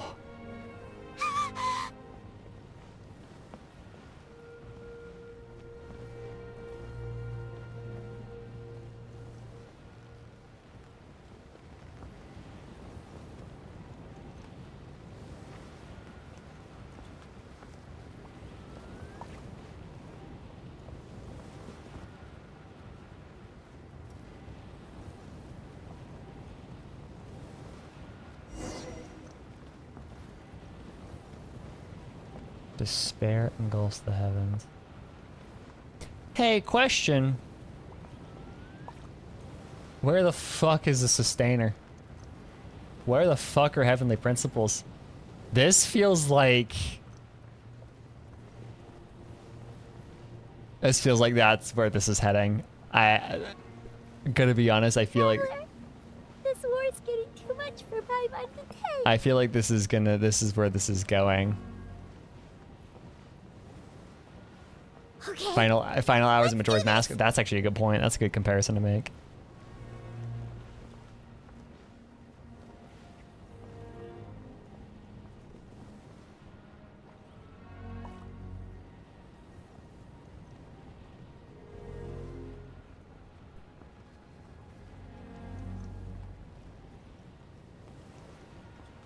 But it takes... What does it take to wake them the fuck up?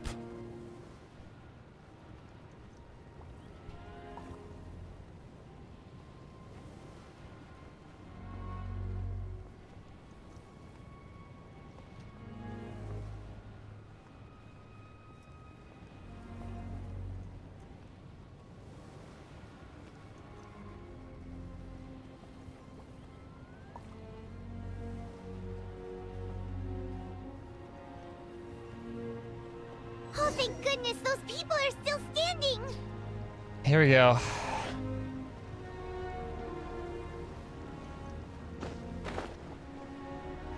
The fact that Natlan already has.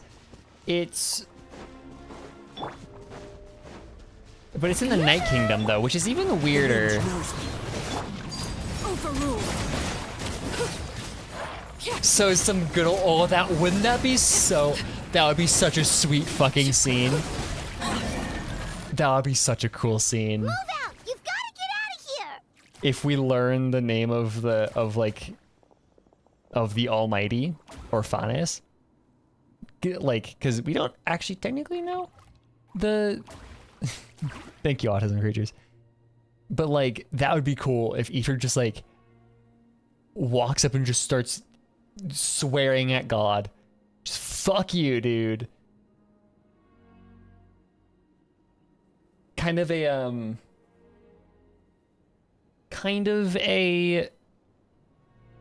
bring him home, but a lot not as bad. Just a very, because like bring him home is like a one-on-one between the dude and him and God. Is like, yeah, please make sure he gets home safely, he doesn't get sick, yada yada. But what if it's like that, but instead of Ether being like, please God, serve us, it's fuck you for letting this happen to us. You are a terrible piece of shit. Wake up, bitch.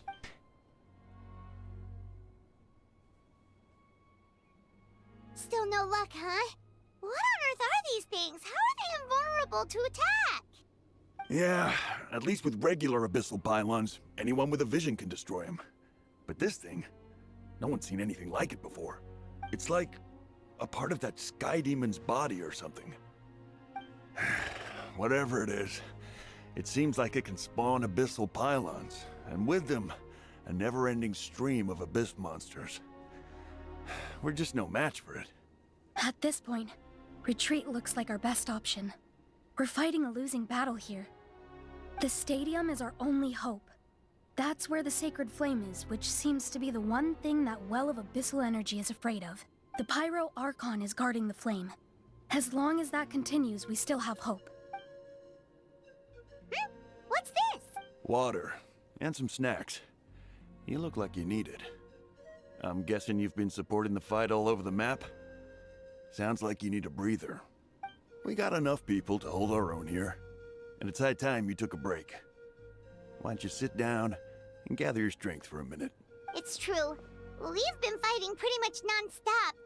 Traveler, you must be exhausted. What do you think? Right now, there are bigger things to worry about. What is it? As long as that dark monstrosity remains unbeaten, gathering together might actually put a target on the Children of Echo's back. Oh, you're right. Well then it's your decision. If you want to set off right away, Paimon will come with you.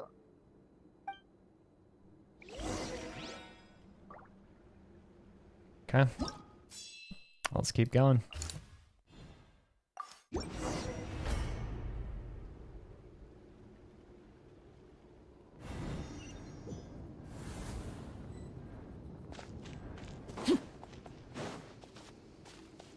Konkemato, wake up. Yeah, straight up.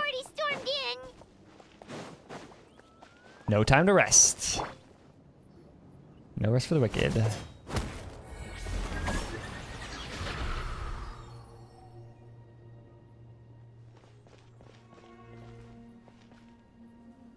Oh, it's you guys. Things are bad here. Something fell out of the sky that's impervious to our attacks.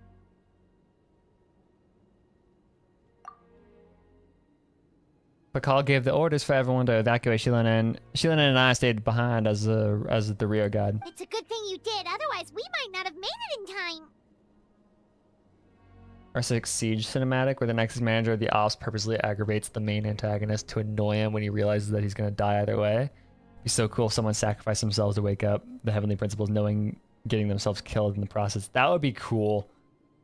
Like they're gonna die anyways, so might as well make the most out of it. That would be cool. Kachina, he and I can deal with the remaining monsters and abyssal pylons.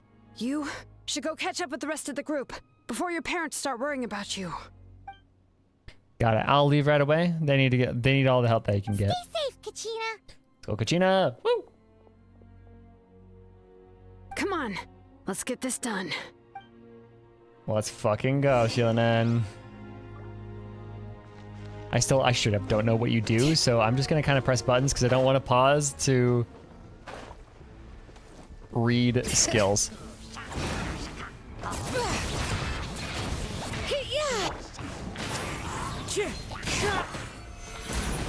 Order guide you. Hour at most. Sweet.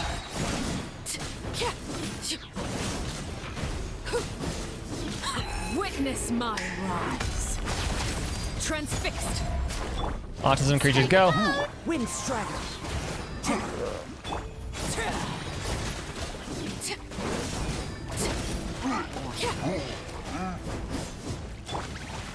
Gather. All right.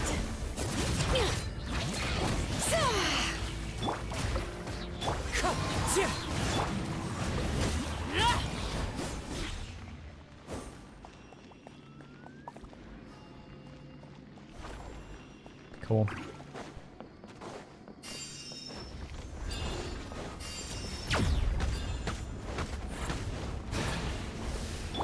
Whoa, where are you? What the fuck are you? Time to shine. Hear the echoes of the valley. Wind Strider. This feels like I'm gonna clip out of the map almost. As the moon. Overruled.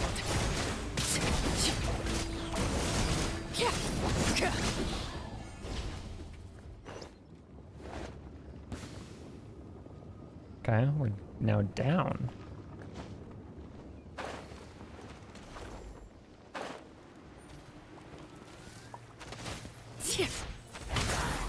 Bring it. Oh, you're the wrong person.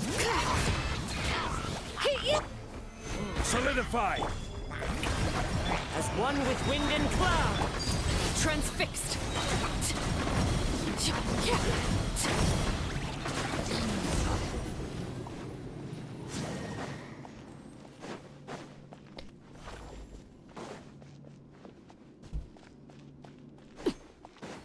Okay, now it's silent. Now the music's just cut out. Okay, now it's back. Yep, that's everyone. And no more casualties by the look of things. Pakala's back. We're good. This is Pakala's safe. I'm good. happy. I appreciate your help. How are things out there? Pretty dire, I bet. Extremely dire. Some of the things I've seen, I don't know if I'll ever be able to get them out of my mind. Are we in Natlan doomed to this fate? I've Seems never like it. witnessed a full-scale abyss invasion before. I mean, I'd heard stories about the sky being painted black, but I always thought that was an exaggeration. Mawika has witnessed this all before, so she knew better than anyone the terror and despair an abyss invasion would bring. Yeah, and despite that, she's still facing it head-on. We've had to abandon our homes and chase the dying light of day. And maybe the only time we'll see the dawn again is in our dreams. But as long as there's even a sliver of hope, I am not gonna give up. Me neither. We should catch up with the group. Yeah, this brings a very interesting dynamic to... Like, the only thing I can think about right now is the interesting dynamic this is going to bring to future interactions between Aether and Lumine. Because after this, Aether's not going to be able to say... He's never going to be able to say, I am going to join you in your cause after the shit that he's seeing, right? Like, there's no way he's going to be able to say that. KH came by just now with some really bad news. These indestructible abyss things have been dropping all over the tribal territories. So it wasn't just the Children of Echoes. Even the collection of Plenty was affected, and they're the furthest away. But the worst affected region was the Flower Feather clans. He said it's a complete disaster over there. What? Isn't that Chaska's tribe? She said she was gonna take Koichi home to rest for a while.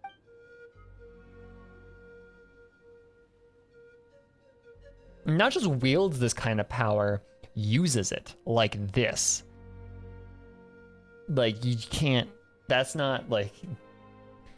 There's no compromise there for Aether to make. Cage didn't even stop to catch his breath before leaving for the stadium. He said he was going to try and assemble a team to go and support them, How, right? Everyone's struggling just to defend themselves. There is no spare manpower. At this rate, it won't be long before even the stadium is indefensible. And with everyone congregating at the stadium, the Abyss forces will start converging there, too. Then there'll be a battle on a scale much larger than anything we've seen so far. On the bright side, at least my old injuries aren't playing up at the moment. Means I can actually join in with the fighting. The crux of the issue is that the heart of the Abyss itself has joined the invasion. That's a power we just can't match. I have every faith in the courage of our people. The Natlanese will never give in to despair. But still, the fact is, our lives are more fragile than our spirits. This guy holds that big of a grudge. But here's the thing. I think the Fatui are proving to themselves, to Aether right now, that there is a reason to side with the Fatui. Enemy of an enemy is a friend, sort of thing. But even then, it's not even like enemy of an enemy. It's more just we didn't understand what the Fatui are doing. Like, we still don't understand what they're doing, right? Aether doesn't know what the Fatui is doing. They like, all Aether knows is that they're gathering the Gnosis. That's all we know. We don't know what they're trying to do with it. We don't know anything, right? And now we're at this point where maybe the Fatui are just doing it to try and destroy the Abyss. Maybe they're doing it to, you know, that kind of thing. So at this point, we understand the motives of the Abyss more so than we understand the motives of the Fatui at this point. And right now, as it seems, it feels like the Abyss is the worst power. Like, we should get rid of the Abyss first. I feel like that's where this is going. I feel like this is a, hey, Lumine, fuck you. This is not cool. We're going against each other. Like, this is your declaration of war against us. I'm gonna side with these chill people over here. Traveler Paimon knows what you're about to say. We have to go to the Flower Feather Clan. Yeah. Paimon's sure is getting tired from all this flying, but it doesn't matter. Wherever you go, Paimon's going too. Until the Pyro Archon succeeds in her plan, every life we save is worth it. We'll leave the Children of Echoes to you guys. Really? But you guys must be nearing your limit, surely. If there was ever a time to push ourselves to the limit, that time is now.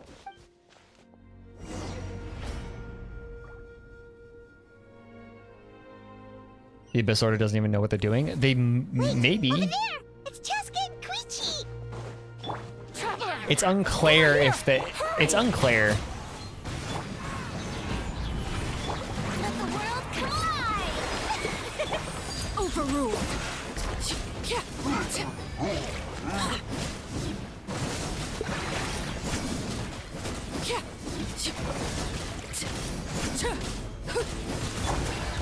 Solidify!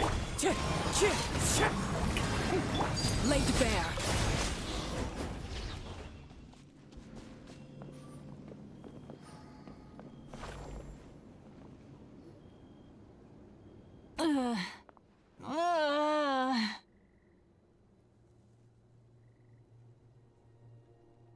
Is it civilization or just an army with the goal of conquering? I feel like it's just like... At this point, I'm starting to think it's a mindless sort of corruption. Maybe? Like... That's about, like, it's kind of this mindless corruption that creates a sort of hive mind, almost. The fact that they say at the end of this journey you'll understand, and then this... Yeah, exactly. Exactly. That is insane that Lumine is like, hey, yo, after you witness all of this, you're going to want to side with the Abyss. Like, no! Fuck that!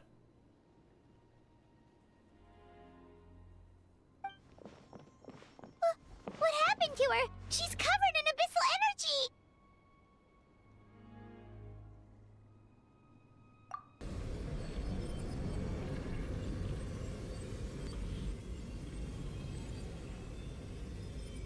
Please, save her. Is that enough? How's that, Koichi? Koichi? Cheska, I used to think Mom and Dad were crazy for adopting you. I was the younger sibling, but I always felt like it was my job to help Mom and Dad take care of you. I thought I could set you free from the abyssal energy you struggled with. Okay, maybe mindless isn't the right word, but more...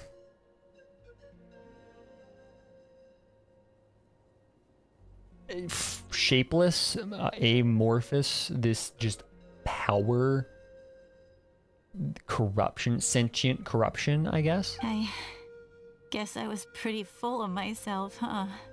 Thinking I could fix you when... well, we were always the same.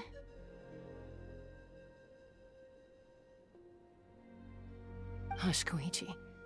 Put those thoughts right out of your mind. We'll be at the stadium in no time, okay? I'll carry you there. Yeah, it just feels like, it sounds like Honkai. The further we get into it, it just feels like Honkai. The abyssal contamination is gone now. Just rest, and you'll get better. I was always nagging you to slow down. Stop rushing headlong into things. Primordial One established the rules. The Order in the Abyss is just chaos.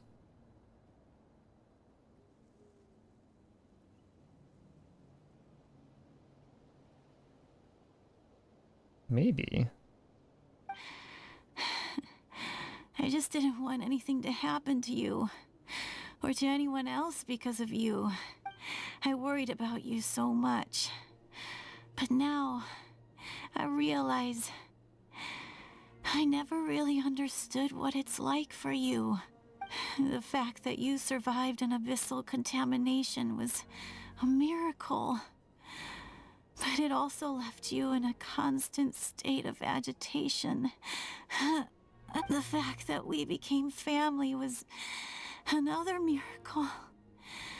But with me worrying about you all the time, it feels like I just agitated you even further.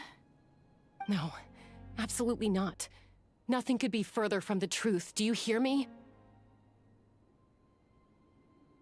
All you ever did was love me. Same goes for Mom and Dad. Hold on, I could I've always known probably that. And I feel do something terrible about the because ads real quick. I really did want to get along as a family.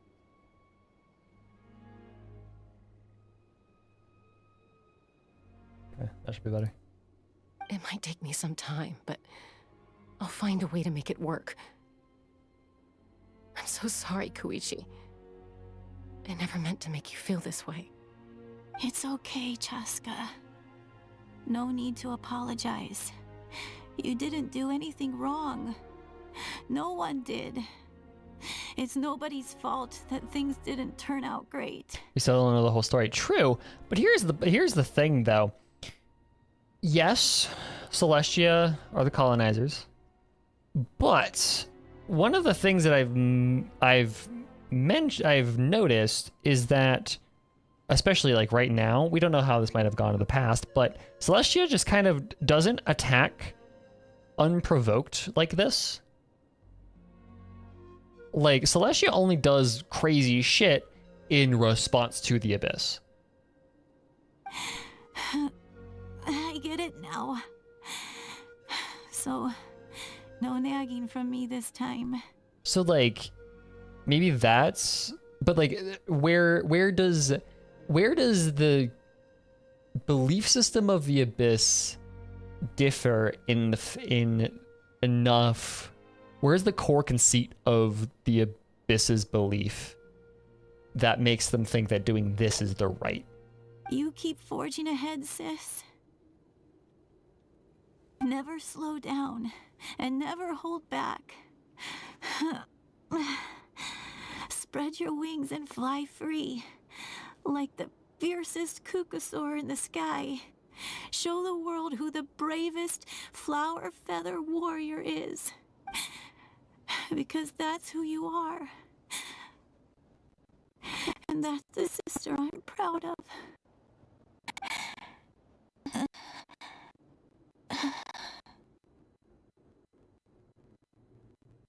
Bye, Koichi.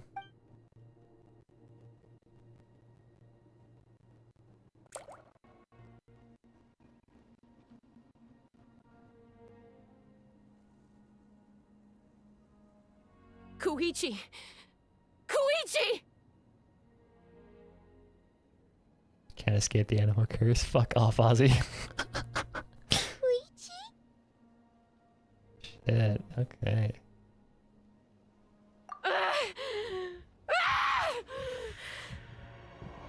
Oh, fuck.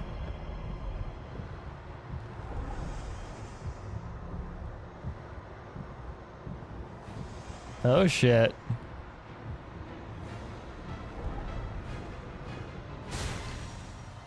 Oh, she be glitching. You know it's bad when she goes, when she started glitching. Chaska!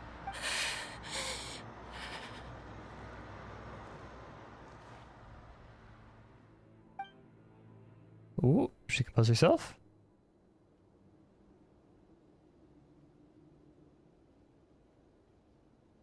What happened? Let's give her some space while she cools down.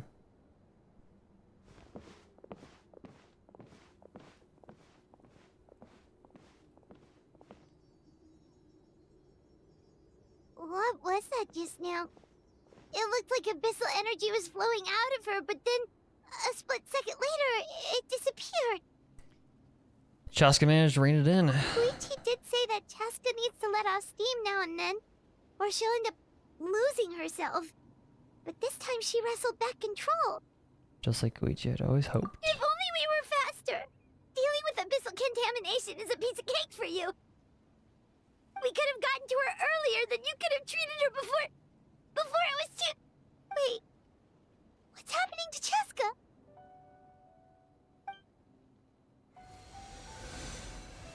How unfair life can be. There we She's had the go. odds stacked against her from the very beginning, and each step forward has been an agonizing one. Maybe she would have been better off embracing her pain. Hi, Menelek.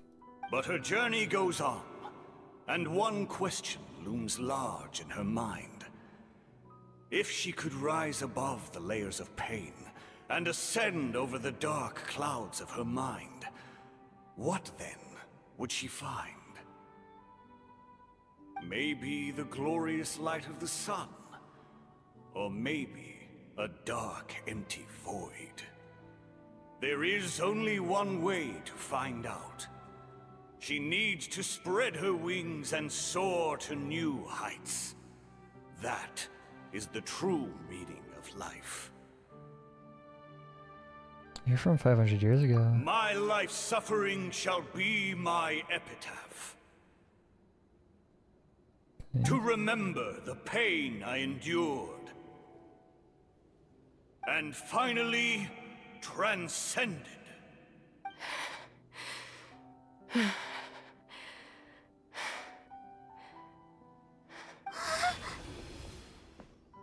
Let's take Koichi somewhere safer. You and Chaska take Koichi back to the stadium. God damn.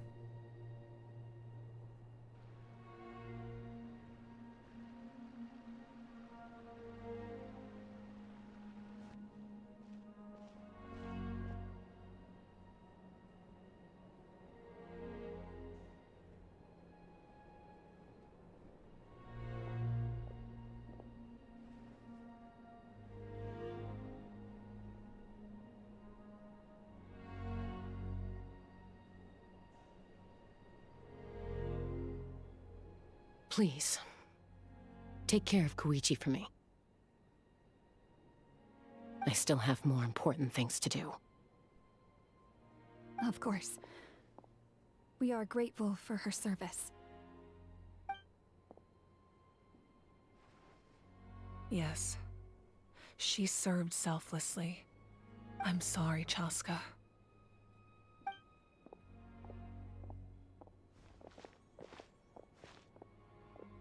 It's all right. I'm far from the only one going through this right now. Koichi wanted to be a hero.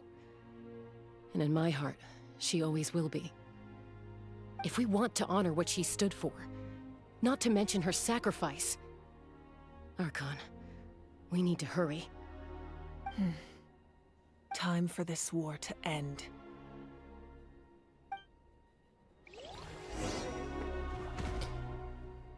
Let's do it. Where am I going? This way.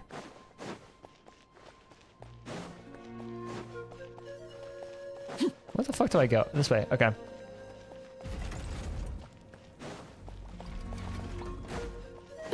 Sure. Depending on the language, the name Koichi means rainbow. Just saying. Credit out. Aw. Oh, that's adorable, but also so sad. The rainbow destined to burn.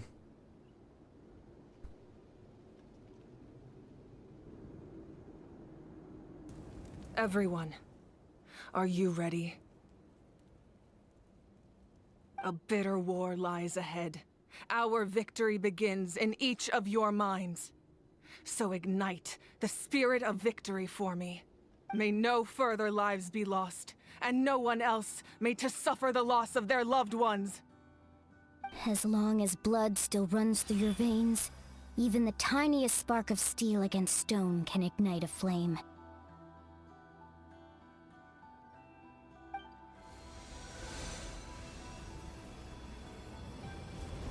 Its blaze will become one with the gaze of all Natlan.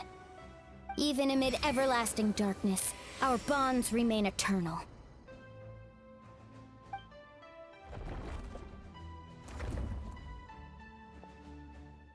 Stone engraved in echoing peaks.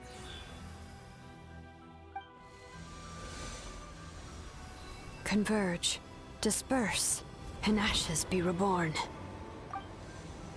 For flames born anew, and the blazing dawn. A hero scaled the volcano to seize the sun. Anointed with flames, she shone with the light of 1,000 stars. Now, guide me in my first step. Having foretold his own death, the omniscient man holds a feast in celebration. Let us raise our cups in honor of his heroism, and send him off with this final tribute. For at last, his wish is now fulfilled. Oh, I need to read this. By past fuel and present flame, life marches ever on.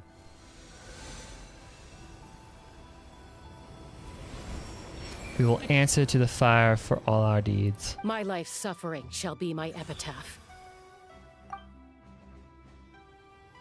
To remember the pain I endured, and finally, transcend it. Heroes of the ages! Our moment has finally come!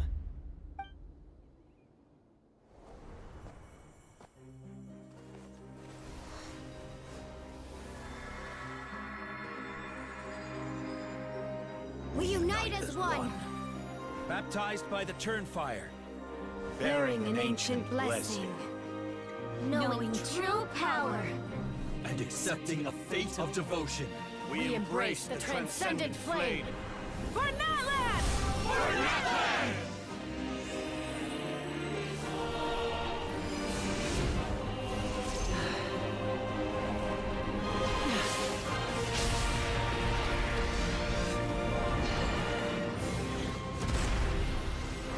Oh yeah. This is the end of fucking Super Smash Bros. Ultimate. In the name of the Pyro Archon Halloran, Oh. I declare the Night Wars underway! The Ode of Resurrection will guard all life till the war is over!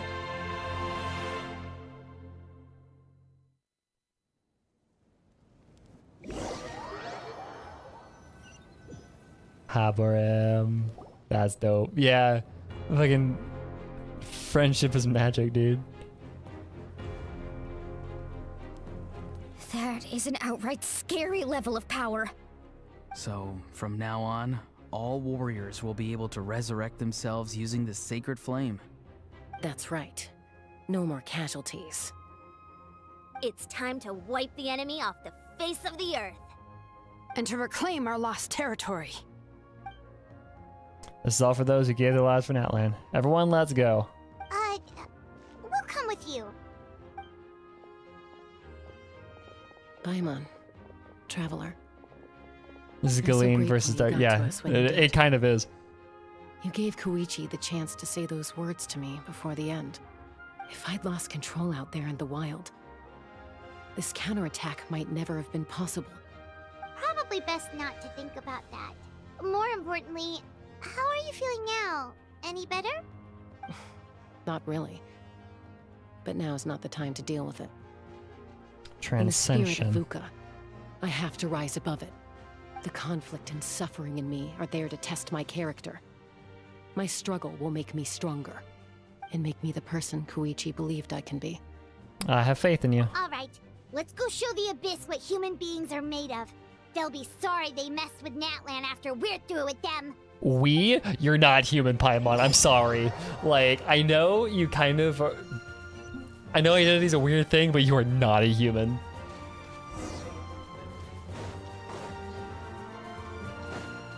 There's no rush study, is it? Okay. Shower me with praise. Into the wind. Overruled. Hold on, I will read this after I'm done with this.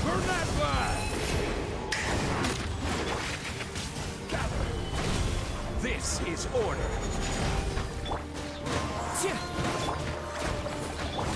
Transfixed. Oh my god, that is a Lovecraftian name. What? Hold on. The name of the special pylons are Lovecraft references. It's an anagram of the name of a god that also relates to time. Related to, is that literally fucking, it is Yogg-Sothoth. Thank you for pointing that out. That is an anagram for Yogg-Sothoth. Oh, fuck, you are almost dead. Okay, rip. Children.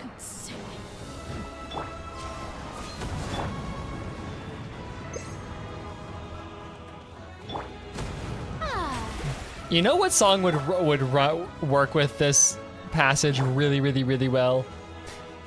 Fucking Baba Yetu would work. Holy shit, we're getting bombed. Okay. One with nature. Stabilize.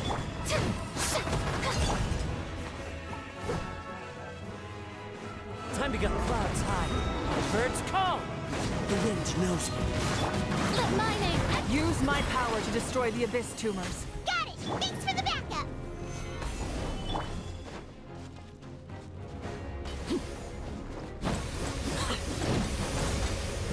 Lay to bear. I need energy right now. Mohican needs to work on her aim, truly. There we go. Healing. Don't be so careless in the healing shit. Let's grab a you. And we are off. Oh, did you guys see that huge fireball? It exploded right above my head.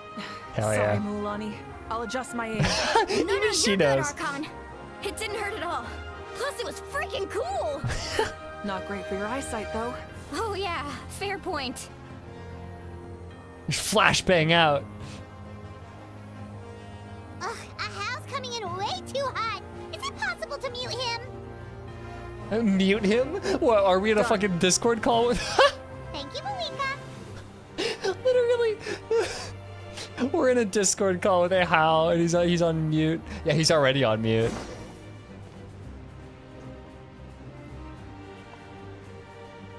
Backup has arrived. All right, give him hell. Vengeance for Koichi.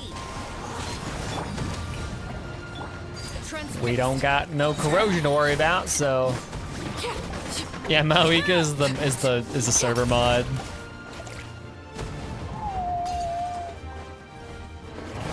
Okay, here's the corrosion. Solidify. Get I'm here. Autism creatures, be free. Witness my. The enemy ranks are thinning. Time to double down. Use the Pyro Archon's power and show no mercy.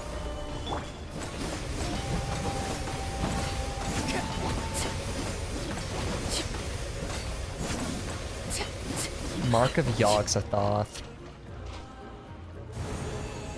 Crazy. Should meteor the pylons? That would be really funny, actually.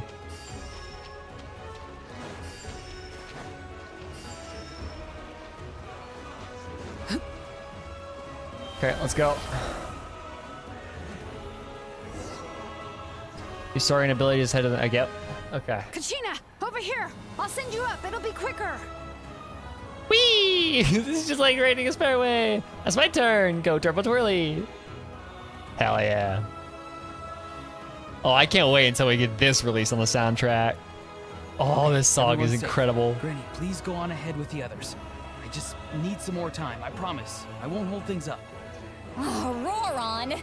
Leave the vegetables and aphids behind, you dimwit! It's too dangerous!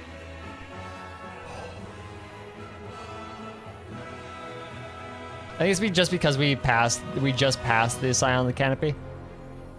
Or the Nasty Night Wind. I don't know. Who fucking knows? Yes, you lollies in the Discord call.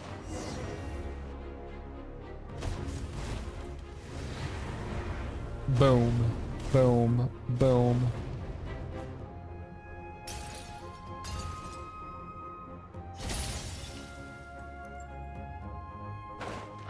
Hey, you're back. That sacred flame has got me pretty fired up. I'm ready to butcher a whole army of monsters. Everyone, justice now off the table. Let's grab the mark of Goslyathoth. Give them everything we've got. See, I've been making Lovecraft references about how like the Lord of the Night is like abyssal activity strong. Total deaths. That is cool. That's fucking cool. Total deaths goes down. That's dope. The Children of Echo's territory is secure. All monsters down. Okay, yeah, no, it's really funny. All good here at the People of the Springs too. We crushed it! Masters of the Night Wind are also safe. Should I go support the Flower Feather clan? Things are still pretty rough over there. I'm already en route. No need. I just dealt with it. Oh, go off, Joska. Already? But you were just at the stadium! Yeah, well, you have no idea how long I've been itching to bash some heads in. Oh! Fair enough. What should we do about the collective? God, I love that was incredible. Away from the stadium. Oh, no need to worry. I just heard from Verisa. She says they're safe now.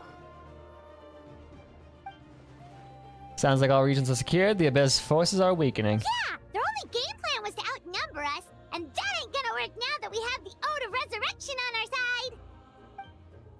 Hold up. The Abyss is sending a sizable unit towards. I guess they've realized. We Oh ain't gonna shit. let them get away with that. Guess they realized that the Ode of Resurrection is a game changer, so now they're going to try and escape, try to destroy the Sacred Flame. I feel like that's Our bait. best tumors have descended, all near the stadium. Let's split up and take them out. We need someone to guard the main entrance. Allow me. Alright, this is the final battle! Avengers assemble! Okay, anyways. This is fucking dope. This is I'm getting chills. Like, genuinely, this is insane. What the fuck? It's giving me into Baldur's Gate 3 vibes, too. Overruled.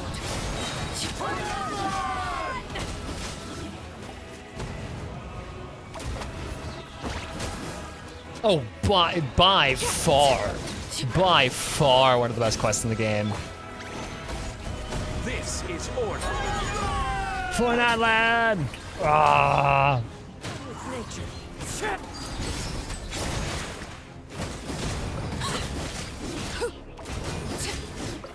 This is where you fall. For Natlan!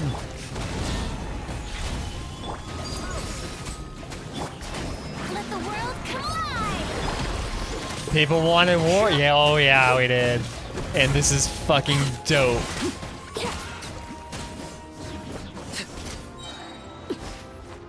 Hello? Oh, hi. Fuck you. The wind knows me.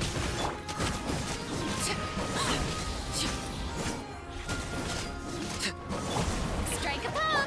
So these things can like mimic shit. Okay. Third cutscene, by the way.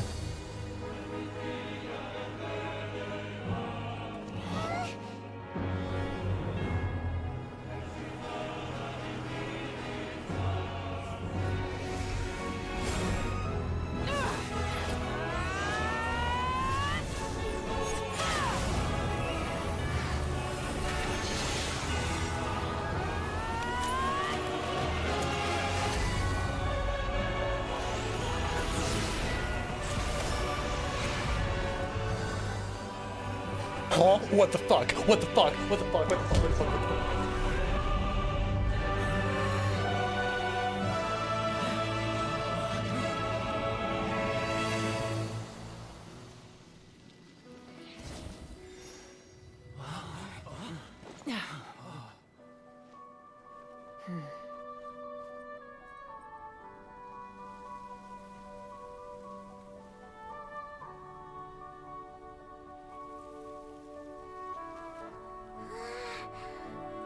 What?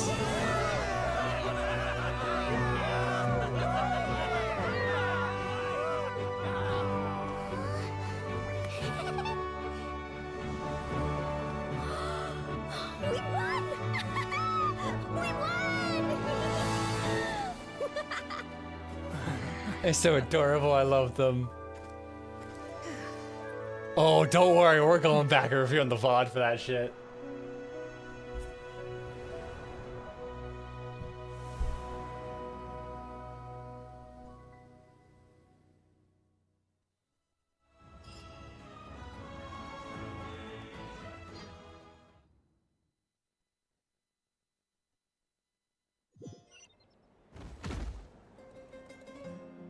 Everyone, we are gathered here to celebrate a glorious victory. Are they just gonna move past that?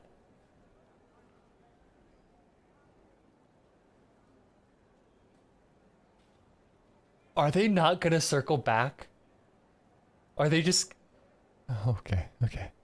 It is a victory forged by That would be each fucking and every one of us. wild. And we should all be proud of what we have accomplished. That would be fucking wild if they just did that and just didn't mention it. That would be so funny. We emerge victorious from another crisis to declare our beloved Natlan. Woo! All right. I must caution that this war is not yet over. We have not destroyed our enemy, merely driven them further into the depths of the Night Kingdom.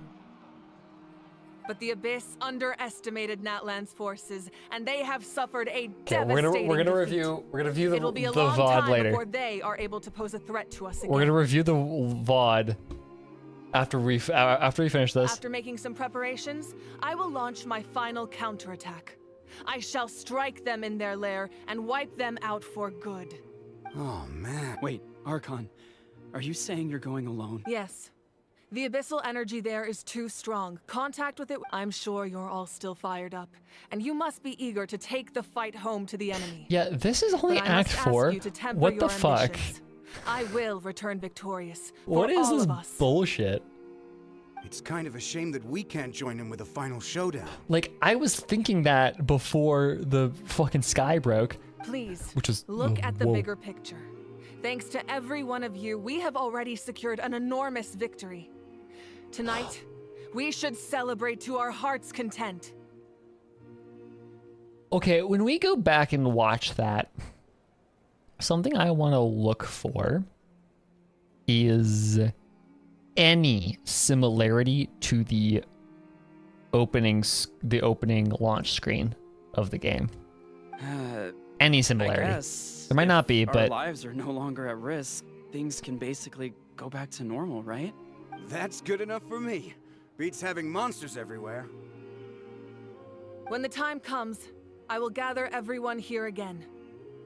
Now, let us also, once the last dregs of the Abyss are wiped out, I intend to give them the grand funeral they deserve. An ancient name could never record the many who we lost. But no hero of Natlan should be forgotten. If I may, let's have a moment of silence for the fallen.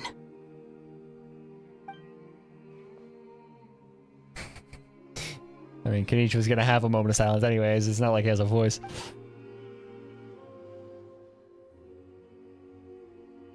Lastly, there's Who one doubt's more gonna get person I must rich? thank for his That's extraordinary support in our time of incredible. need.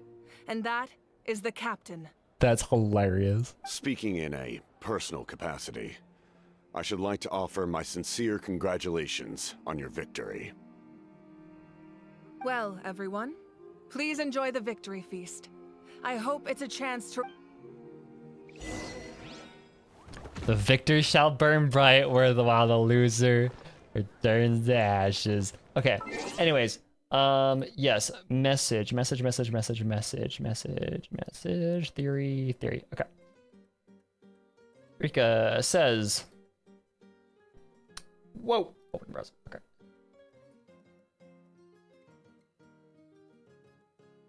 Okay, so Rika says, now hear me out. What if, just what if, Natlan's story is going to be a tragedy? I highly doubt it. I highly doubt so, but I still wanted to entertain this idea because there's a way where it could be turned into a tragedy. First of all, if you think about it, at the end of Act 4, things were looking very bleak. Nahida was, ends of Act 4, Sumeru. Things were looking very bleak. Nahida was kidnapped by the Academia. They almost finished building the Ava for Skara, after which we came up with the plan, rescued Nahida, and we got a happy ending. Then Fontaine was about to drown. The incident in Poisson happened, after which we judged FURINA in court, and everything ended up with the best possible scenario for Focalors, and we got this bittersweet ending. Natlan Act 4 changes the typical formula. It ends on a very high note instead. People of Natlan and Mawika, I keep saying it wrong. I like how this is going.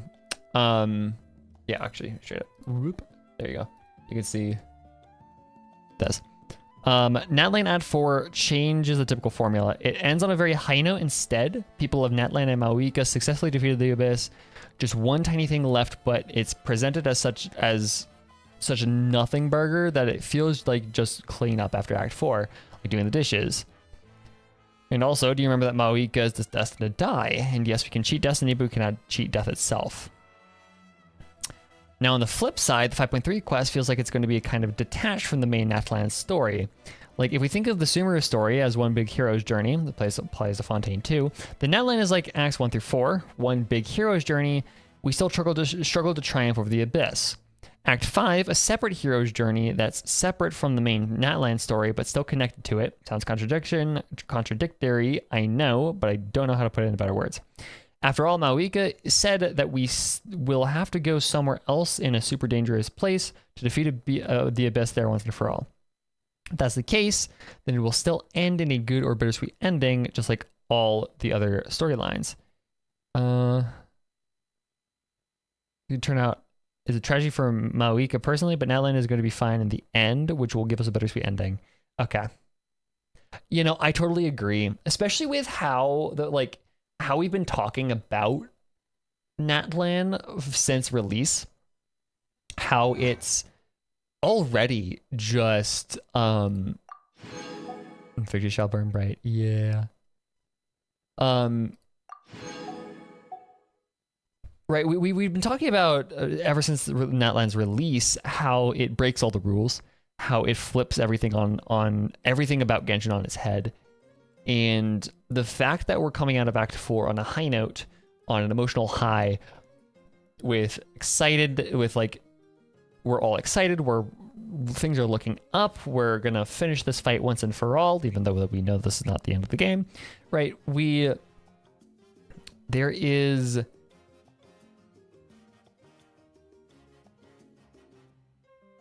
There's that idea of,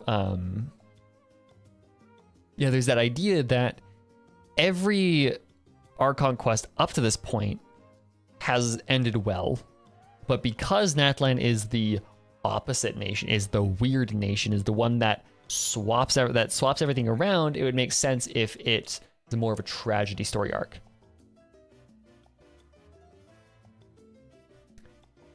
I'm just wondering how they're going to do 2 major character deaths, because Lord of the Night very clearly stated that Shilinen also has to die. Yeah. Maybe that's also something that they're going to do.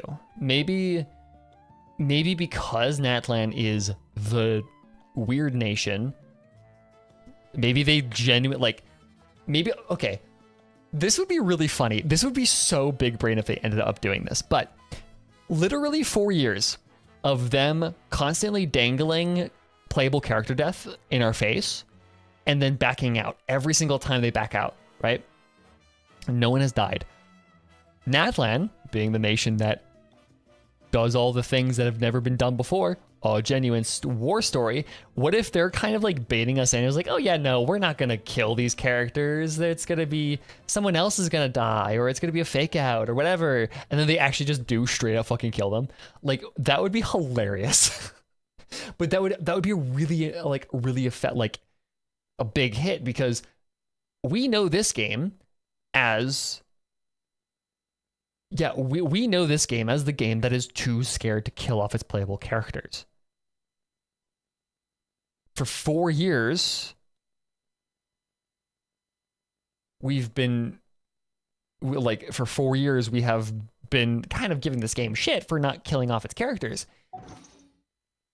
But then what if, now 4 years later, they genuinely kill off Moika and Shilanen, and then that entire time, if that happens, I'm, even with this discussion right now, I'm gonna say I will literally be like, no, that's bullshit, that didn't happen. I would be in denial for an incredibly long amount of time before genuinely accepting the actual death, if that were to happen. Even knowing that this is a possible thing that they could be doing, I would genuinely be like no. That they didn't kill her. They didn't kill her. No, there's no way that they killed him. Still coping on the fact that Habarim is the one that's going to die, not Moika, since that's the Pyro Archon. There is a possibility that they do that because that's a theme in the game. The duality. They've done that multiple times. It's a major theme. But that would be cool if someone does actually die. What else? What else was I going to talk about? Oh yeah, Yogg-Sothoth, huh?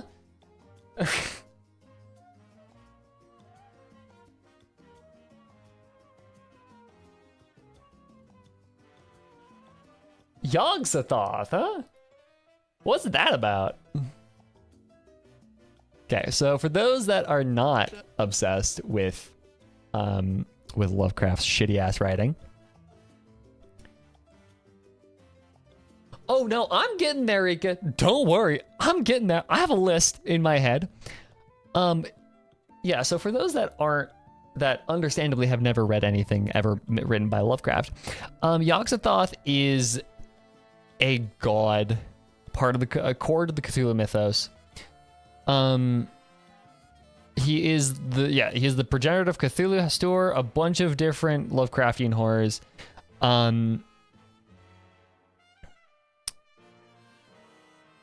He was first mentioned in the case of Charles Dexter Ward, easily my least favorite Lovecraft story. That shit sucks. Oh my god, Charles Dexter Ward sucks. All right, good night, Rika. Thank you so much for staying up for as long as you have. Have a good sleep. Versus canonical Cthulhu gods. Oh, it doesn't surprise me. But yeah, so he's first mentioned in the case of Charles Dexter Ward. Hate that story because it's so long and boring. But then he's actually the main, because every Lovecraft story has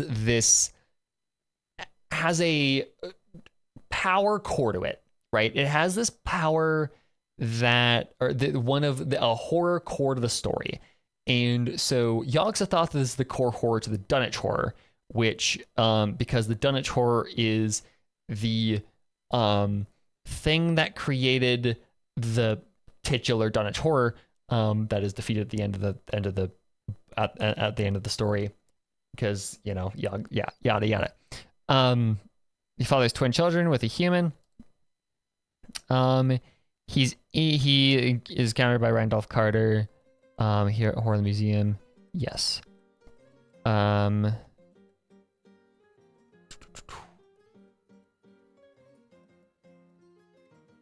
So he's just kind of.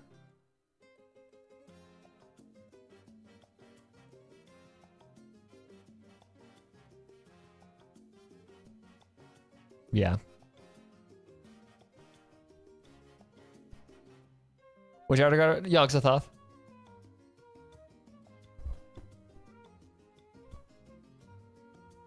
So, yeah. Interesting. Very, very, very, very, very, very interesting. That it was Mark of Yogg-Sothoth. I thought that Lovecraft's real horror were people of color. Yeah, I mean, yes. No, okay, well, the real horror, the outer gods and like the old ones were the true horror, but like the core horror for. Okay, it's interesting, Chrissy. Like genuinely, I find Lovecraft fascinating because of how terrible of a man he was. So what he did, because he was afraid of literally everything, he created the great old ones in the mythos of these outer gods and all that as this horror that humans cannot comprehend. But the method that he used to write his stories to give at least some sort of lens into that horror are people of color, are people that are poor, are those really shitty things, those really shitty phobias, and those really like terrible beliefs that the man had. Like, and that's what you see in the stories, right? Is in Call of Cthulhu, the people that are worshiping Cthulhu are everybody that isn't rich and white and educated. It's some Native Americans, black people, even white people, but like poor and inbred white people. He particularly hated too. But that is,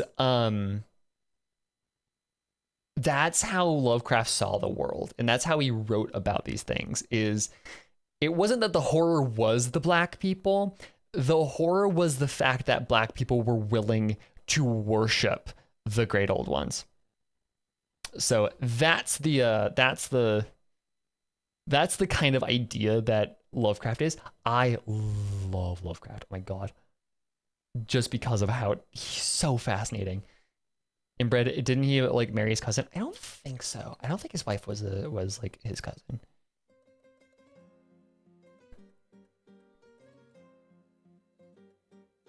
Because his wife was his breadwinner, and he moved to New York because of his wife. I would have to double check that. I'm not off the top of my head. I don't believe so, but okay. Anyways.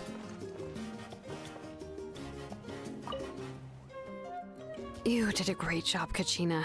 Oh, you're much more confident now. Seems like winning the pilgrimage gave you a real boost.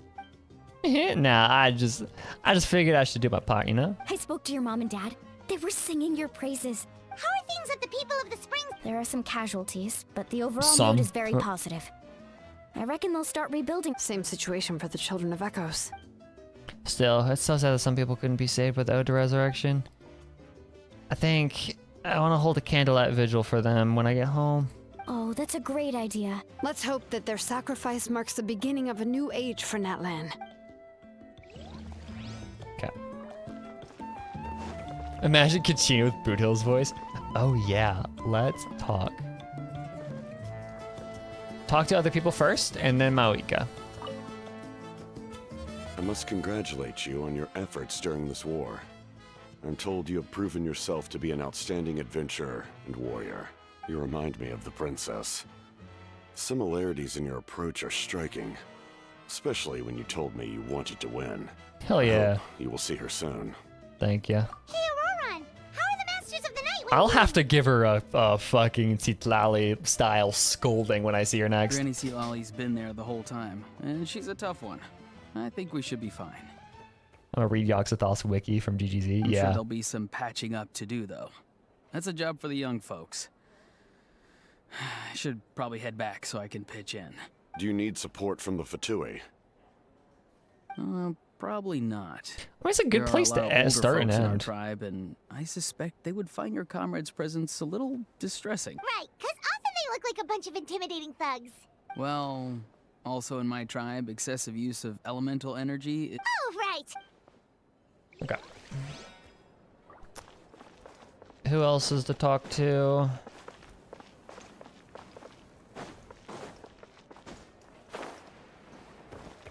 Kinich, don't care.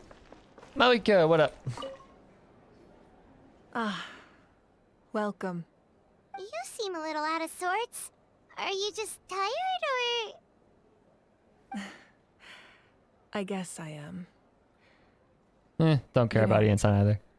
When I was up there in the sky, I could see all of Natlan stretching out below me.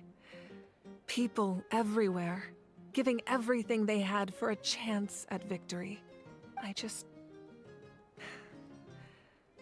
If only I'd been quicker. Maybe they wouldn't have... And Koichi. Maybe she'd still... I'm sorry. Now is not the time for that. Fruit juice, right? Fruit juice, am I right? Make it a large? At least it's over now. That's something. True. My 500-year plan has almost come to fruition. Just one last step to go. Does every Archon have a 500-year plan? Like, what the fuck? Namely, my final battle against the Abyss. But battle is second nature to me, so I'm not feeling a huge amount of pressure.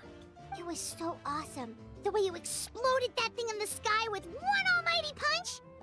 Are you always gonna have that kind of power from now on? Oh, that was the Divine Throne unleashing my full potential. And it was only temporary. I can't wield that power for any length of time.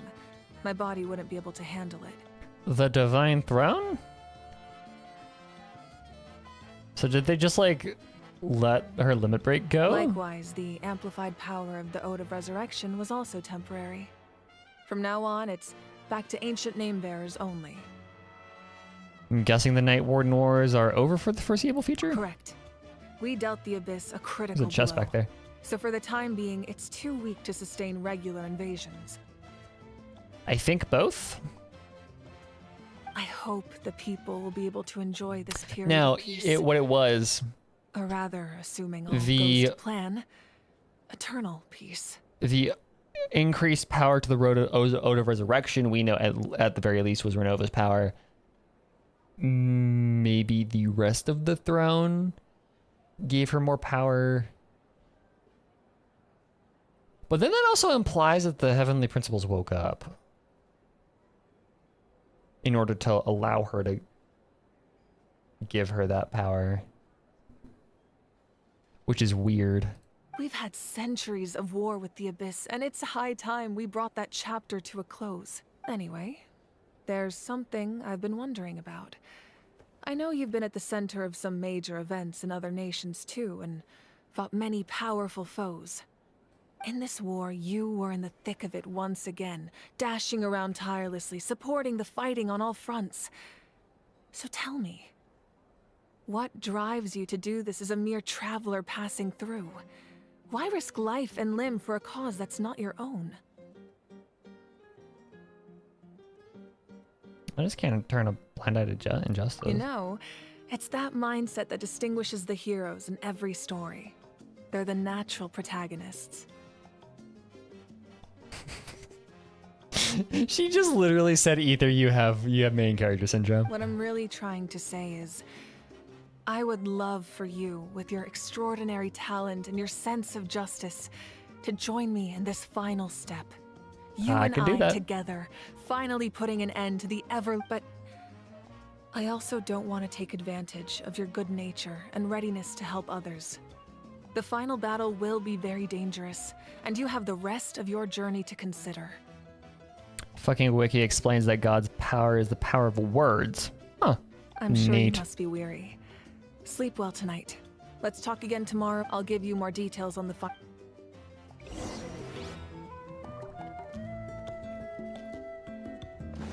Kinich, I don't care. Okay, let's go.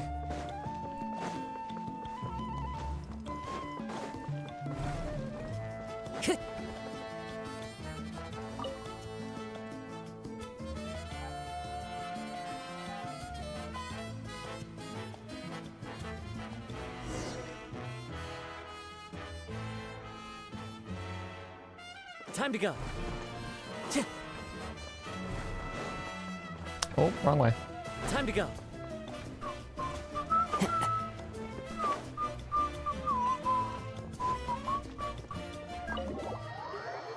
If both Maoika and the Traveler go in together, as long as the Traveler lives, maybe they can resurrect Maoika with the Ode? I don't know if that's how that works. Maybe it is. Who knows? To be completely honest. Time to go. That'd be kind of neat if it was.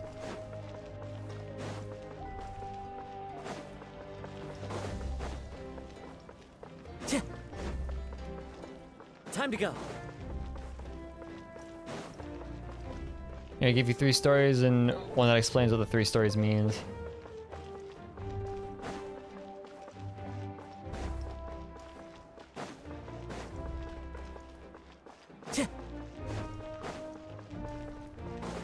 Shalaka does some fuckery and takes the fall from Maoika, seeing as technically still alive in the Sacred Flame.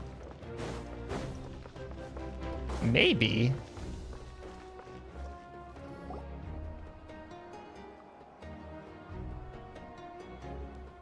Hey, Traveler, Paimon. There you are. I've been looking all over for you.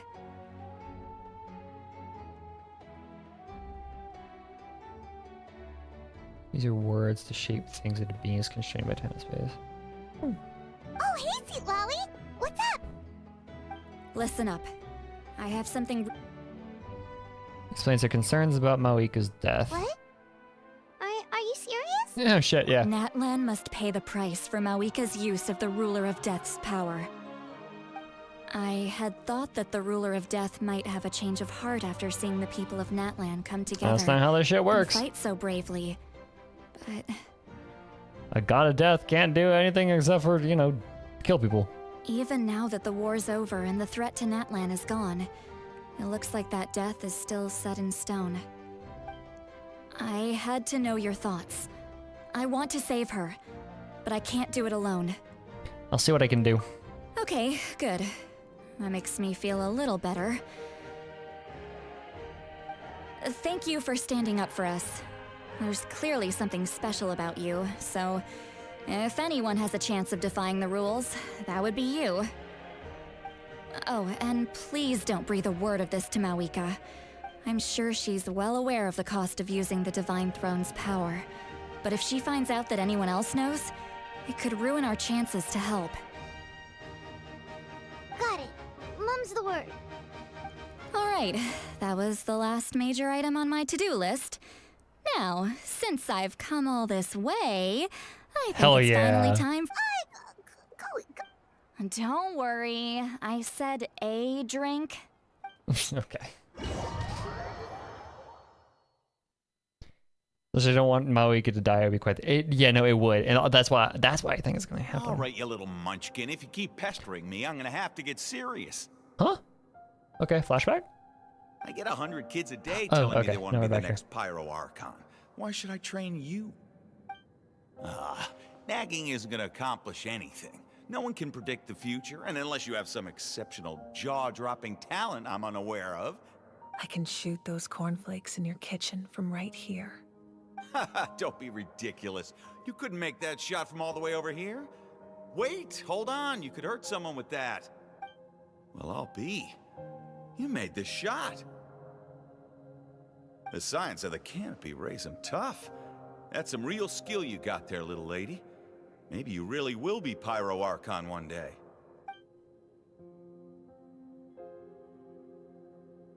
Oh shit. Okay, that's where you saw that sigil pattern thingy. A fuel named Fate. Continue your journey. Quotations. See this? I'm the first one of us to get an ancient name. And it's not just any ancient name, but Mollypo. Burkina. If you ask me nicely, there's still time to join my team for the pilgrimage, you know. No need to scowl. You lost and I won, it's no big deal. You want me to be happy for you when your turn comes, right? So cheer up. I'll get my own ancient name soon enough. And it'll be an even better one than yours. Oh, really? Well, good luck with that. What ancient name could beat Mollypo in our tribe? Unless... Surely you don't mean Kiangozi?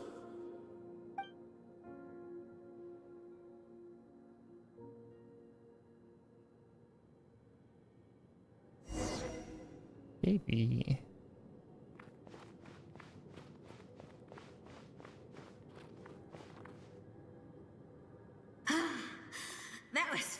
Spongy. We're seeing the rest of the talking stick. Wrestling match for once. God, this is so rewarding. This is kind of like a not like a cheeky nod to the people that actually read the talking stick lore. Can't be more than a few days now until you're officially made the Pyro Archon. Imagine me trying to schedule a wrestling session with you after that. Excuse me, Pyro Archon, but would you be able to take a day off from running the nation to wrestle with me? I heard that the Pyro Archon inherits the knowledge stored in the sacred flame. And apparently it can change your personality. I can't help but feel a little worried. Worried that you won't be able to beat me in a wrestling match anymore? Why would I be worried about that? Never mind. These are all Clearly, different. I'm just overthinking things. Why would you forget about me just because of some new job? Even if that job happens to be Archon.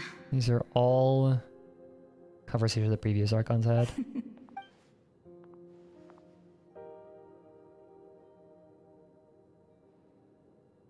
She knows what's up.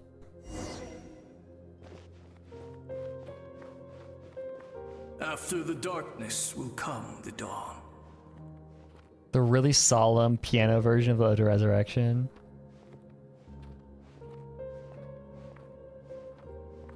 No one fights alone.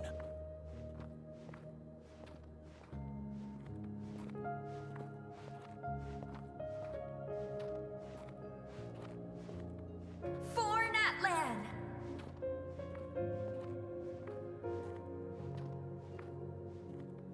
Back to the teaser after. Oh, I haven't even seen the teaser.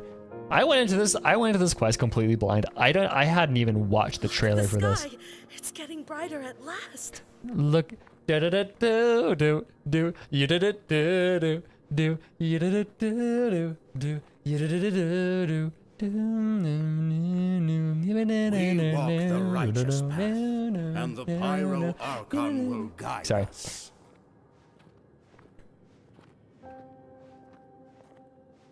Oh, ignition? Oh, okay, got it. You're talking about ignition.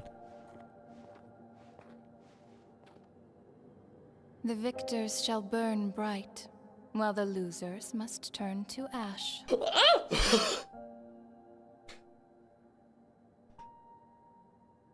I didn't expect this. Okay. Holy fuck. Bro, Nova is talking, and she's talking about the Travail line? Oh my god, okay. Travail, my darling. I have done what is required of me.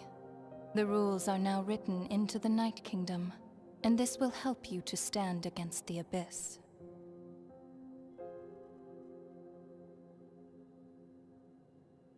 It is still not enough.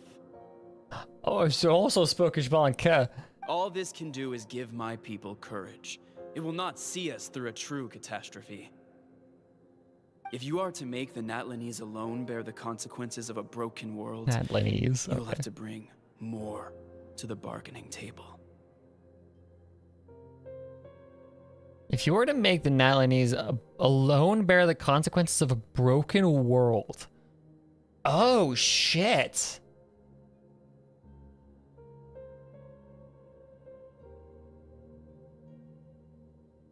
Oh. Okay. You are the greediest human I have ever met, and the fiercest negotiator. No other would seriously ask to borrow my power. The voice sounds familiar. It almost sounds like Black Swan. My domain is death, and its power comes at a great price. The question is, are you prepared to pay? Okay. That's the first time that we've heard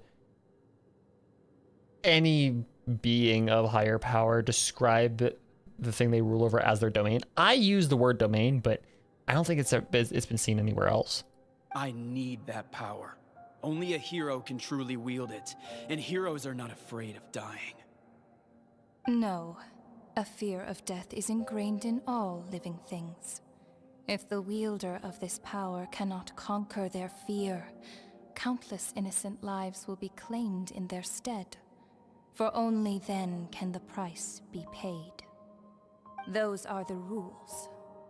Mine is a nation that will not yield to the Abyss, and it will certainly not yield to your rules. As their culture and civilization is transmitted through the generations and their faith grows, the people will go from strength to strength and reach heights that even I cannot dream of. That's why Maoika was not going to use the thing. Because she knew that it is Natlan's responsibility alone to bear the, whatever the wording was, the broken world, right?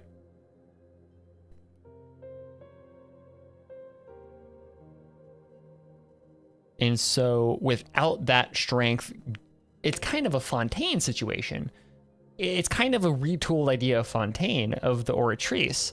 500 years of strength, built on, of power, built on top of itself. 500 years of faith in whatever. In this case, stories, the past. Of heroes, of legends. Constantly creates more and more power. And then now we're at a point 500 years later where we can release that energy and make a final stand against whatever we want to make a final stand against. Very well. I shall agree to help you. But I am merely a shade, and I do not have as much freedom to do as I please as you might think. Then what do you propose?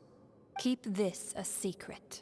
If I am questioned about it, I will deny all involvement and claim that treacherous Xbalanque stole my power. That will not be a problem. Thank you. I am glad we could reach an agreement.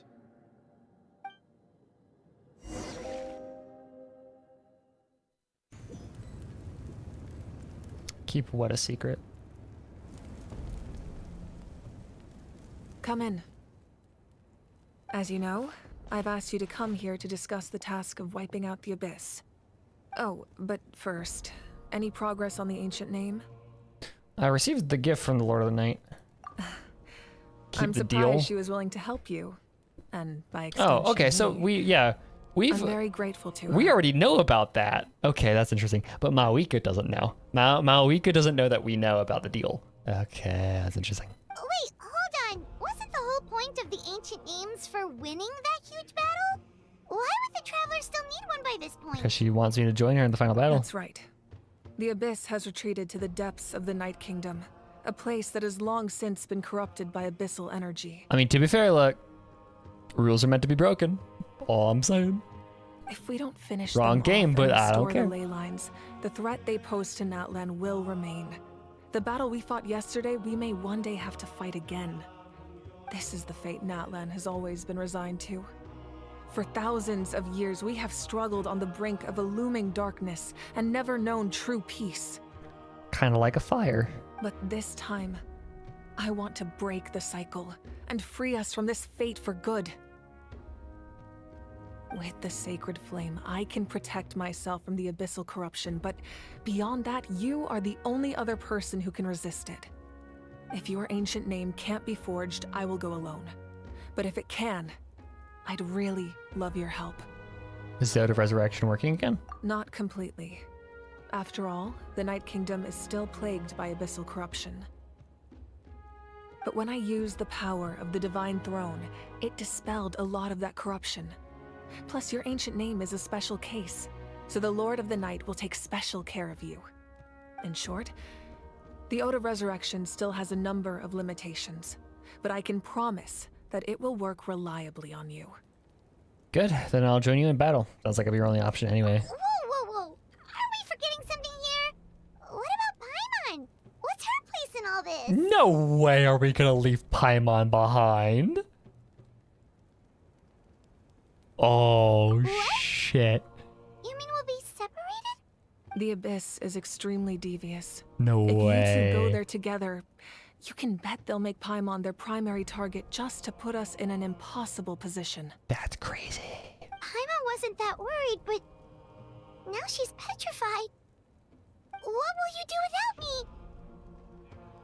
I'll be a complete mess, I'm sure, but only for a short time. Okay, well, Paimon needs to think about this because you're really asking a lot of her, but we'll give Paimon some time and she'll do her best to rise to the challenge. A whole act of, oh yeah, that's gonna be crazy. I greatly appreciate it. See, okay, this will give us, hopefully, an idea of what the fuck Paimon is. Everyone in Never Natlan answered knows that how shit. important this final battle is. You will be remembered and revered long into the future, until the end of time. If you have any other questions, please ask away. Hey, what the fuck was up with the sky? As I've said, if you have any other questions, please ask away. Okay. Questions about the aftermath of the war. The work of rebuilding is underway, and people are flocking to join the effort. With everyone rallying together, I'm sure it won't be long before there's no trace left of the damage done by this war. The healing process, on the other hand, that's a bigger obstacle to overcome. Many are grieving, and there's simply no replacing the ones we lost. As the sun rises once more and we rediscover the ability to believe in the future, we must never forget their sacrifice. As I've said, if you have any other questions, please ask away. Y'all say we would wrap around to this, but oh, here we go. False sky. I have heard this expression before, but I think this was the first proof of its existence. I think there's a lot of investigating to be done to understand what the fragments behind the sky are and why they were hidden in the first place. However, from what the Adventurers Guild tells me, neither the split sky phenomenon nor the fragments have ever been observed in any other nation. My guess is that the Heavenly Principles wants them kept a secret. I just hope they don't cause me any trouble over it. Oh, you should be fine. We did something much crazier back in Fontaine and we're still here. Oh yeah, we destroyed Heavenly Principle property. Well, that's good to know. Anyway, the line I'm going with for the masses is astronomical anomaly. And I don't expect much of a backlash. Ominous foreshadowing, perhaps? I think so.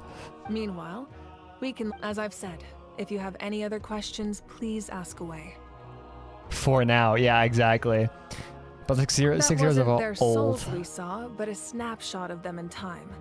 All the work of the ancient name engravers 500 ghosts, years got ago. it. Their souls returned to the Night Kingdom long ago, and will have been reborn in Natlan since, albeit in a different form. For all we know, they may have already lived many new lives by now.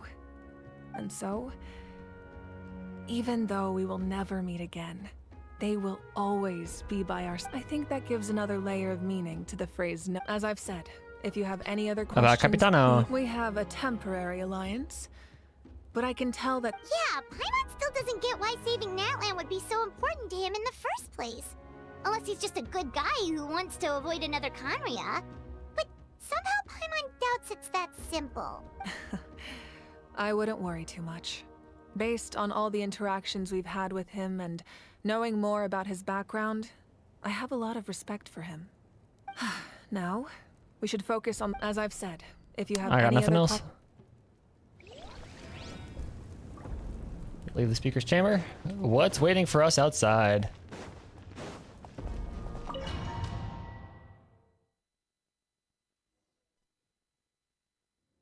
The Outlander with deep ties to this land returns.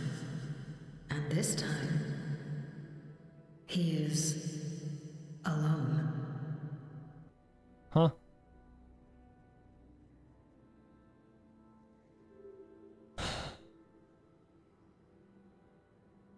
Deep ties to this land returns, and this time he's alone. Okay, that's us. The power that the Pyro Archon used to strike back at the Abyss came from the Ruler of Death. From what I know of her rules, she will demand death in return. How do you know this? I see. So, the Ruler of Death sent you on your long journey. What? What? What? What? What? What?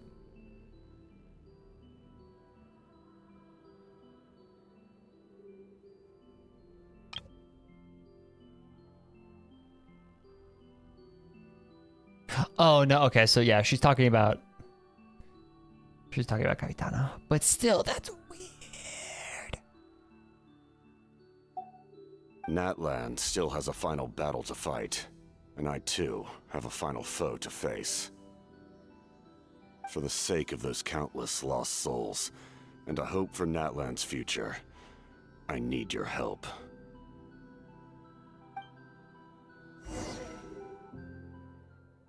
What? Oh, that's weird.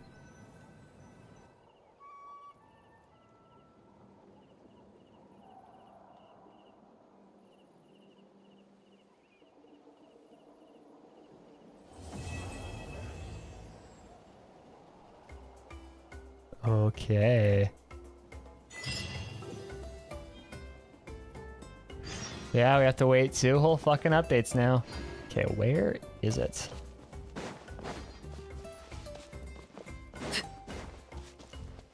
Walk in there, walking in there.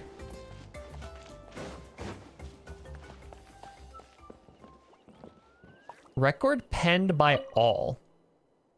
May the Wyab grant you peace, and may songs be sung of your life's journey. What follows is a list of names of the deceased dense as a forest, written by those who mourned them. You see many a familiar name on it. Waita, Vichama, Bats, Kilua, Koichi, Hunza. We give thanks for the gift of your life and ours, and we look forward to meeting you again one day in a world of wonder and beauty. Aww. Northwest-ish. Is it behind clouds? See you, Riot. Good night. Hopefully you enjoyed. Northwest-ish.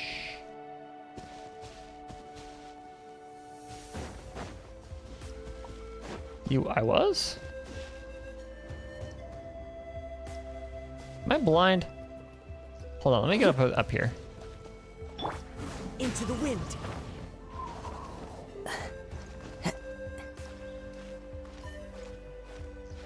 It didn't look very subtle. Oh, I thought that was Celestia. Well, that is Celestia.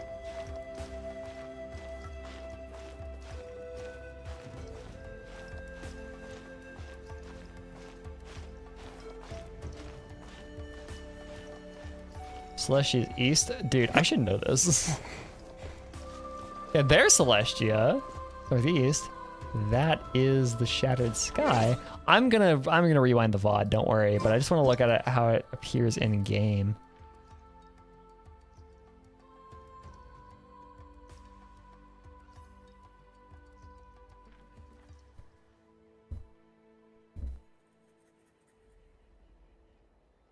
No, that straight up looks like a shattered moon.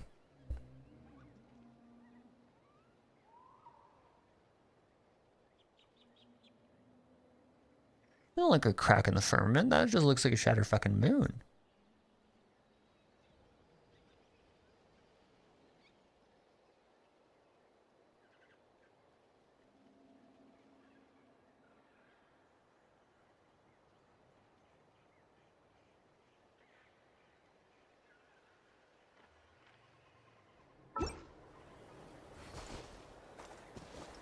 Yeah, because that's where Celestia is.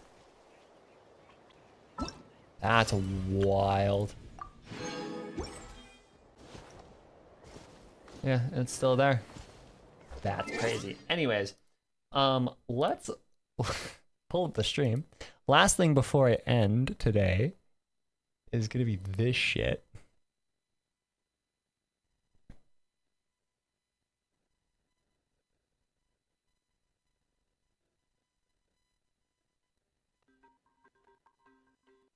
So she's gonna wake up and be like, what the fuck did y'all do? Yeah. Truly. Holy shit. Okay. This is fucking insane. Hold on.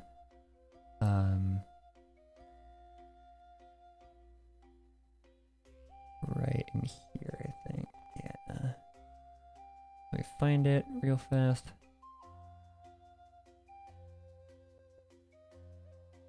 There it is. Okay.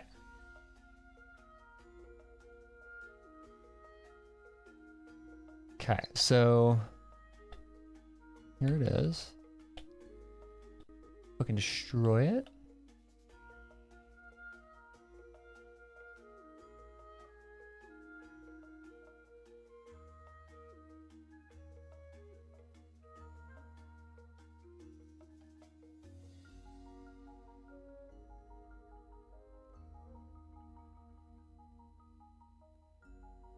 So the entire screen glitches when this happens.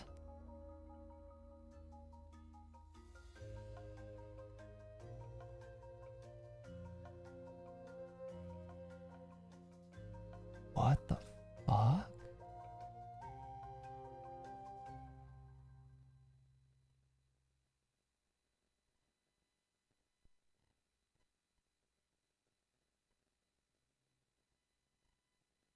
I mean, yeah, it does look like the Sustainers' power, but, or at least the firmament does. Everything beyond it looks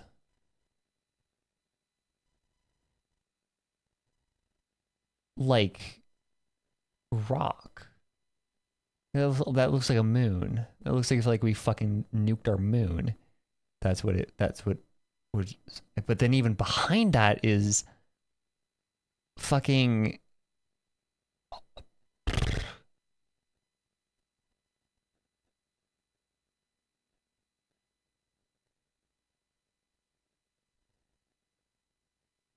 oh, I'm recording this, so I can go back and check later with higher quality. This is compressed because of the stream, but then just zoom back.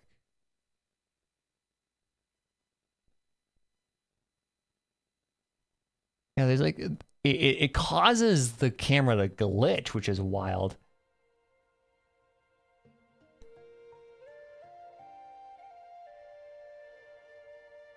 Yeah, that's what I'm thinking, because like at the beginning of Honkai Part 2, at the beginning of Part 2 of HI3, you're stuck in the Sea of Data for a while. That's where you meet everyone. That's where you kind of start the journey. This looks more like the Sea of Data, which would honestly make a lot of sense. If you go back and think about the very early theories, if we go back and think about the really, really, really early theories about what Teyvat is, about how it's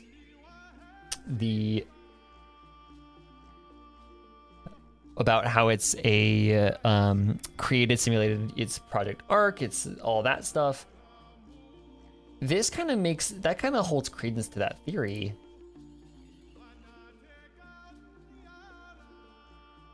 Oh shit, that's wild.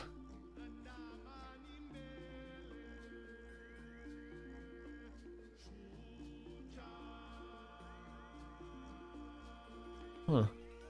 Almost looks like crop circles.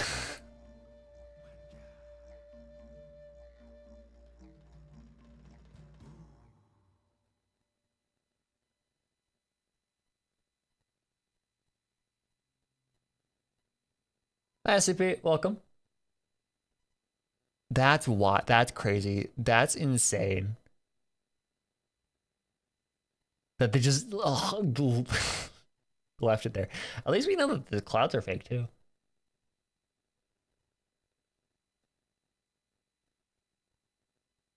Looks similar to some time symbol in the shop at Mondstadt. Yeah.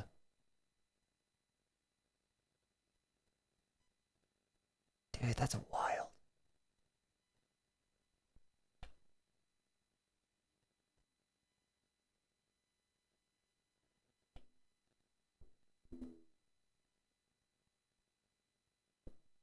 It's always Mondstadt. All roads lead back to Mondstadt. That's wacky. The thing that's really fucking me up here is the red cosmic dust in the background. Like, Yes, but if you go back to the really early theories, right, and you think about how, you know, so in HI3 you had Project Arc, which was created as a way to like sequester humanity away, send them out into space, you know, that kind of stuff. Pretty much just a biblical arc, but in space and sci-fi. And then, yeah, it does remind me of the giant sting's stomach. But it just reminds me of the Sea of Data, and you would expect for something like that to exist, you would put it in the Sea of Data or something along those lines. Like, I don't know. We already know what happened with Project Arc. Okay, fair enough. But what the fuck is this? Why? So, like, if we're in the Sea of Data, how does that work?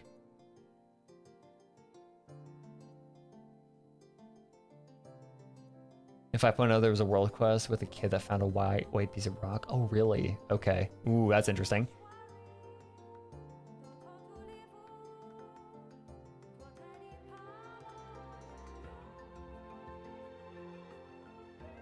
So it's not random then? It can't be random. That is very heavily intentional.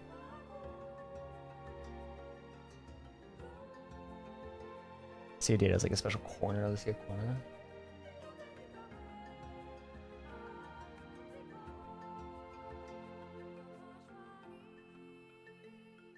So then, if that's the case, then that kind of lends credence to the idea that Teyvat is a realm in the Sea of Data, in this case, but it can exist separate to the Sea of Data because of Irminsul, possibly.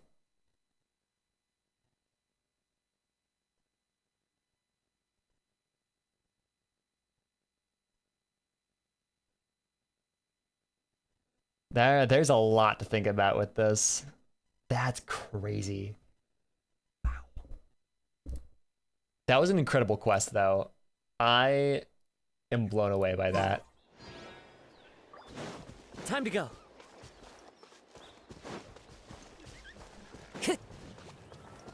I'm blown away. That was incredible. Anyways, I've been streaming for 6 hours almost. I think it's time for me to go and like eat and shit. So, oh my god, what the fuck is gonna happen in Act 5? I don't know. I don't know what's gonna happen in Act 5. We're just gonna have to wait until 5.3. Hopefully we get at least a little bit of setup in 5.2. Hopefully they just don't leave us hanging for another 6 weeks. But yeah. Thank you guys so much for watching. That was insane. And yeah, I'm ready for this to continue. I'm so ready for this. To see where the rest of this game goes. Yeah. But thank you guys so much for tuning in. And I will see you guys in the next one. Next week? Possibly finish Goody Two Shoes? We'll see. But yeah. Thank you guys so much for tuning in, and I will see you guys later. So, bye-bye, y'all.